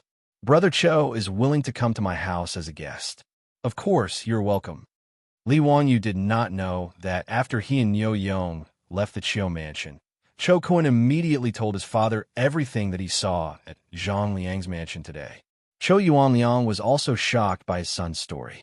He did not expect that his son could get to know such a person by casually buying a painting in Ping Kong Fong. Although Li Wanyu was only 16 years old, he could not see through his ability at all. When he heard that Lu Guogong actually let Li Wanyu call him uncle and beat Li Wanyos, but as an elder of the banquet, Cho Yuanliang could not help but be moved. What was the identity of this young man? To be treated like this by the founding duke, it really made Cho Yuanliang, who was born in a merchant family, feel shocked. Cho Yuanliang immediately made a decision that would make him proud for the rest of his life. He must find a way to be on good terms with Li Xiaolang. He told his son Cho Kun to immediately take the gold and silver to the dock and accompany Li Wanyu to Dingzhou village. He would do his best to help. He only hoped that both sides could have more incense. Li Wanyu did not dislike Cho Kun. Instead, he felt that he was very much to his liking. Although the fatty was born in a merchant family and his character was slightly foppish, he was not pretentious. Moreover, although the fatty Cho Kun was straightforward, he was loyal. That day in front of Cheng Yaojin, he stood up for justice and asked Cheng Yaojin to let him go. The boatman shouted, and the boat was slowly pushed away from the dock by several long poles. It slowly sailed upstream. 2 days later, the boat sailed into Gan River. Dingzhou village was already in sight. From afar, Li Wanyu saw many people standing on the riverbank, waiting for them. The leader of the group was a stunning beauty. It was Su Changqing. Seeing her dress fluttering as she stood on the riverbank and smiled at him, Li Wanyu's heart throbbed. It turned out that someone was waiting for him. The feeling was so wonderful. After not seeing Su Changqing for a few days, he missed her even more. In a moment of excitement, he could not help but rush to the bow of the boat. He shouted at Su Changqing, who was on the riverbank, "Sister, do you want to go out?" Su Changqing was amused by him and laughed.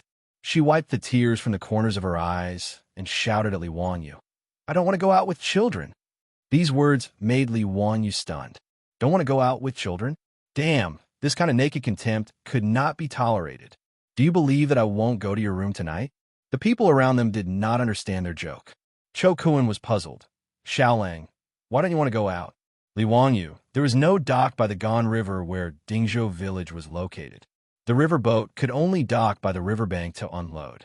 There was a gap of several meters between the riverbank and the river surface. It was not easy to transport the food.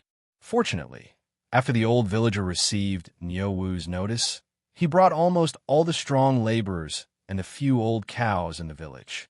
Everyone was busy for half a day before they finally unloaded 300 dan of food from the riverboat.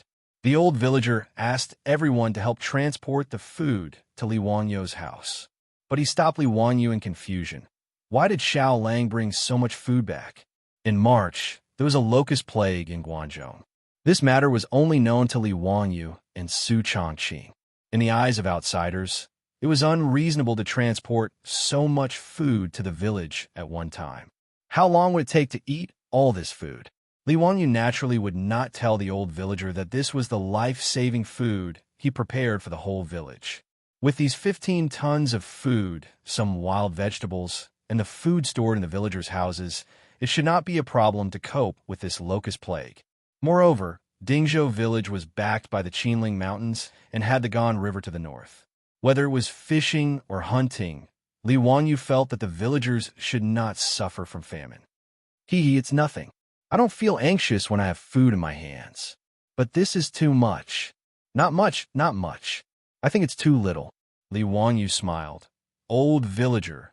In a while, the villagers who were invited to help will each bring back a dough of food as a reward. We are all villagers. What reward do we want for helping to transport some food? You little child, don't learn bad things from the people in the city. The old villager was unhappy when he heard this. He did not call Li Wanyu and Xiaolang and directly lectured them. After being lectured by the old villager, Li Wanyu was stunned. Chapter 66. The surrounding farmers who were helping to transport grain heard this and nodded in agreement with the old village chief. That's right. We need to be paid for helping a little child transport some grain. If this gets out, does our Dingzhou village still have any face? Yes, Uniquely took such good care of us in the past. Not to mention that your family now has you, Xiaolang, and your family's women and children. If we do something for you and ask for a reward, if this gets out, our Dingzhou village will be scolded to death. Haha. Everyone work harder. Help Li Jia Xiaolang quickly transport the grain home. The words of the Dingzhou village villagers made Li Wanyu sweat. He really had not expected these Guanzhong men to be so loyal. If he gave them a reward, it would make him seem stingy. Fine, if they did not want to give, then so be it. In any case, the grain was being stored for the villagers. When the locust plague came in a month, these would be life-saving grain.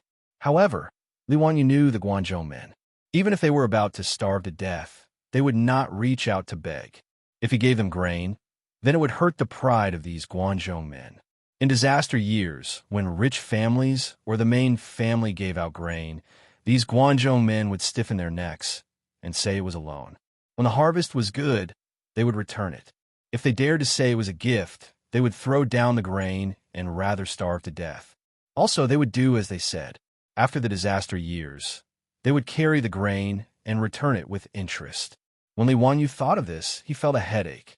When the time came, if he wanted to give grain to these Guanzhong men, he would have to spend a lot of effort. If that's the case, then why don't I treat the entire village to a meal tomorrow? This way, no one will refuse, right? Just treat it as my Li family moving to Dingzhou village as a housewarming banquet. Li Wanyu thought and decided to treat the entire village to a good meal. Everyone would have a good time. In the future, he would have to rely on the help of the villagers for many of his properties. Treating the entire village to a meal was a way to express his gratitude and also to get closer to everyone. Haha, Xiaolang, are you joking? There are more than 500 people in the village.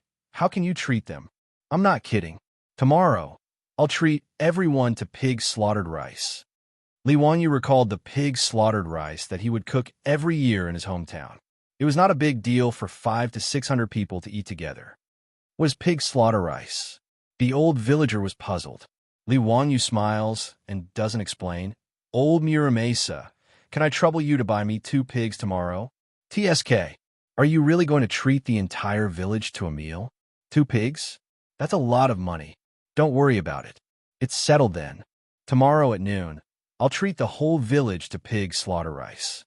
Old village chief, I'll have to trouble you to help inform them. Seeing that Li Wanyu was so certain, the old villager nodded and agreed. After talking about the meal, Li Wanyu was in a very good mood.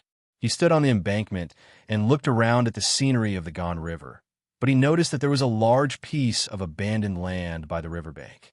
There were at least a few hundred acres of land next to the riverbank, and there were only a few plants growing sparsely on it, making it look exceptionally desolate. Old village chief, why hasn't this wasteland been developed? The old villager looked at the land behind him and sighed. It's all saline alkali soil. Nothing can grow here. Who would want to develop it? Saline alkali soil? Li Wanyu carefully looked at the land. The color of the soil was mostly white, yellow, and other light colors. There were a few weeping willows growing on the large piece of land. If he was not wrong, this wasteland should be alkaline soil. Weeping willows were also called strange willows. They could not survive in acidic soil. They could only survive in alkaline soil. Li Wanyu squatted down and grabbed a handful of soil. He felt that it was prickly when he held it in his hand. He also took some water from the river and poured it on the wasteland. He observed carefully and found that the water penetrated the soil slowly, and there were white bubbles and foam on the surface of the water. Li Wanyu stood up and clapped his hands. He was sure that this wasteland was alkaline soil. After all, he grew up in the countryside. There used to be a large area of alkaline soil in the village. Later, under the guidance of the scientists at the Agricultural Research Station, they cleaned and improved the soil and turned the waste into treasure. Even after the original wasteland was improved, the food grown on the weak alkaline soil was even more popular. However, it was the early years of the Tang dynasty. Obviously, no one would improve the saline alkalized soil. Li Wanyu suddenly felt that he seemed to have found a way to make money.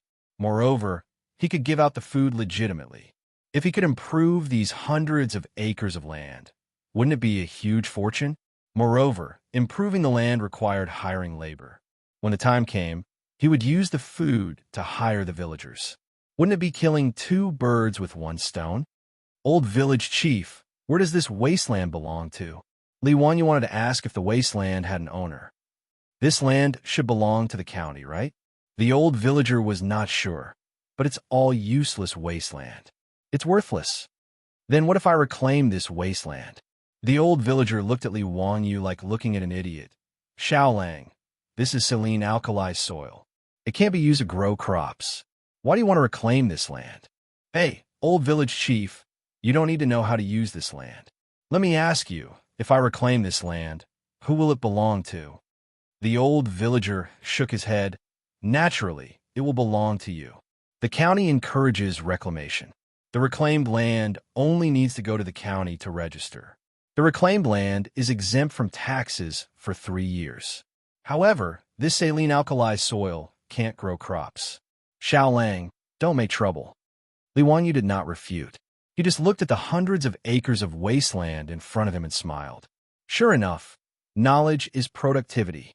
In Li Wanyu's eyes, this land was a treasure. It was close to the Gan River. Whether it was for cleaning the saline alkalized soil or for watering in the future, there was no shortage of water. It was very convenient. However, he still needed to talk to Yang Quan about taking over this wasteland. It was hundreds of acres of wasteland, so it was better to be safe. He didn't want to end up with a master after he finished reclaiming the land. That would be too disgusting. Li Wanyu thought about Yang Quan's promise to reward him with 100 strings of cash if he won first place in the poetry competition. He wondered if he should go to the Huxian County Yamen again. While he was thinking about this, all of the grain had already been transported to the shore. The river embankment was only 1 or 2 li away from Dingzhou village. It was very convenient. Without much effort, the 300 dan of grain was all moved back to Li Wangyu's home by the villagers using wheelbarrows and ox carts. There was too much grain. The family's granary was full, and there was still a lot that had not been moved in. Fortunately, there were few people in his home, so there were still many empty rooms. Even so, the 300 dan of grain filled the granary and the 2 rooms in the front yard. When Li Heng saw that Xiaolang had brought back so much grain after leaving home for only a few days, his old face was full of smiles. Perrin was also excitedly busying herself without stopping for a moment. For the people of the Tang dynasty, having grain was the happiest thing. Not to mention, there was so much grain that their homes almost couldn't hold anymore. After they were done, the villagers didn't even drink a mouthful of water before leaving. The Niu brothers also prepared to leave, but they were stopped by Li Wanyu. He insisted that the 2 brothers bring back a dan of grain. A dan of grain was worth more than 3 strings of cash. How could the Niu brothers be willing to take it? Xiaolang, we brothers didn't help you much. How can we take so much grain? If this gets out, we will be criticized behind our backs. Niu Yong insisted. Niu also rubbed his big hands. Hee, We have enjoyed riding horses these days with Xiaolang's help. We also ate and drank well in Chang'an. Haven't we taken any more grain back? Xiaolang, don't say any more. Li Wanyu pulled the two brothers and persuaded them sincerely. Brothers of the Niu family, you must take the grain back. Have you forgotten about your 9 fellow soldiers? Take it as a token of my sincerity. His words actually made the Niu brothers somewhat hesitant. The two brothers indeed didn't need food, but those 9 disabled comrades who had lost the ability to work did need it. After refusing for a long time, they finally couldn't resist Li Wanyu's insistence. They had to thank him again and carried the grain back. Chapter 67. After sending off the Niu brothers, Li Wanyu finally had the time to introduce Chou Kuan to Su Changqing and the others.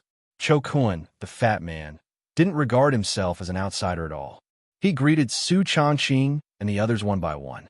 The fat man also saw that the relationship between Li Wanyu and Su Changqing was not ordinary, but he was very puzzled. In his opinion, Su Changqing was too old. She was 24 or 25 years old. In the Tang dynasty, she was at the level of an aunt, but Li Wanyu was only 16 years old. Why did they seem to have feelings for each other? What's more, in the eyes of the fat man, although Su Changqing was very beautiful, she was too thin. She didn't have a round and smooth body at all. He really couldn't figure out why Li Wanyu liked such a woman. He didn't know that women in later generations were crazy to lose weight. Many people admired Su Changqing's devilish body. The lyrics of the divine song Calories in later generations sang, "Burn my calories, bye-bye donuts, pearl milk tea, instant noodles, hot pot rice, big plate chicken, take it away, don't be polite." These were the thoughts of women. Fortunately, although the fat man Chou Kuan was simple and straightforward, he was not a fool. He would not stupidly say these thoughts out loud. Otherwise, he was afraid that he would inevitably be beaten up. After instructing Li Hong to arrange a room for Chou Kuan, Li Wanyu sent the little girl parent away. Finally, he had a chance to whisper to Su Changqing. He confessed to Su Changqing about his trip to Chang, and this time, the only thing he neglected to mention was the erotic painting. He only said that he helped Chou Kuan's family to draw a sketch of Goddess Luo's painting and solve his family's crisis in exchange for the food. Su Changqing knew that he must have a little secret, but he was very smart and didn't expose it. He just smiled and watched the little man in front of him talk about all kinds of things in Chang. And by the way, Changqing, our bathroom renovation plan can be carried out. Li Wanyu took out the 10 taels of gold from the package as if he was presenting a treasure. These 10 taels of gold can be exchanged for 60 strings of copper coins. It's more than enough to build a bathroom and toilet. I forgot to ask the village chief just now. I don't know where I can find a kiln to make porcelain. Li Wanyu excitedly talked about his plan, which made Su Changqing feel inexplicably moved. This little man was really working hard for their family in the Tang dynasty. In the days that Li Wanyu was not at home, she looked forward to his return every day. Far away from the familiar society and her family, Su Changqing finally realized that in the Tang dynasty, Li Wanyu was the only one she could rely on. Although she was surrounded by people from the Tang dynasty, Su Changqing was filled with a sense of loneliness, as if she and Li Wanyu were stranded on a deserted island. After all, she was not like Li Wanyu, who had received a person's memory. Everything in the Tang dynasty was unfamiliar to her. Su Changqing only felt that it was really good to have Li Wanyu. Li Wanyu was still talking about something when he felt a warm and moist touch on his cheek. Su Changqing suddenly leaned over and gave him a gentle kiss on the cheek. A certain someone was stunned, as if he was struck by lightning. Although Li Wanyu was not a pure little virgin, it was the first time a girl took the initiative to kiss him. Moreover, it was a goddess. Just when Li Wanyu was about to turn into a wolf, Su Changqing ran away with a smile. Don't think too much. This is Big Sister's reward for you getting the food. I'll cook for you. Today we'll eat noodles, braised meat noodles. Hey, demon, you dare to run away after doing something bad. Eat this old Li's stick. Li Wanyu giggled. The dinner of the Li family was an eye-opener for Chou Kuan and also a surprise for Li Wanyu. At the beginning of the Tang dynasty, sitting with one's feet down was not popular. However, sitting on the ground was really not ergonomic. Su Changqing was not used to it. Therefore, in the few days that Li Wanyu was not home, Su Changqing actually asked the village's carpenter to help make some furniture for the family. These furniture were very simple. There were no exquisite carvings or complicated decorations. They were not even painted and maintained their natural wood color. A large, long dining table with high stools on both sides of the table made Li Wanyu very excited, but also made Cho Kun confused. How should one sit on such a high table and stools? Cho Kun wondered if he should take off his shoes and kneel on the stools to eat. Li Jiaxiaolong's furniture was very strange. Li Wanyu's eyes lit up. Without saying anything, he ran to the head of the table and sat down. Comfortable. Changqing, did you ask someone to make this? Su Changqing's beautiful eyes were smiling. He nodded and sat down next to Li Wanyu. In the past few days when you were not home, I wanted to do something. I just learned that there were carpenters in the village, so I drew some drawings and asked them to make a lot of furniture. I also asked someone to make a desk for you in your study. In addition, I also asked a carpenter to make 2 beds for your bedroom. If it were not for the fact that everyone was here, Li Wanyu would have hugged Su Changqing and kissed him to express his gratitude. Of course, whether Su Changqing would accept his gratitude was another matter. Let's eat, Li Wanyu shouted excitedly. Brother Cho, please sit down. Don't be polite. Perrin and Li Heng quickly served the noodles. Su Changqing's cooking was absolutely excellent, especially the braised meat. There was no such cooking in the Tang dynasty now. Cho Kun, who ate the braised meat noodle for the first time, almost swallowed his own tongue. Although Chao's family had no power, they were rich. He had been hanging around Ping Kong Square for a long time. What delicious food had he not eaten? However, Li Wanyu's simple bowl of noodles made Cho Kun feel that what he had eaten for the past 20 years was as vulgar as pig food. After the bowl of noodles went down his stomach, Cho Kun was embarrassed and asked Perrin to make him another bowl. Such delicious noodles made Cho Kun forget about being a guest. Under the astonished gazes of Li Wanyu, Su Changqing, and the others, Cho Kun, the fatty, finished 3 to 4 bowls of noodles by himself.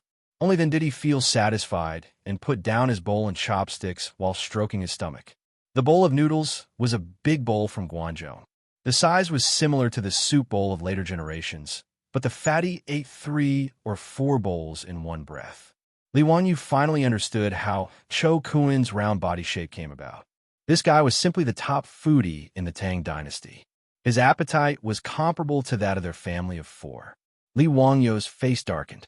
Could it be that Cho Yuanliang felt heartache for giving him so much food and specially asked Cho Kun to come to his house to eat until he became poor? Cho Kun looked at everyone embarrassedly. Xiaolang, the food in your house is really delicious. I couldn't help but order it. Li Wanyu rolled his eyes. Brother Cho, if I didn't know your situation, I would think that you were a refugee. If you do this, I will charge you for your food. Cho Kun was not angry. He took out a gold ingot from his arms and put it on the table. That's good. Xiaolang, my food. Such a nouveau riche behavior confused Li Wanyu. What the hell was this situation? You damn fatty. Do you really think I'm a restaurant owner?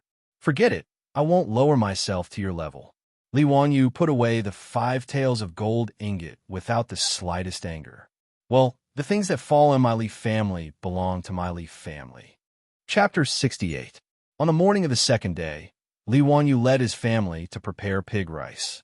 The old villager was leading a young girl from the village with 2 fat pigs. They were here to sell the pigs to Li Wanyu. The girl was obviously malnourished. Her hair was dry and yellow, and she was pitifully thin. But the 2 pigs that she rushed over were very fat. It was obvious that they were well fed and taken care of. Xiaolang, this is Zhao family's little Mississippi. These 2 pigs were raised by her. If you think they're suitable, you can buy her pigs.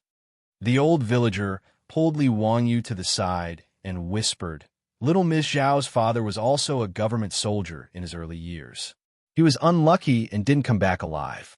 She and her widowed mother depend on each other for survival. AI, Xiaolang, if it's convenient, you can take care of them. Buying her 2 pigs can also increase her family's income. When Li Wanyu heard this, he felt sad. This widow and her child had suffered a lot of grievances. And if little Miss Zhao's father was also a government soldier of the previous dynasty, then he had been dead for at least 10 years. If that was the case, little Miss Zhao should be in her teens. But he thought that little Miss Zhao was less than 10 years old. She was really too thin. It was obvious that she was malnourished. It could be seen how hard the mother and daughter had lived. He didn't care about avoiding suspicion. He reached out and touched the little girl's hair. His voice was unusually gentle. "Little miss, I'll buy your pigs. Do you want copper coins or food?" Little Miss Zhao gave Li Wanyu a curtsy in a very restrained manner, answering Lang Jun, "If it's convenient, is half copper coins and half food possible?" "Yes, of course." Li Wanyu nodded and called Li Hung out to weigh the 2 pigs.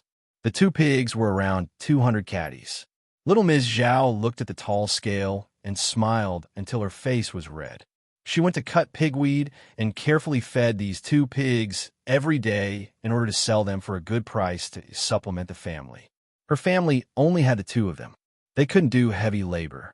Although everyone in the village took care of them, and the Niu brothers often brought them food, little Miss Zhao didn't want to rely on others to survive.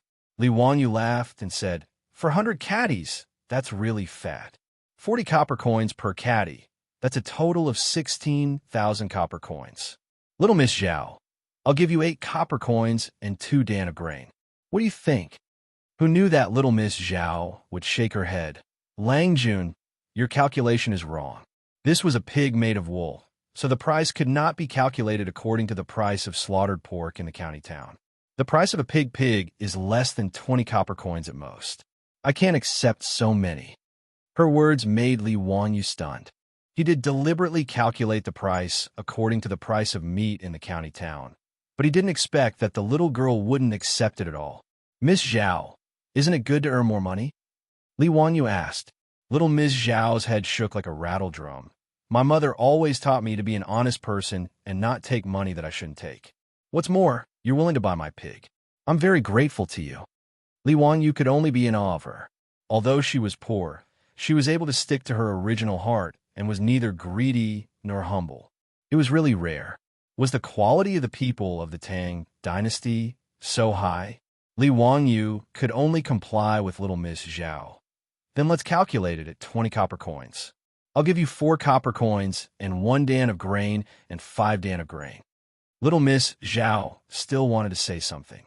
She felt that the grain was too much and the pig couldn't be sold for 20 copper coins. However, Li Wanyu didn't wait for her to speak. He glared at her. "Do as I say, or I won't buy this pig." Little Miss Zhao bit her lips. Her eyes were filled with gratitude as she bowed to Li Wanyu and agreed. He found someone to help little Miss Zhao transport the copper coins and grain home. The people who slaughtered the pig came, but they were none other than the Niu brothers. "Niu Dalong, Erlang, you're also cameo as butchers?" Li Wanyu asked curiously. "What do you mean by cameo?" "The slaughtering in this village is done by us brothers. Haha.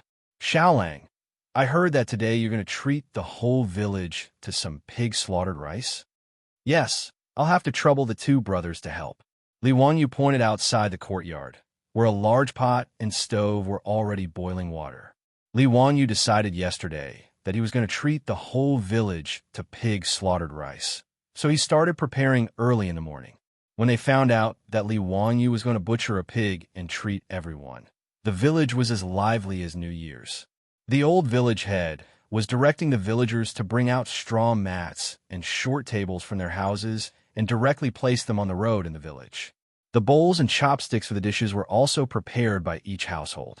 Now, they were waiting for the Niu brothers to slaughter the pig. The naughty children in the village came early to watch the fun. The fat pig was dragged to the slaughtering platform and screamed miserably, but it made the adults and children smile. It was rare for these villagers to eat meat all year round. 4 or 5 strong men held the pig down. Niu held a short knife and directly cut the pig's blood. Immediately, a woman came over with a big basin and collected the pig's blood. This was specially ordered by Li Wanyu to use the pig's blood to make blood tofu. After the 2 fat pigs stopped breathing, Li Wanyu directed the villagers to carry the pigs to the side and use boiling water to remove the pig's hair and clean it. After dissecting the pig's stomach, Li Wanyu began to direct the villagers to divide the work. Some cleaned the intestines, some cleaned the pig's head, and some cleaned up the pig's feet. It was very lively. Niu Yong and Niu Wu cleaned up the 2 fat pigs in no time, dividing the pork and ribs into 2 portions. Xiaolang, how do we cook the pork? Should we let the villagers cook? Niu Wu wiped his sweat and asked. Please don't. I will personally cook the pig's slaughtered rice today. Li Wanyu quickly stopped him. These Tang dynasty women probably only know how to cook meat. It would really be a waste of these 2 fat pigs. Su Changqing originally wanted her to cook, but she was driven far away by Li Wanyu. Haha, Changqing, you don't know how to cook the pig's slaughtered rice today. Just watch me. Can you really do it? Su Changqing was a little unsure. Just watch. When I was in the village for Chinese New Year, my family would cook pig slaughtered rice every year. Li Wanyu rolled up his sleeves and walked to the big stove. His actions gave everyone a fright. Regardless of whether it was Li Heng, Pei Lon, or Cho Kun, they all did not expect that Li Wanyu was actually prepared to personally cook. Xiaolang, a gentleman should stay away from the kitchen. Cho Kun did not expect Li Wanyu to cook for a group of farmers. He was a little shocked. Li Wanyu glanced at him and spat. Bah, that sentence clearly says that a gentleman is a beast. Seeing it alive, he can't bear to see it dead. Hearing it, he can't bear to eat it. Therefore, a gentleman should stay away from the kitchen. You eat meat every meal, and you have the nerve to say that a gentleman should stay away from the kitchen? If you have the ability, don't eat it later. Cho Kun smiled embarrassedly and hid to the side. He wanted to see what Li Wanyu could cook and whether it was as delicious as the braised meat noodles last night. Li Wanyu began to command a group of people to help him.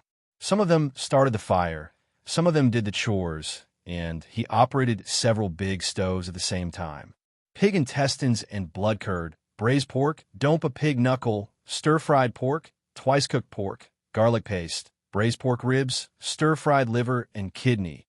Li Wanyu used all his skills, and he was so busy that his forehead was covered with sweat. Delicacies that had never been seen before by the people of the Tang dynasty were constantly served and filled the seats in the village. The aroma of the pork stimulated the adults and children in the village and made them drool. They all looked at Li Wanyu, who was busy at the stove, and waited for the banquet to start.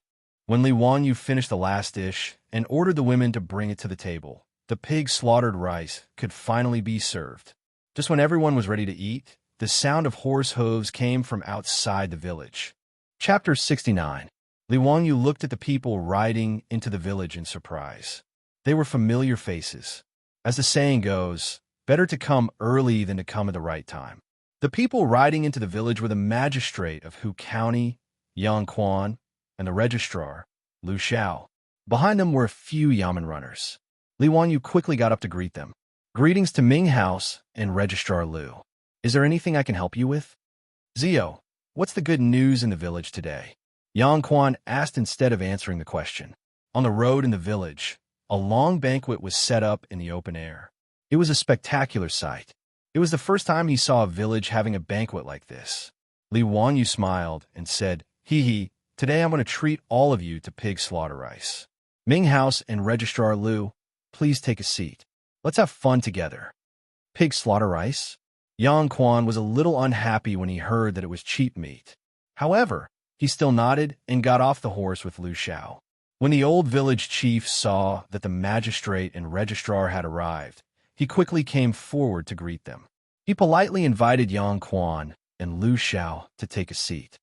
Zio, why did you think of making pig slaughter rice? I had a small harvest in Chang a few days ago. Plus, I just moved back to Dingzhou village. It's only right that I treat the villagers to a banquet. Yang Quan nodded and did not refuse. He took off his boots and sat down with Lu Xiao.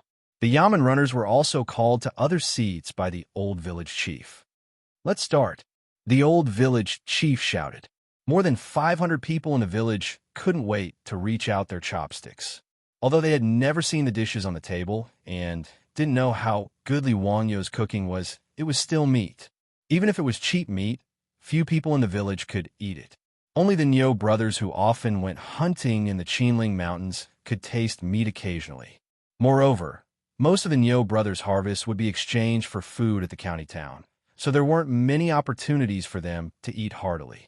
Many women in the village were still murmuring that such good meat should not be ruined by Li Jia Shaoling. What kind of cooking was this? Shouldn't meat be cooked in a big pot and then eaten with sauce? But when the first bite of meat was put into his mouth, the unspoken criticism in his heart disappeared. The originally noisy banquet suddenly became silent, except for the sound of chewing. Meat. Fragrant. The color was rosy. The fragrance of the meat overflowed, and it was soft and tender. One bite was filled with bliss. These villagers, who rarely had the chance to eat meat, couldn't help but cry at this moment.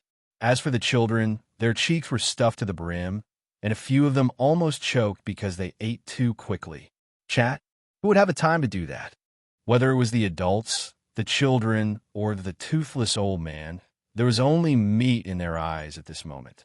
Everyone in the village, including the old village chief, looked like a reincarnated hungry ghost. Yang Quan and Lu Xiao looked at each other and silently shook their heads. In their opinion, it was because these villagers were too poor that they rarely ate meat throughout the year, so they were so unbearable.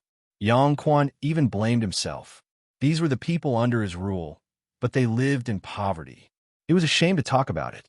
After Pai Lupi ascended the throne, he purged a large number of old officials from the Sui dynasty. At the same time, he rectified the governance of the officials and severely punished corruption. Yang Quan's master was Yu Shernan, and he took away 70 to 80% of the old man's righteousness. However, no matter how much Yang Quan loved the people and was close to them, he was not the god of wealth, and he did not have the ability to make the people of the Tang dynasty rich. Zhenguan was prosperous, but the people were still poor. Reaching out his chopsticks and picking up a piece of Dompa pig knuckle, Yang Quan actually felt a little nauseous. The nobles of the Tang dynasty almost never ate cheap meat like pork, let alone such greasy, fatty meat. However, out of the mentality of sharing happiness with the people, and out of respect for the young man Li Wangyu, Yang Quan forced himself to put the meat into his mouth. In the next moment, Yang Quan's eyes widened in disbelief. The aroma of the meat instantly occupied his entire mouth. The fatty meat was not greasy. The lean meat was a little chewy, and the fatty meat between them melted instantly, bringing with it a hint of sweetness. The pig skin of the pig knuckle melted in his mouth, and there was a bit of the gelatinous texture of the meat skin. Fatty, but not greasy, sticky, but not mushy. It was really the best. This is really pork? Yang Quan still could not believe that what he just ate was cheap meat. Even the beef and mutton he usually ate did not taste like this. Li Wangyu chuckled and said, "Yes. What kind of dish is this?" "Dompa pig knuckle." Li Wangyu did not think much and answered casually. Yang Quan looked puzzled. "What is Dompa pig knuckle?" Li Wangyu was stunned and then realized that Su Dompa would not come out of his mother's womb for hundreds of years. Dompa pig knuckle was a special delicacy in Sichuan cuisine. It was said that it was a traditional dish made by Wang Fu, Su Dompa's wife, and it was named after Su Dompa's great love. But he could not explain it to Yang Quan, so he rolled his eyes and answered, "I came up with it by accident on the hillside in the east, so it was named Dompa pig knuckle." Yang Quan shook his head. No. Since it was created by Zio, why not call it Wang Yu's elbow? It can show that it was created by Wang Yu, and it can also describe the delicacy of this dish, which makes people want to eat it. Ha! His words shocked Li Wangyu. Dompa pig knuckle became Wang Yu's elbow? Was it really okay? Lu Xiao at the side also nodded repeatedly. Ming House is right. Wang Yu's elbow is much more elegant than Dompa pig knuckle. Li Wangyu is speechless. Forget it. Wang Yu's elbow is Wang Yu's elbow. Anyway, I'm getting more and more shameless. It doesn't matter if I plagiarize more and more. On the other hand, Su Changqing, who was at the side, heard their conversation. In order to not laugh out loud, he held back his laughter until his face turned red and his body trembled. Li Wangyu was speechless. Looking at Su Changqing, who was trying hard to hold back his laughter, Li Wangyu rolled his eyes silently. "Ah, shame." After Yang Quan removed "Don't a pig knuckle" from history, he no longer talked nonsense. His chopsticks began to fly around the table. Almost every dish made him full of praise. Lu Xiao wasn't any better than Yangzua. In fact, he was even worse. After swallowing the pork, he didn't even bother to talk to Yangzua. Instead, he only cared about himself as he ate heartily. In fact, strictly speaking, Li Wanyo's cooking skills were average. Compared with Su Changqing's cooking skills, his cooking skills were far worse. However, the big pot dishes like pig slaughter dishes did not necessarily require too fine craftsmanship. Su Changqing was not good at it, let alone cooking with such a big pot. But even so, in the Tang dynasty, where cooking was not popular and pork was just a cheap meat, which was usually eaten after being boiled in plain water, Li Wanyo's cooking skills could be said to be amazing. Cho Kun, the fat man, ate so much that he almost swallowed his own tongue. He did not care about the field anymore and snatched the meat with a table of farmers happily. After a long time, he finally patted his belly with satisfaction and put down his bowl and chopsticks. Xiaolang, your pig slaughter rice is so delicious. I finally understand what it means to not know the taste of meat in March. Ah, how can I eat the food in those restaurants in Chang'an in the future? As soon as he finished speaking, Yang Quan glared at him angrily. Ignorant and incompetent. When I heard Xianxia, I didn't know the taste of meat in March. Is that what you mean? Cho Kun did not understand. He blinked and looked puzzled. Li Wanyu explained with a smile. The phrase, "I don't know the taste of meat in March," means that one is completely focused on one's goal. Cho Kun realized that he had misunderstood. He was thick-skinned. He just smiled and did not feel ashamed. When the farmers were 70% full, they finally slowed down and began to toast each other with their home-brewed rice wine. In front of Li Wanyo's table, there were countless villagers holding wine bowls and lining up to toast them. Seeing this, Li Wanyo's face darkened. Chapter 70. What grudges do these villagers have against me? If I drink these hundreds of bowls of rice wine, it's estimated that it won't be a matter of getting drunk, but alcohol poisoning. Even if the alcohol content of the rice wine is low, it can't handle this amount. The Tang dynasty shouldn't have carried out the first aid business of gastric lavage, right? Everyone, let's first toast to Yang Mingfu and Registrar Lu. Li Wanyu shamelessly diverted the trouble directly to Yang Quan and Lu Xiao. His words made Yang Quan and Lu Xiao's faces darken. Hundreds of villagers lined up to toast. No one could stand it. Fortunately, the old villager had good eyesight. Seeing the embarrassment of the three, he quickly stepped forward to stop the enthusiastic villagers. He stepped forward to represent more than 100 villagers of Dingzhou village to toast Li Wanyu, Yang Quan, and Lu Xiao 3 bowls of rice wine. Only then did the villagers calm down. The 500 or so villagers of Dingzhou village were grinning from ear to ear after eating a meal of pig slaughtered rice. The Niu brothers were well informed in the village, but they were still convinced by Li Wanyo's pig rice. Big brother, I didn't expect Xiaolang to be so good. He can even make pork so delicious. It's much better than the restaurants in Chang'an. Niu nodded. Yes, Xiaolang is really extraordinary. The villagers laughed even more. This pig rice should be called immortal rice. There are so many delicacies, and you wouldn't exchange it for an immortal. Zhao Xianyang and her mother were also at the table. She was very filial to her mother. Mother, try it. These are the pigs raised by our family. Good, good.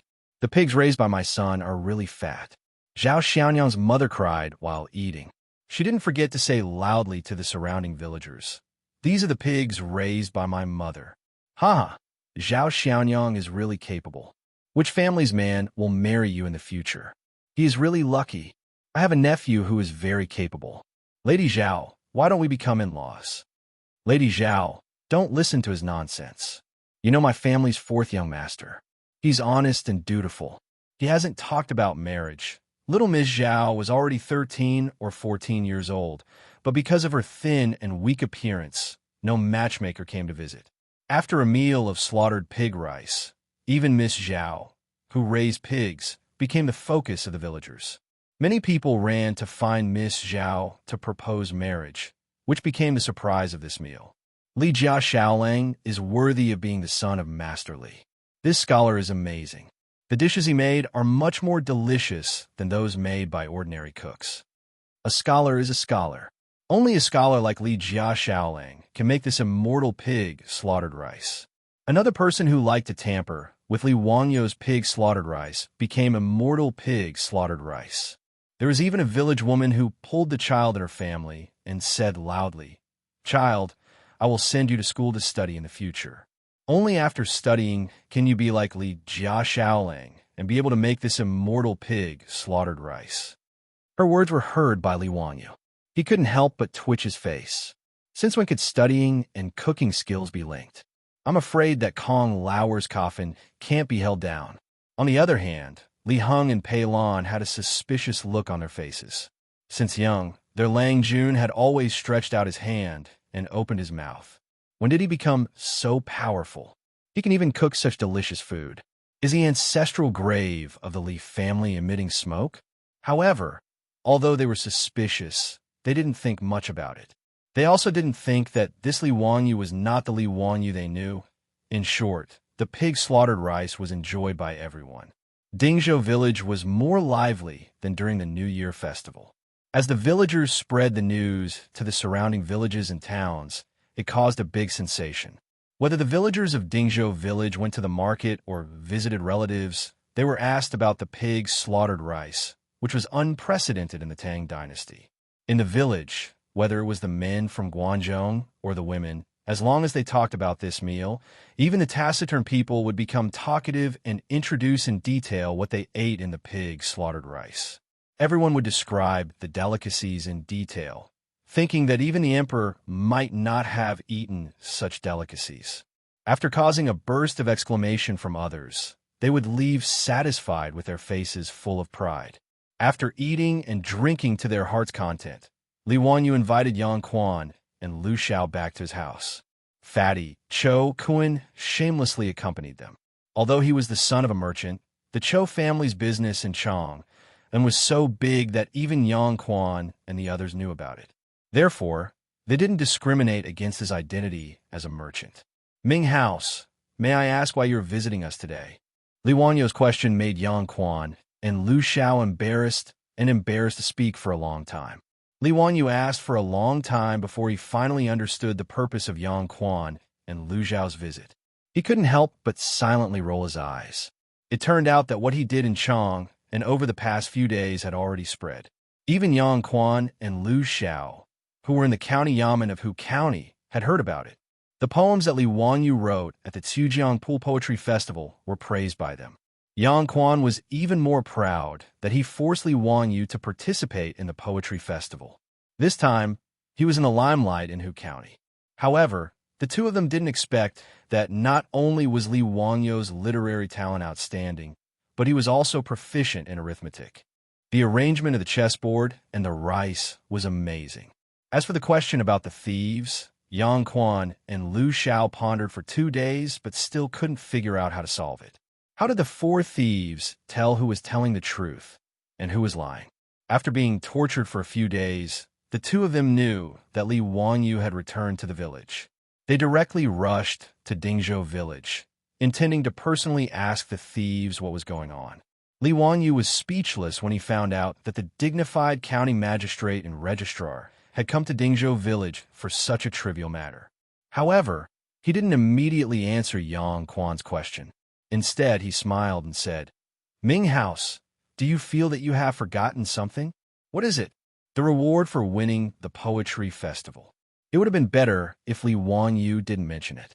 Once he did, Yang Quan was so angry that his beard blew and his eyes widened. "You tired kid? You still haven't heard to mention it? The teacher sent someone to deliver a letter to me." "You bastard! Why did you drink that day? You drank yourself to death, and in the end, in front of the teacher, you spoke nonsense." Yang Quan almost said that Li Wanyu had randomly recited poems in front of Pai Lupi. However, when he remembered Yu Shernan's letter instructing him to keep this matter a secret from Li Wanyu, he quickly changed his words. "What did I say at that time?" Li Wanyu was also a little nervous. Did he recite the sentence, How can I lower my eyebrows and bend my waist to serve the rich and powerful, making me unhappy? Yang Quan ignored him and said, "What did you say? Think about it yourself. Then are you still going to give the reward of 100 strings of coins to Ming House?" Li Wanyu looked at Yang Quan anxiously and asked. Yang Quan had the urge to beat this kid with the sole of his boot, but he restrained himself from hitting him. He coldly snorted and unhappily ordered the Yamen runners to bring in 2 wrought tan chests. The copper coins of the Tang dynasty were of excellent workmanship. A copper coin weighed 5 kilograms, so 100 strings of coins was 500 kilograms. 2 wrought tan chests were filled to the brim with copper coins. This made Li Wanyu overjoyed. This Yang Quan was not bad. He was a good person. Li Wanyu gave Yang Quan a good person card in his heart. At the same time, he hurriedly summoned Li Heng to bring the copper coins to the storeroom. "Xiaolang, now can you clearly explain the matter of the thief crossing the river?" Lu Xiao said with a smile. Since Yang Quan had already given him the copper coins, Li Wanyu naturally would not hide anything. He explained the question in detail to the 2 of them, causing them to be stunned for a long time. After pondering over the key points, they suddenly realized that the 2 of them had been tortured by the question for a long time. It was really difficult for them to speak. Yang Quan and Lu Xiao both glared at Li Wanyu. They felt that this kid was really too hateful. Chapter 71. After Li Wanyu finished explaining the robber's problem, he suddenly remembered the barren land by the river yesterday. It just so happened that Xianxia had come to the village today, which saved him the trouble of making another trip to the county yamen. He hurriedly asked, "Dare I ask the Ming family, does the wasteland by the riverbank north of Dingzhou village belong to the county?" "That's right. Kid, can you buy that land?" Yang Quan was stunned. He didn't understand why Li Wanyu wanted to buy that saline alkali soil. "Why do you want to buy that barren land?" Li Wanyu hesitated for a moment and decided to tell the truth, to develop it. "Nonsense. That's saline alkali soil. How can you develop it?" "Hee, of course I have a way. Otherwise, I wouldn't have wasted money to buy that land. I'm thinking of turning trash into treasure so that I can make money to repay the county." Li Wanyu didn't expect that his words would make Yang Quan suddenly stand up. His hand trembled as he pointed at himself. His face was full of excitement. "Zio, you can't joke about this. Can you really make saline alkali soil grow food?" Even Lu Xiao was excited. His hand that was stroking his beard trembled. He pulled out a few strands of his beard, but didn't feel the pain. Instead, he grabbed Li Wanyu's arm and said, "Xiaolang, tell us quickly. What do you mean?" It's what I said just now. I'm going to improve the saline alkali soil and develop it to grow food." Li Wanyu didn't understand why the 2 were so excited. "Is there any way to turn saline alkali soil into treasure?" Yang Quan asked. Li Wanyu didn't want to say. He could see that Yang Quan and Lu Xiao were very nervous about this. Could it be that there were a lot of saline alkali soil in the Tang dynasty? Why are the Ming House and the registrar so nervous? "Zio, do you know that our Guanzhong Dao is densely populated? We have always had less land, but more people." Yang Quan let out a long sigh and sat down again. Li Wanyu naturally knew about this. According to the rules, each household in the Tang dynasty should be granted 100 mu of land, but in Guanzhong Circuit, each household could only be granted 20 mu of land. Guanzhong Daoist has more people than land, but the saline alkali soil alone is tens of thousands of acres. It will be a waste to just leave it there. If Guiyu really knew how to manage saline alkali soil, then it would be a great achievement.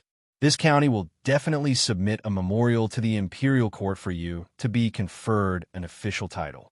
Yang Quan's explanation enlightened Li Wanyu. He hadn't thought that Guanzhong Dao would have so much saline alkali land. However, Xie Jing wasn't interested in being promoted to an official. He couldn't wait to avoid it. Why would he be in a hurry to become an official? "Ming House, I do know a little about managing saline alkali soil, and I can teach you. However, if it was submitted to the imperial court, there would be no competition. How about some debt reduction? Look at the 10,000 mu of saline alkali soil. If you can reclaim it, it will be 10,000 mu of good farmland. A consultation fee of 100 copper coins per mu isn't much, right?" Yang Quan and Lu Xiao didn't understand what Li Wanyu was talking about. However, they understood Li Wanyu's meaning. Yang Quan glared at him again. Nonsense. How can this county privately give you a reduction in public funds? If your method is feasible, this county will naturally report it to the imperial court and fight for you to be rewarded. His words made Li Wanyu curl his lips. Wanted to steal his secret without paying? Wasn't that too disrespectful of intellectual property rights? Before Li Wanyu could speak, he heard Yang Quan say, "However, this county can make the decision to put the 300 mu of uncultivated land in Dingzhou village under your name. This is a big matter that will benefit the country and the people. Zio, you must not act recklessly." Fine, Yang Quan's big hat was on Li Wanyu's head. Moreover, getting the 300 mu of land for free wasn't considered a loss. He was about to nod his head in agreement, but swallowed the words that were about to come out of his mouth. It was best to ask his beautiful superior's opinion on this matter. He didn't want to be muddle-headed and make a loss. He couldn't waste a top student from the University of Pennsylvania who majored in business administration. Li Wanyu used the excuse of going to the toilet and ran out to find Su Changqing. He told Su Changqing about his conversation with Yang Quan and the others. Then, he eagerly waited for Su Changqing's opinion. Sure enough, after his beautiful superior heard his words, she immediately whispered a few words into his ear. Li Wanyu fiercely slapped his thigh. He almost made a loss again. Su Changqing told him to ask the county for cattle. In the Tang dynasty, cattle were quite precious. The price of a strong cattle was very high. It was about 20 strings of coins. In order to protect cattle, the Tang dynasty didn't allow cattle to be killed. Even the accidental death of a cattle had to be reported to the government. In the huge Dingzhou village, there were less than 10 cattle. One cattle could only cultivate 2 to 3 mu of land a day. After cultivating for 2 days, they needed to rest for a day to recover their strength.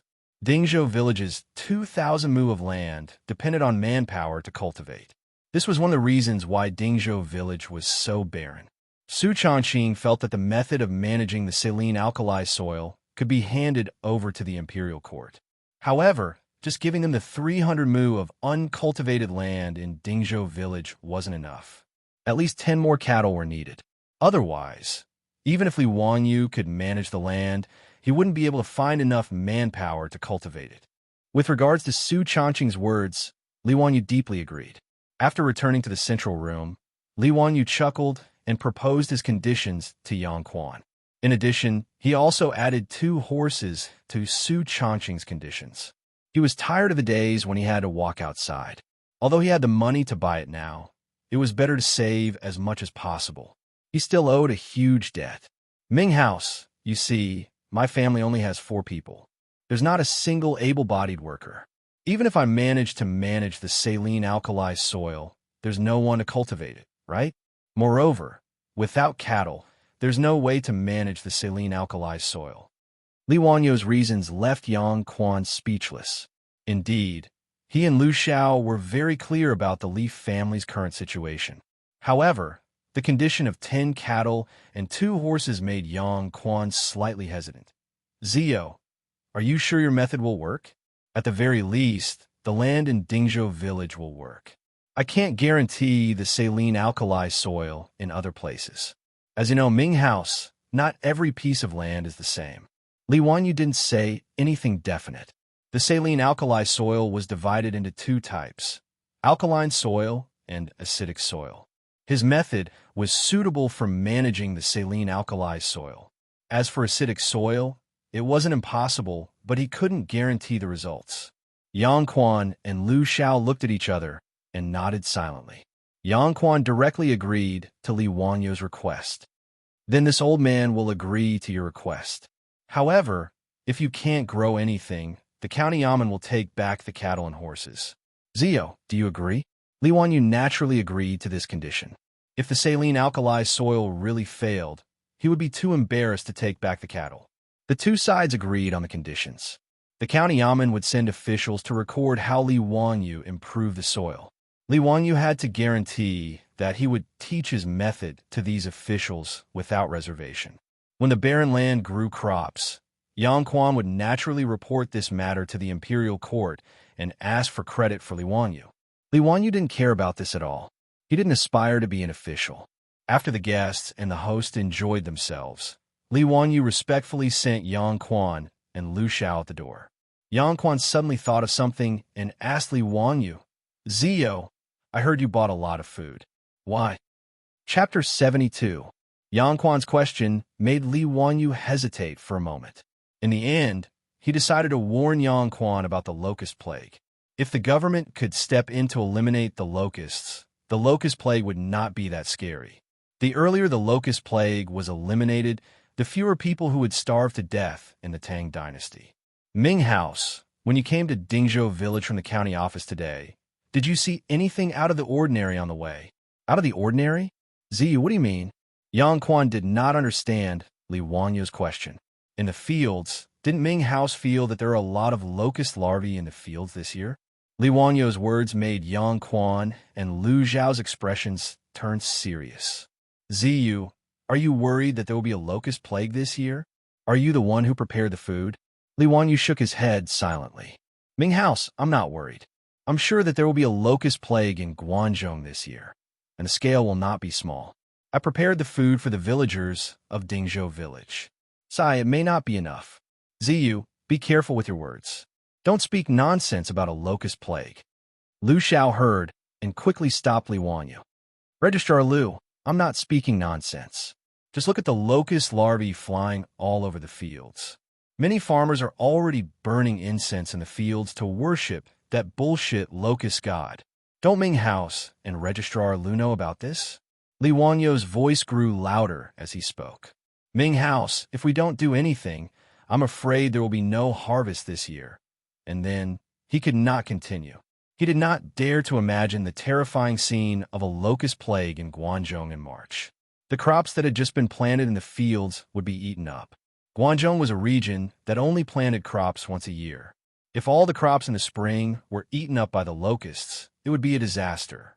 Although there was a record in the Aid for Governance Comprehensive Mirror, in the first year Guangzhou was famished and there was only one rice dipper and straight silk.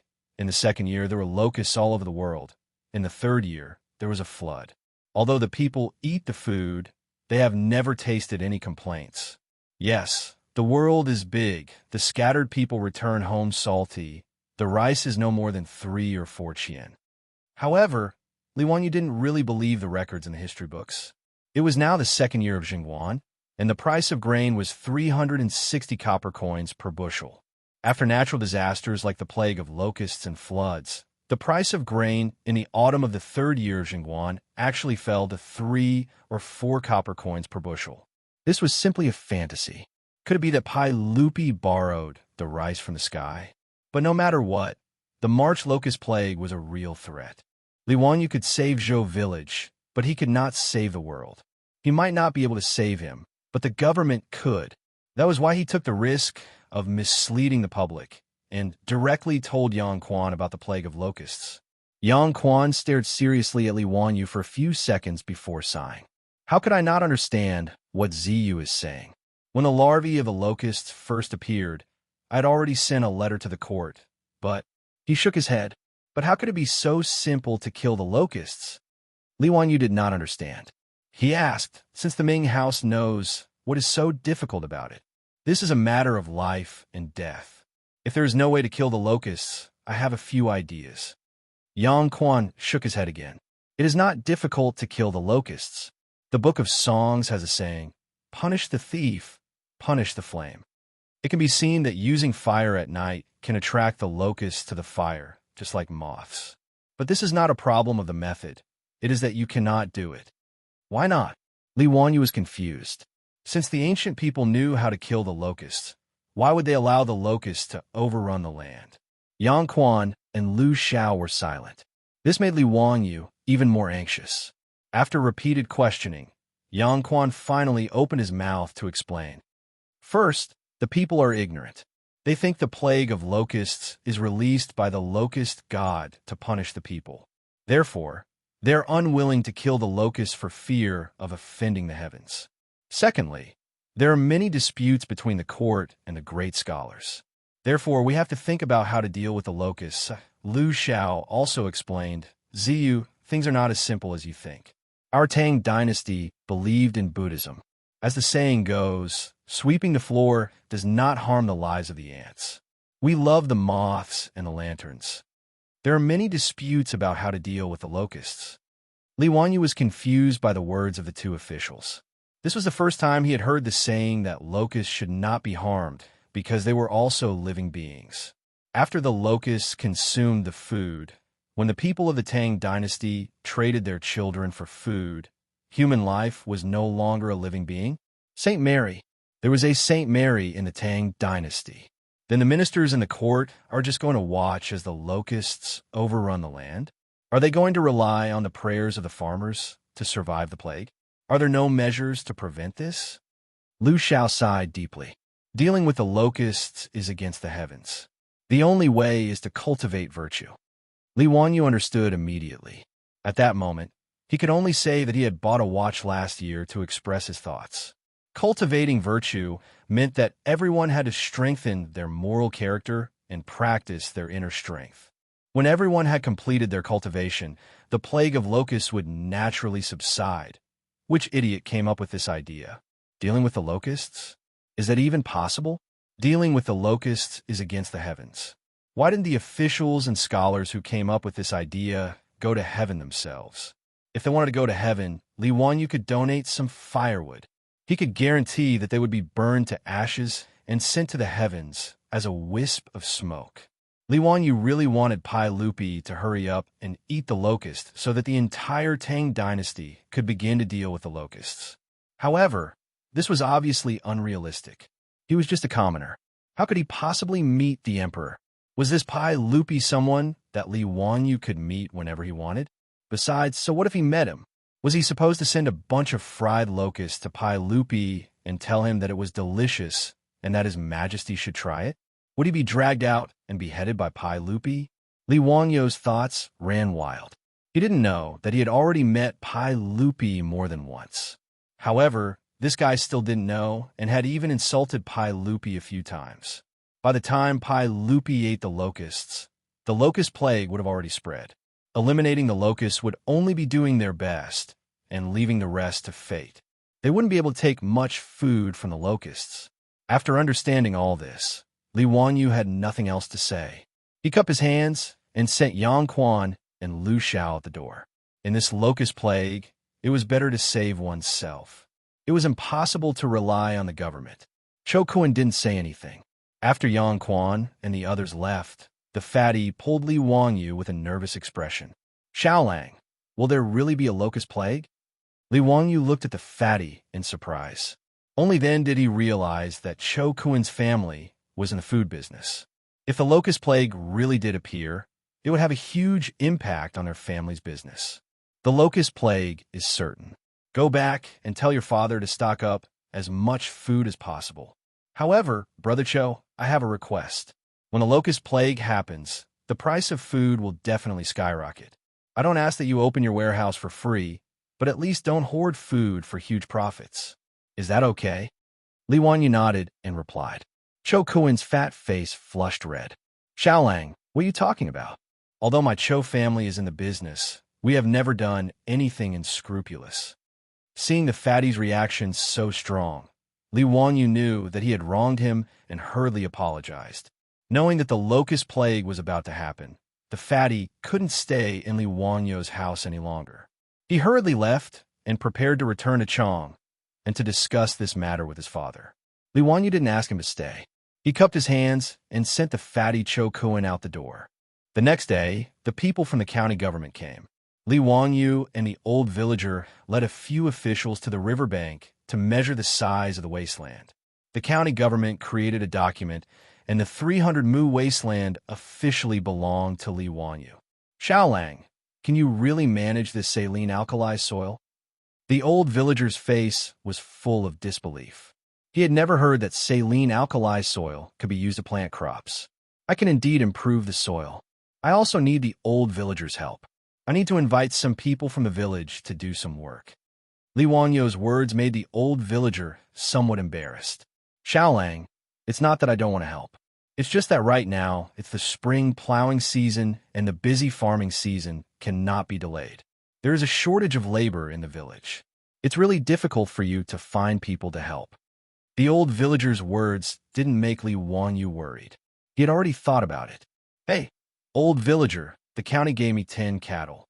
Can I use these 10 cattle to exchange for labor with the village? What? Xiaolang, don't joke. The county gave you 10 cattle? Yes. Li Wanyu's words made the old villager sit down on the ridge of the field, speechless for a long time. Chapter 73. With manpower, 2 able-bodied laborers could only plow half an mu of land a day, and they were already exhausted to death. With oxen, 1 man and 1 ox could plow 2 or 3 mu of land a day without any problems. In total, 1 ox was equivalent to 8 or 9 able-bodied laborers. If Li Wanyu could really provide 10 oxen for the village to use, then the old village chief would have no problem finding dozens of men to work for him. Dingzhou village had 127 families and a total of 563 people, among which there were about 200 able-bodied laborers. However, because of the lack of oxen, every year during the farming season, the entire village had to work together. Not only was the speed slow, but the quality of the land could not be compared to that of oxen. If Li Wanyu could really provide 10 oxen to help the village with the spring plowing, then it would really be a great help to the village.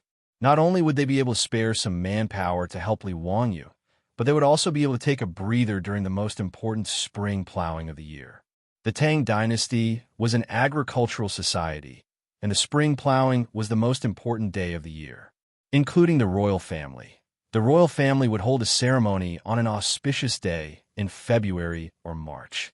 On that day, Pai Lupi would wear ceremonial robes and go to the altar to worship the heavens and the ancestors. After that, he would go to the royal family's farm to plow the land. Pai Lupi would personally plow the land, and the leaders of the 3 provinces and 6 departments would lead oxen to plow the land. Even Empress Xianxia would bring a group of imperial concubines to sow the land. Under the guidance and escort of the officials from the Ministry of Rites, Taichung Temple, and Jinwu Guards, amidst the sounds of drums and hymns, they went back and forth 3 times, completing the 3 rejections and 3 rejection ceremony. Although Pai Lupi's ceremony was just a formality, it also showed the importance of the spring plowing in an agricultural society. Now that the spring plowing was imminent, it was not surprising that Li Wanyu was able to get 10 oxen. It was not surprising that he was able to scare the old villager like this.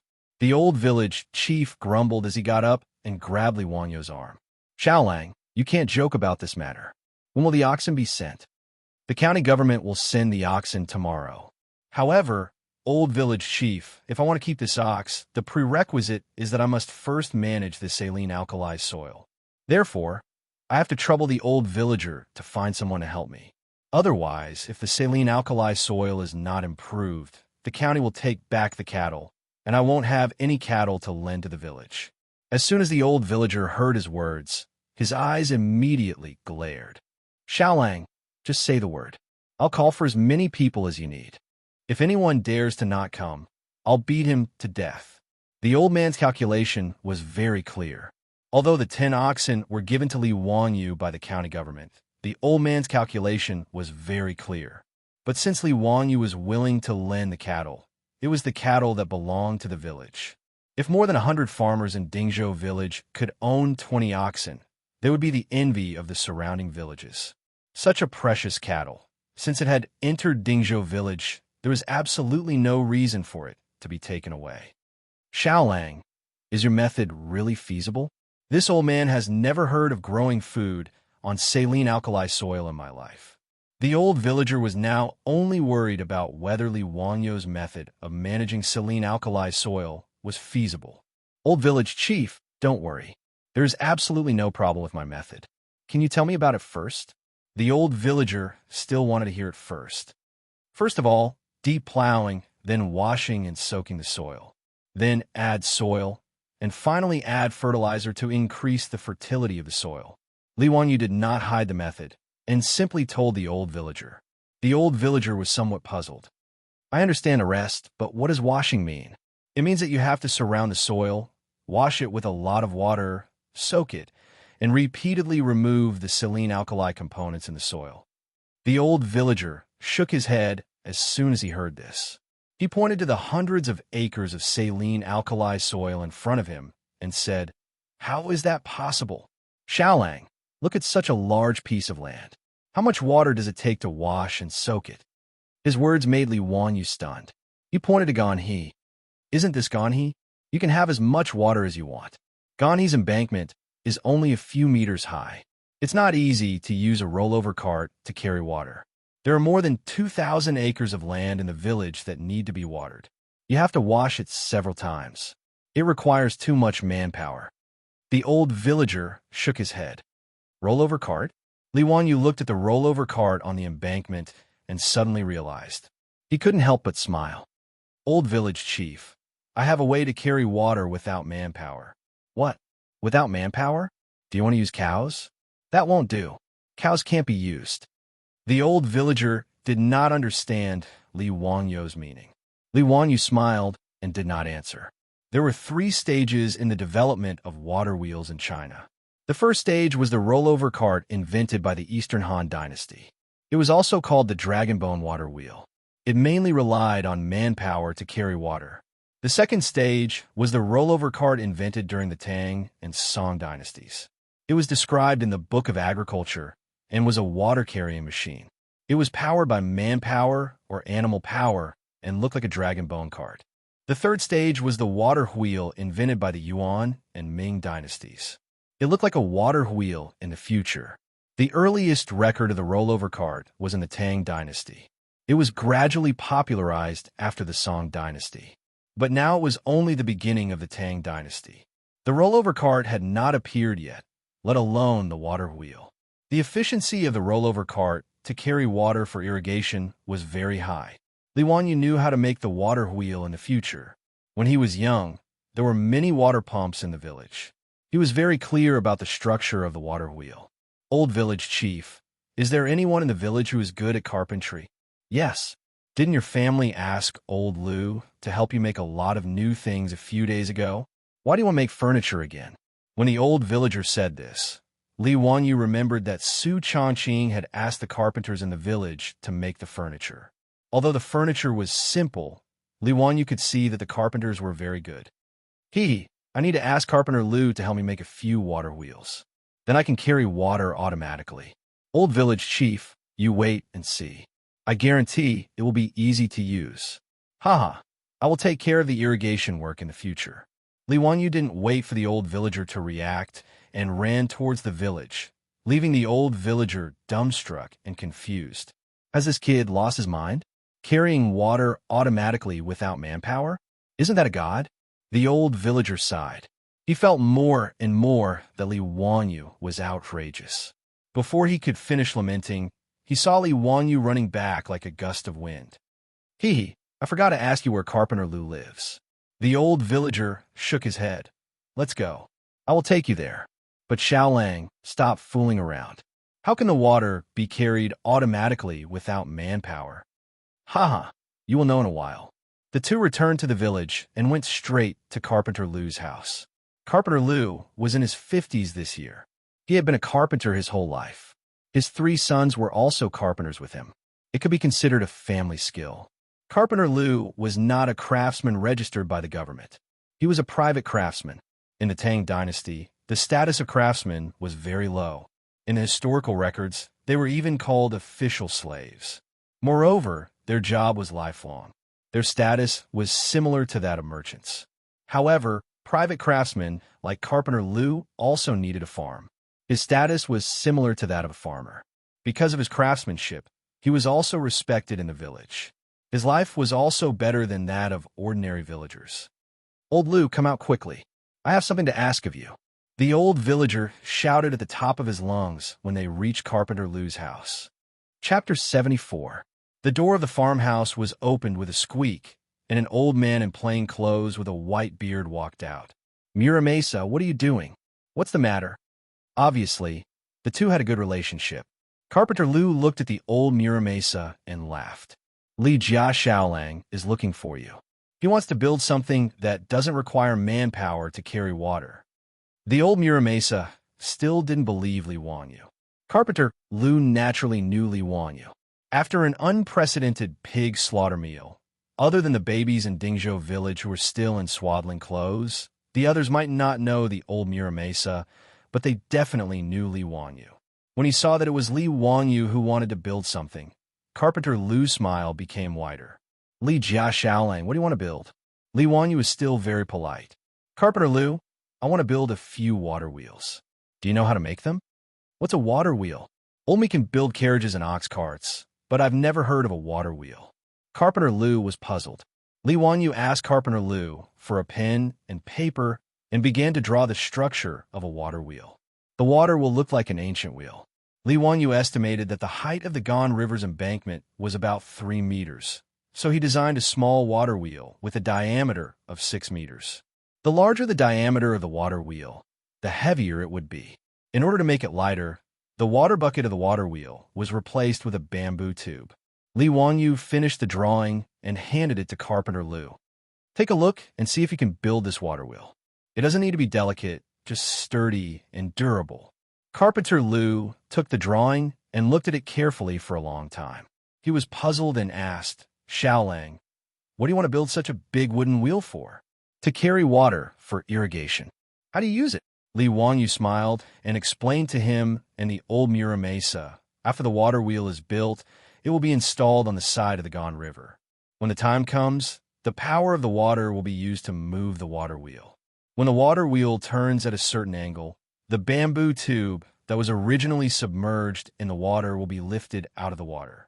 Because the bamboo tubes were tied diagonally to the water wheel, they were filled with river water.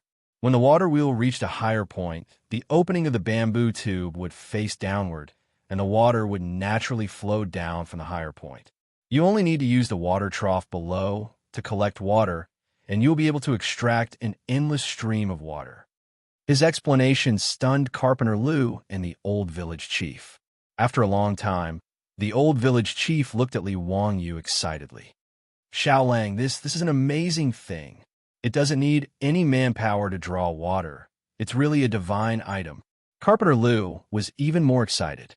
He grabbed the blueprint tightly and said, Xiaolang, I will build the water wheel for you for free. I only ask that you allow my Lu family to build this water wheel in the future. Li Wanyu laughed. Of course, I'll leave it to you, Carpenter Lu. As long as something like a water wheel was built, anyone with a discerning eye would know what was going on at a glance. There was no value in keeping a secret.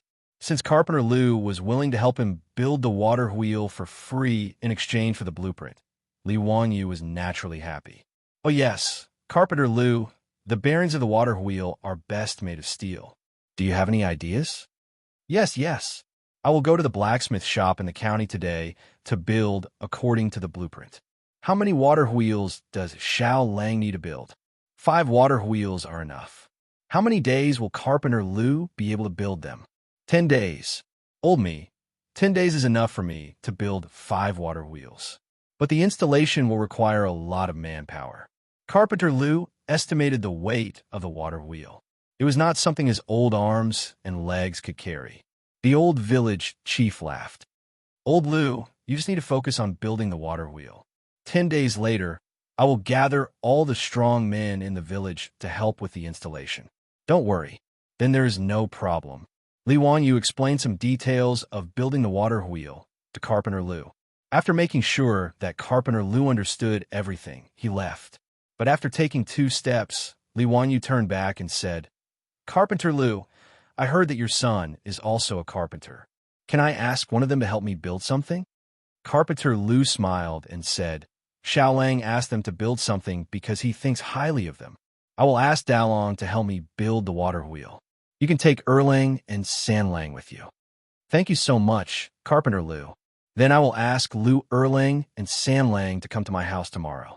I will tell them what they need to do. Li Wanyu remembered that he had promised Su Changqing to renovate the bathroom. Now that he had money, he did not want to make things difficult for himself. The most important thing was to renovate the bathroom as soon as possible. Li Wanyu could tolerate other places in the Tang dynasty, but the sanitary conditions were too poor. Even he was not used to it, let alone Su Chongqing. With food in hand, there was no need to panic. Li Wanyu planned to expand the Tang dynasty's modern bathroom plan. Old village chief, can you help me find some people first? I want to renovate the house a little. Are there masons in the village? Yes, there are a few in the village who help people build houses. Your father asked them to renovate the house. Why? Xiaolang wants to rebuild the house again. Li Wanyu smiled and shook his head. No, just a simple renovation. By the way, is there a kiln nearby? I also want to burn a batch of porcelain. The old village chief was getting more and more confused about what Li Wanyu wanted to do. However, in his opinion, Li Wanyu was a genius. Just by looking at the water wheel, he knew that. How could an ordinary person think of something like this? The old man felt that even if Li Wanyu was not a literary star, he was not far from it. So even if he did not understand, he still patiently told him where to burn porcelain. There was a kiln in Huxian. Although it was not a high-quality product, the craftsmanship was still passable. Li Wanyu thanked the old village chief and hummed a song as he went home in a good mood. Why are you so happy? Su Chongqing saw Li Wanyu's smiling face and asked with a smile.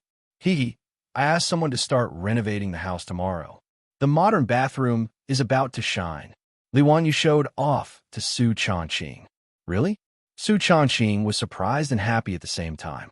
Li Wanyu patted his chest and said, "Leave it to me. In less than a week, you will be able to enjoy modern bathroom facilities. Let's go and help me measure the size. I will go to the county to order ceramic tiles later." The little girl Pei Lan did not know what her Lang Jun and elder sister Chongqing were going to do. She only saw the two of them mysteriously running to the west wing and the rear courtyard with measuring tools. They fiddled around for a long time and also wrote and calculated on a piece of paper. This made her feel very strange, but she did not dare to ask. She could only hide her suspicions in her stomach. Ever since her Lang Jun fell seriously ill, Perrin felt that he had become a different person. However, Perrin only felt that her Lang Jun was getting smarter and smarter. He also treated her better. The little girl did not think too much about other things. She only hoped that her life would continue like this forever. That would be the happiest. After Li Wanyu and Su Chongqing finished discussing things in whispers, Li Wanyu rode out to the county. This horse was given to Li Wanyu by the county official in the morning when he came to measure the land. It caused quite a stir in the village. The old housekeeper, Li Heng, could not stop smiling. In the eyes of the people of the Tang dynasty, owning a horse was the same as owning a car in the future. It was worth celebrating. Dingzhou village was only 20 miles away from the county town of Huxian. It only took half an hour to ride a horse. Li Wanyu asked around and found the entrance of a porcelain kiln in the suburbs of the county.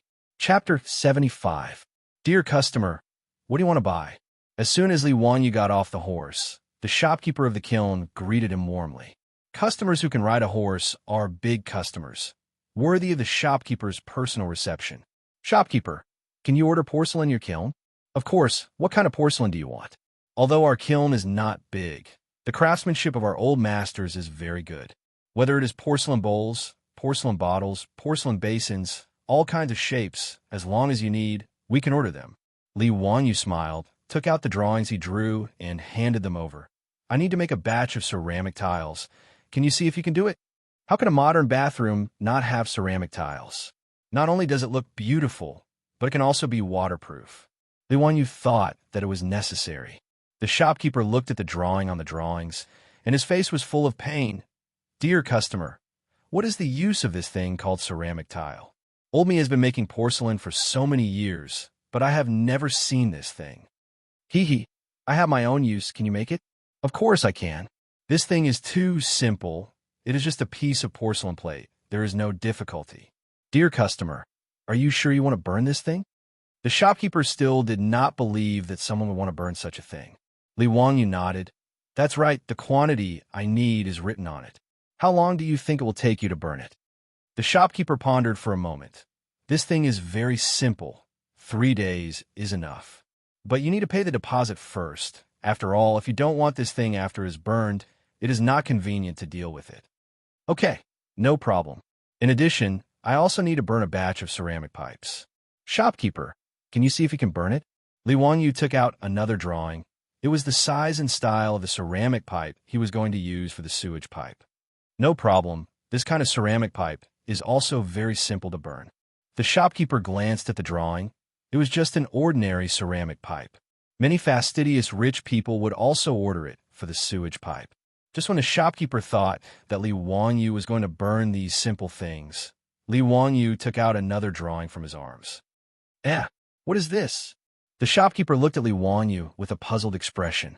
The toilet bowl used for the toilet is also made of ceramic. I wonder if it can be made? Don't think that Li Wanyu is wrong. During the Tang dynasty, the toilet bowl was indeed called this. Originally, the toilet bowl before the Tang dynasty was called Huzi, but the grandfather of the Tang dynasty's founder, Li Yuan, was named Li Hu. In order to avoid the word Huzi, he changed it to Ma Zi, and then it slowly became a toilet bowl. Of course, Li Wanyu's toilet drawings were not as complicated as the ones in the future. In fact, it was just a sitting, flushing toilet. There was no backflow or drain. Otherwise, with the pottery technology of the Tang dynasty, they might not be able to make it. His explanation made the shopkeeper stunned again. He looked at Li Wanyu with a strange look, wondering why this customer ordered so many strange things today. However, he would not refuse money. He nodded and replied, "Yes, it can be made." Before he finished the drawing, Li Wanyu put his hands into his arms again. The shopkeeper was going crazy. Couldn't he take out all the things he wanted to make at once? The shopkeeper was no longer in a hurry. He glanced sideways at Li Wanyu, wanted to see if Li Wanyu would take out any other blueprints from his bosom.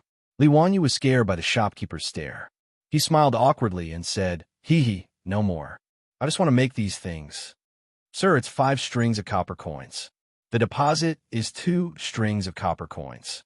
After confirming that Li Wanyu was no longer taking out drawings, the shopkeeper calculated the total price. "Okay, but you have to help me deliver it to Dingzhou village. Is that okay?" The shopkeeper saw that it was not far away, so he agreed. Li Wanyu took out the copper coins from the pouch and handed them to the shopkeeper. They agreed to receive the goods in 3 days. The order of ceramics was settled. "By the way, shopkeeper, there should be a lot of abandoned and broken pottery pieces at the entrance of your kiln, right? Is it convenient for you to give me some?" The shopkeeper silently rolled his eyes. Why did this customer keep making strange requests? However, there were a lot of broken pottery pieces piled up in an open space at the entrance of the kiln. These were just garbage that could not be disposed of. The shopkeeper naturally would not be stingy. He took Li Wanyu to the place where the waste was piled up and let him take whatever he wanted. After thanking the shopkeeper, Li Wanyu found an ox cart and loaded it full of broken pottery pieces. After paying the fare, he asked the coachman to help him deliver it to the Li family in Dingzhou village. After that, Li Wanyu went to other places in the county to order a lot of things. After confirming that everything was ready, he rode back to Dingzhou village. When he got home, the ox cart had already delivered the broken pottery pieces. Li Heng looked at him helplessly and said, "Lang Jun, why did you let people bring back so many broken pottery pieces?" Su Changqing was also very curious. "Wanyu, why did you bring the broken pottery pieces back?" It's a secret. You will know in 2 days." Li Wanyu pretended to be mysterious and smile without answering. Su Changqing could not understand Li Wanyu's next move. He actually ordered Li Heng to move all the broken pottery pieces to the big stone mill in the village. After breaking them into pieces, he used the stone mill to grind them into powder. In order to grind the pottery pieces, he even let Li Heng take the horse and use the horse to drag the stone mill. This made Li Heng's heart ache. It was not because of the stone mill, but because of the horse. "Lang Jun, why are you grinding this thing? Can this thing be eaten as rice?" Li Wanyu did not answer. He just smiled and said that he had a big use for it, and told him to go quickly. The villagers were stunned by Li Jia Xiaolong's actions. They had seen people using stone mills to grind flour, but it was the first time they had seen someone using stone mills to grind pottery pieces. Many men, aunts, and children in the village ran to the stone mill to see what was going on. "Husband, why is Li Jia Xiaolong grinding this broken thing?" A woman asked her husband in a low voice. "How would I know? Maybe he is feeding it to the chickens?" When raising chickens in the countryside, sometimes they would feed some sand to help the chickens digest. Because the chickens did not have teeth, they would eat some sand or small stones to act as teeth and help the chickens digest their food. Isn't the sand ready-made? Why does it need to grind it? Also, look at how fine Housekeeperly grinds it. It is almost like flour. How can it be fed to the chickens? Why are you asking so much? The Lee family's little Lang is a literary star who has descended to the mortal world. He knows more than us farmers. Just watch. There was even a villager who slapped his son's head with his palms that were as big as palm leaf fans. Sam Lang, I'll send you to school in the future. You can also learn the skills of the Lee family's little boy. Many villagers took the initiative to come forward and help. They drove the horses to sweep the dust, and all the broken pottery pieces were ground into powder. After moving a few bags of pottery pieces back home, Li Wanyu checked them and only asked Li Heng to pack them up.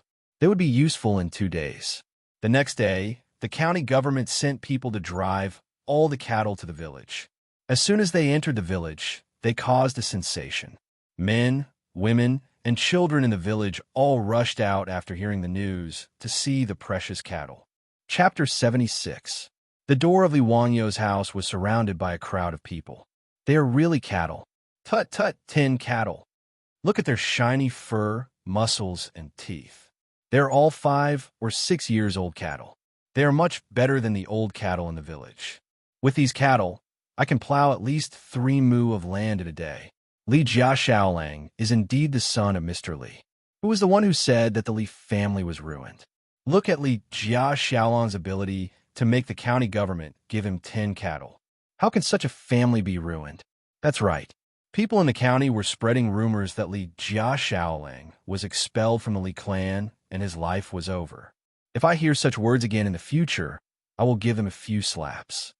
I heard from the old village chief that Li Jiaxiaolang wanted to lend cattle to the village to plow. That's right. The old village chief said it himself. It can't be wrong. Li Heng seemed to be at least 10 years younger.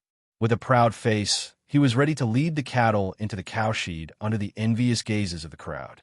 Fortunately, although there were not many rooms in the Li family's house, the front yard and the backyard were quite spacious. When Li Zhou repaired the house, he built a cowshed in the backyard. Note his cowshed could easily raise more than 20 cattle. Li Wanyu looked at the cattle worriedly. Our family is too small. Who will take care of so many cattle? Chongqing, I shouldn't have released all the servants in the family back then, right? Su Chongqing rolled his eyes at him and didn't bother to answer. Perrin beside him said excitedly, Lang Jun, there is still me. I will go to the fields every day to cut the grass and herd the cattle. Li Wanyu was amused by Perrin's words. He lovingly reached out and pinched Perrin's little face. That won't do. Won't my Perrin become a cow herder? What if she gets tanned by the sun? Although Perrin was only 12 or 13 years old. In fact, many girls at this age in the Tang dynasty had already been married. In the eyes of future generations, Li Wanyu was just a little girl, so she didn't have any scruples. However, his actions and words made Perrin's little face turn red. She covered her face and couldn't say anything for a long time. Su Chongqing, who was standing at the side, saw everything clearly. He glared at Li Wanyu in annoyance and snorted softly before pulling Pei Lan away. Li Wanyu was baffled. Did he provoke her or provoke her? Why are you glaring at me? Li Wanyu is too lazy to think about a woman's bottom of the sea. He goes out to find the old villager. Now that the cattle had arrived, he could begin to transform the saline alkali soil. Soon, under the arrangement of the old village chief, 20 skilled farmers led the 10 oxen to the saline alkali soil and began to plow the soil. This plow was equivalent to opening up a wasteland, so it needed to be plowed deeply. The soil was required to be fine in order to allow the alkali to be fully exposed to the air so that it would be easier to wash the soil later. Although there were cattle, it would take at least 10 days to plow the entire 300 mu of saline alkali soil. However, Li Wanyu was not in a hurry. This time was just right for Carpenter Liu to make the water wheel. After 10 days, the cattle could help the village cultivate. This exchange made the old villager smile so much that his back teeth were exposed. After explaining the saline alkali soil, Li Wanyu rushed back to his home. Carpenter Lu's 2 sons and several masons in the village were still waiting for him. "Greetings, Xiaolang Kuan. What do you need us to build?"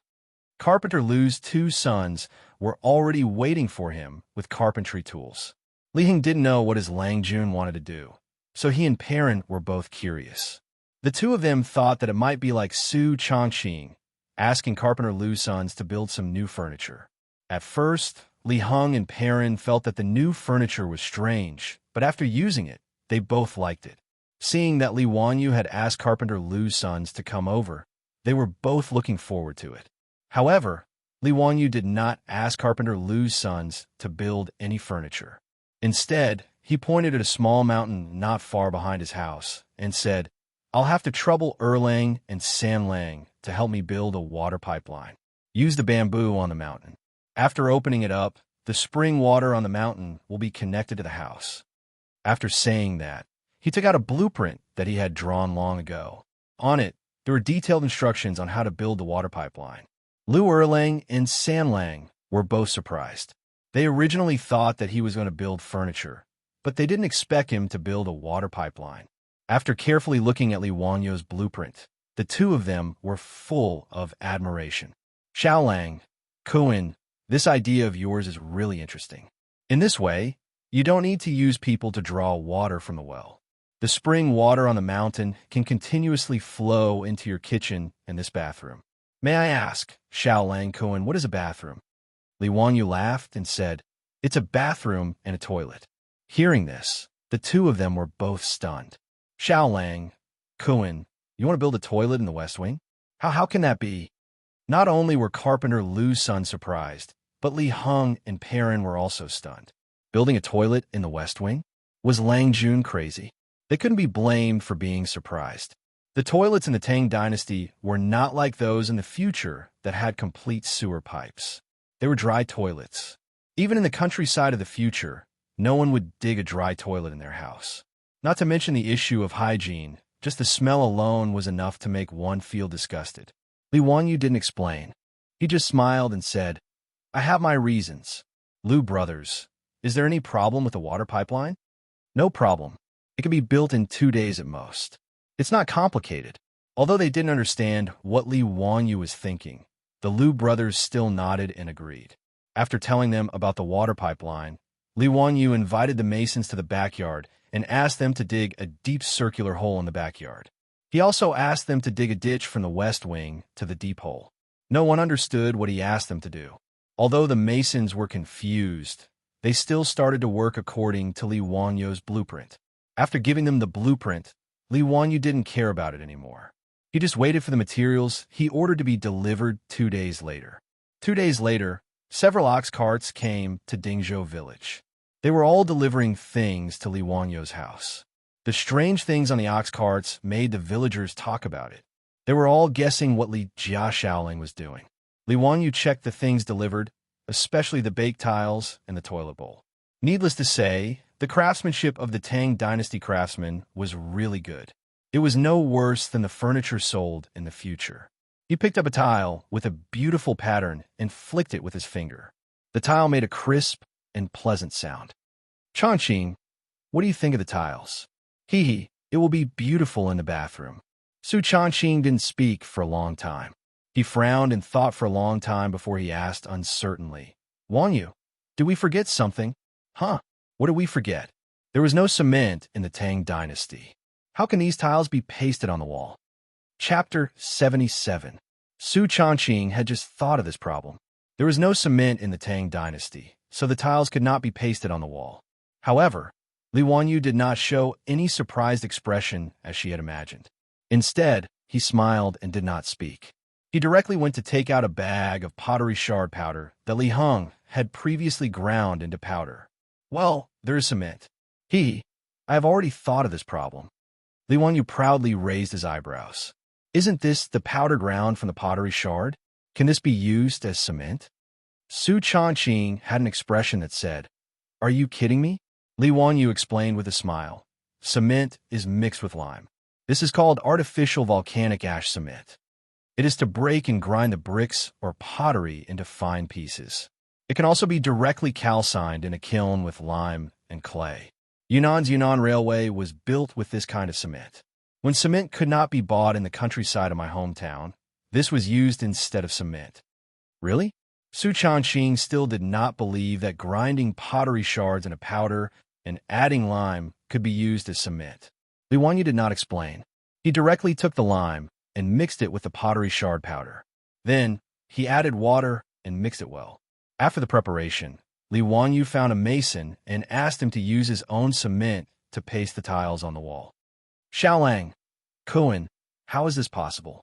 I have been a mason for most of my life, and I have never seen anyone use mud to paste bricks. After listening to Li Wanyu's request, the mason shook his head again and again. In his opinion, this kind of thing that Li Wanyu called tiles could not be pasted on the wall like this. Perhaps using fish bladders to make glue could be tried, but it might not stick firmly. Building walls and houses were all made by mixing lus, lime, and water. The more particular ones were just adding glutinous rice juice to the mortar. The cement that Li Xiaolang asked him to use was simply unheard of. Under Li Wanyu's insistence, he tried to apply cement to the back of the tile and gently attach the tile to the wall. He gently tapped the surface of the ceramic tile with the small hammer in his hand to make it more closely fit to the wall. After making sure that the tiles were completely stuck to the wall, the mason tried to loosen his grip. In his imagination, as soon as he took his hand away, the tile would fall and shatter into pieces. After he released his hand, the tile did not move at all. It was firmly glued to the wall. How? How is this possible? The bricklayer had been doing brick building for half his life, but this was the first time he had seen such a thing. It was beyond his imagination. Li Wanyu smirked at Su Changqing. What did that mean? Is this cement good? Su Changqing rolled his eyes at him, but his eyes were full of joy as he stared at the mason pasting the bright and clean tiles on the wall. What surprised the masons even more was that the cement could not only bond tiles, but also lay bricks. Among the things that Li Wanyu ordered, there was also a truck of bricks, which were used to build a biogas pool. Yes, the circular pit that he asked people to dig in the backyard was a biogas pool. However, the biogas pool still needed to be surrounded by bricks so that the sewage would not penetrate into the soil. The bricks were naturally the artificial volcanic ash cement that Li Wanyu had made. Seeing that this thing called cement could really bind bricks, and it was obviously much more sticky than the yellow soil, lime, and water they used to bind bricks, the masons were dumbfounded. How could this Li Xiaolang know everything? What monster! What surprised them even more was that when they came to work the next day, several masons found that the cement from yesterday had solidified and dried. Not only was it firm, but it was also waterproof, as if it had turned into stone. How is this possible? Li family is really a literary star in the sky. This is simply the means of immortals. Yes, he can turn mud into stone. Isn't he an immortal? Several craftsmen whispered to each other around the cement wall. All of this was beyond their imagination. The Li family's modern bathroom renovation plan was still in progress. First, there was the water supply problem. This was the easiest to solve. Carpenter Lu's two sons were good craftsmen. In 2 days, they used bamboo to build pipes and wood to make brackets to bring the spring water from the back mountain to Li Wanyu's house. Next was the sewage system. With the help of Li Wanyu's cement, the craftsmen built the biogas pool in 2 days, laid the sewage pipe with ceramic pipes, and sealed the seams with cement. Next was the construction of the modern bathroom in the West Wing. The floor and walls were covered with ceramic tiles, and after installing the ceramic toilet, a modern bathroom appeared more than 1,000 years ago in the Tang dynasty. Finally, there was the part of the biogas pool that connected to the gas pipeline. The biogas pipeline was Li Wanyu's biggest headache. There was no PVC pipeline in the Tang dynasty. In the end, he found a shop in Huxing County that specialized in making bronzeware. The craftsmen were so skilled that they actually made a batch of copper pipes for him using copper. However, the high price also made Li Wanyu's heart ache. It could be said that he had spent a lot of money. It was normal when he thought about it. Copper was the currency in the Tang dynasty. Making copper pipes with copper was no different from stringing copper coins together. Just making this batch of copper pipes cost Li Wanyu more than 10 strings of copper coins. If Yang Quan hadn't given him 100 strings of copper coins, he wouldn't have been so extravagant. These days, Li Wanyu's renovation project was the biggest topic in the village. Whether it was the villagers or the women, they gathered together to discuss the Li family. Although they didn't know what Li Wanyu wanted to do, in the villagers' minds, it was something extraordinary. A few days later, the Li family's interior had completely changed. There wasn't much change in the front yard except for an extra washroom. However, once you entered the backyard, everything changed. The spring water from the back mountain flowed continuously into the house through the bamboo pipes. Li Wanyu had someone dig a canal in the backyard for a portion of the water. The water flowed endlessly, adding a bit of life to the small courtyard. There was also a tall wooden frame in the courtyard. A bamboo pipe kept the spring water flowing into a huge clay pot on top of the frame. After the pot was filled with spring water, the spring water poured down like a small waterfall. This clay pot was custom-made by Li Wanyu at the kiln factory. Its purpose was to store water. Underneath the clay pot was a pipe made of bamboo that extended to the Lai Hot's kitchen and the washroom in the west wing. The reason why this clay pot was set up to store water was to install a water valve on the bamboo pipe. The Liu brothers' craftsmanship was pretty good. They used wood and bamboo to make a wooden water valve that could control the flow of water out of the bamboo pipe. Just this water valve was enough to make Perrin extremely happy. She continuously opened and closed the water valve on the bamboo pipe in the kitchen. Seeing the water flowing out of the bamboo pipe, she happily called out. Li Wanyu looked at Su Changqing proudly, like a child eager to be praised. Su Changqing proudly raised her beautiful swan-like neck. Not bad. Lead the way. This consort wants to see the washroom. Scum, Your Highness, this way please. Li Wanyu flung his robe and helped Su Changqing to the west wing like a servant.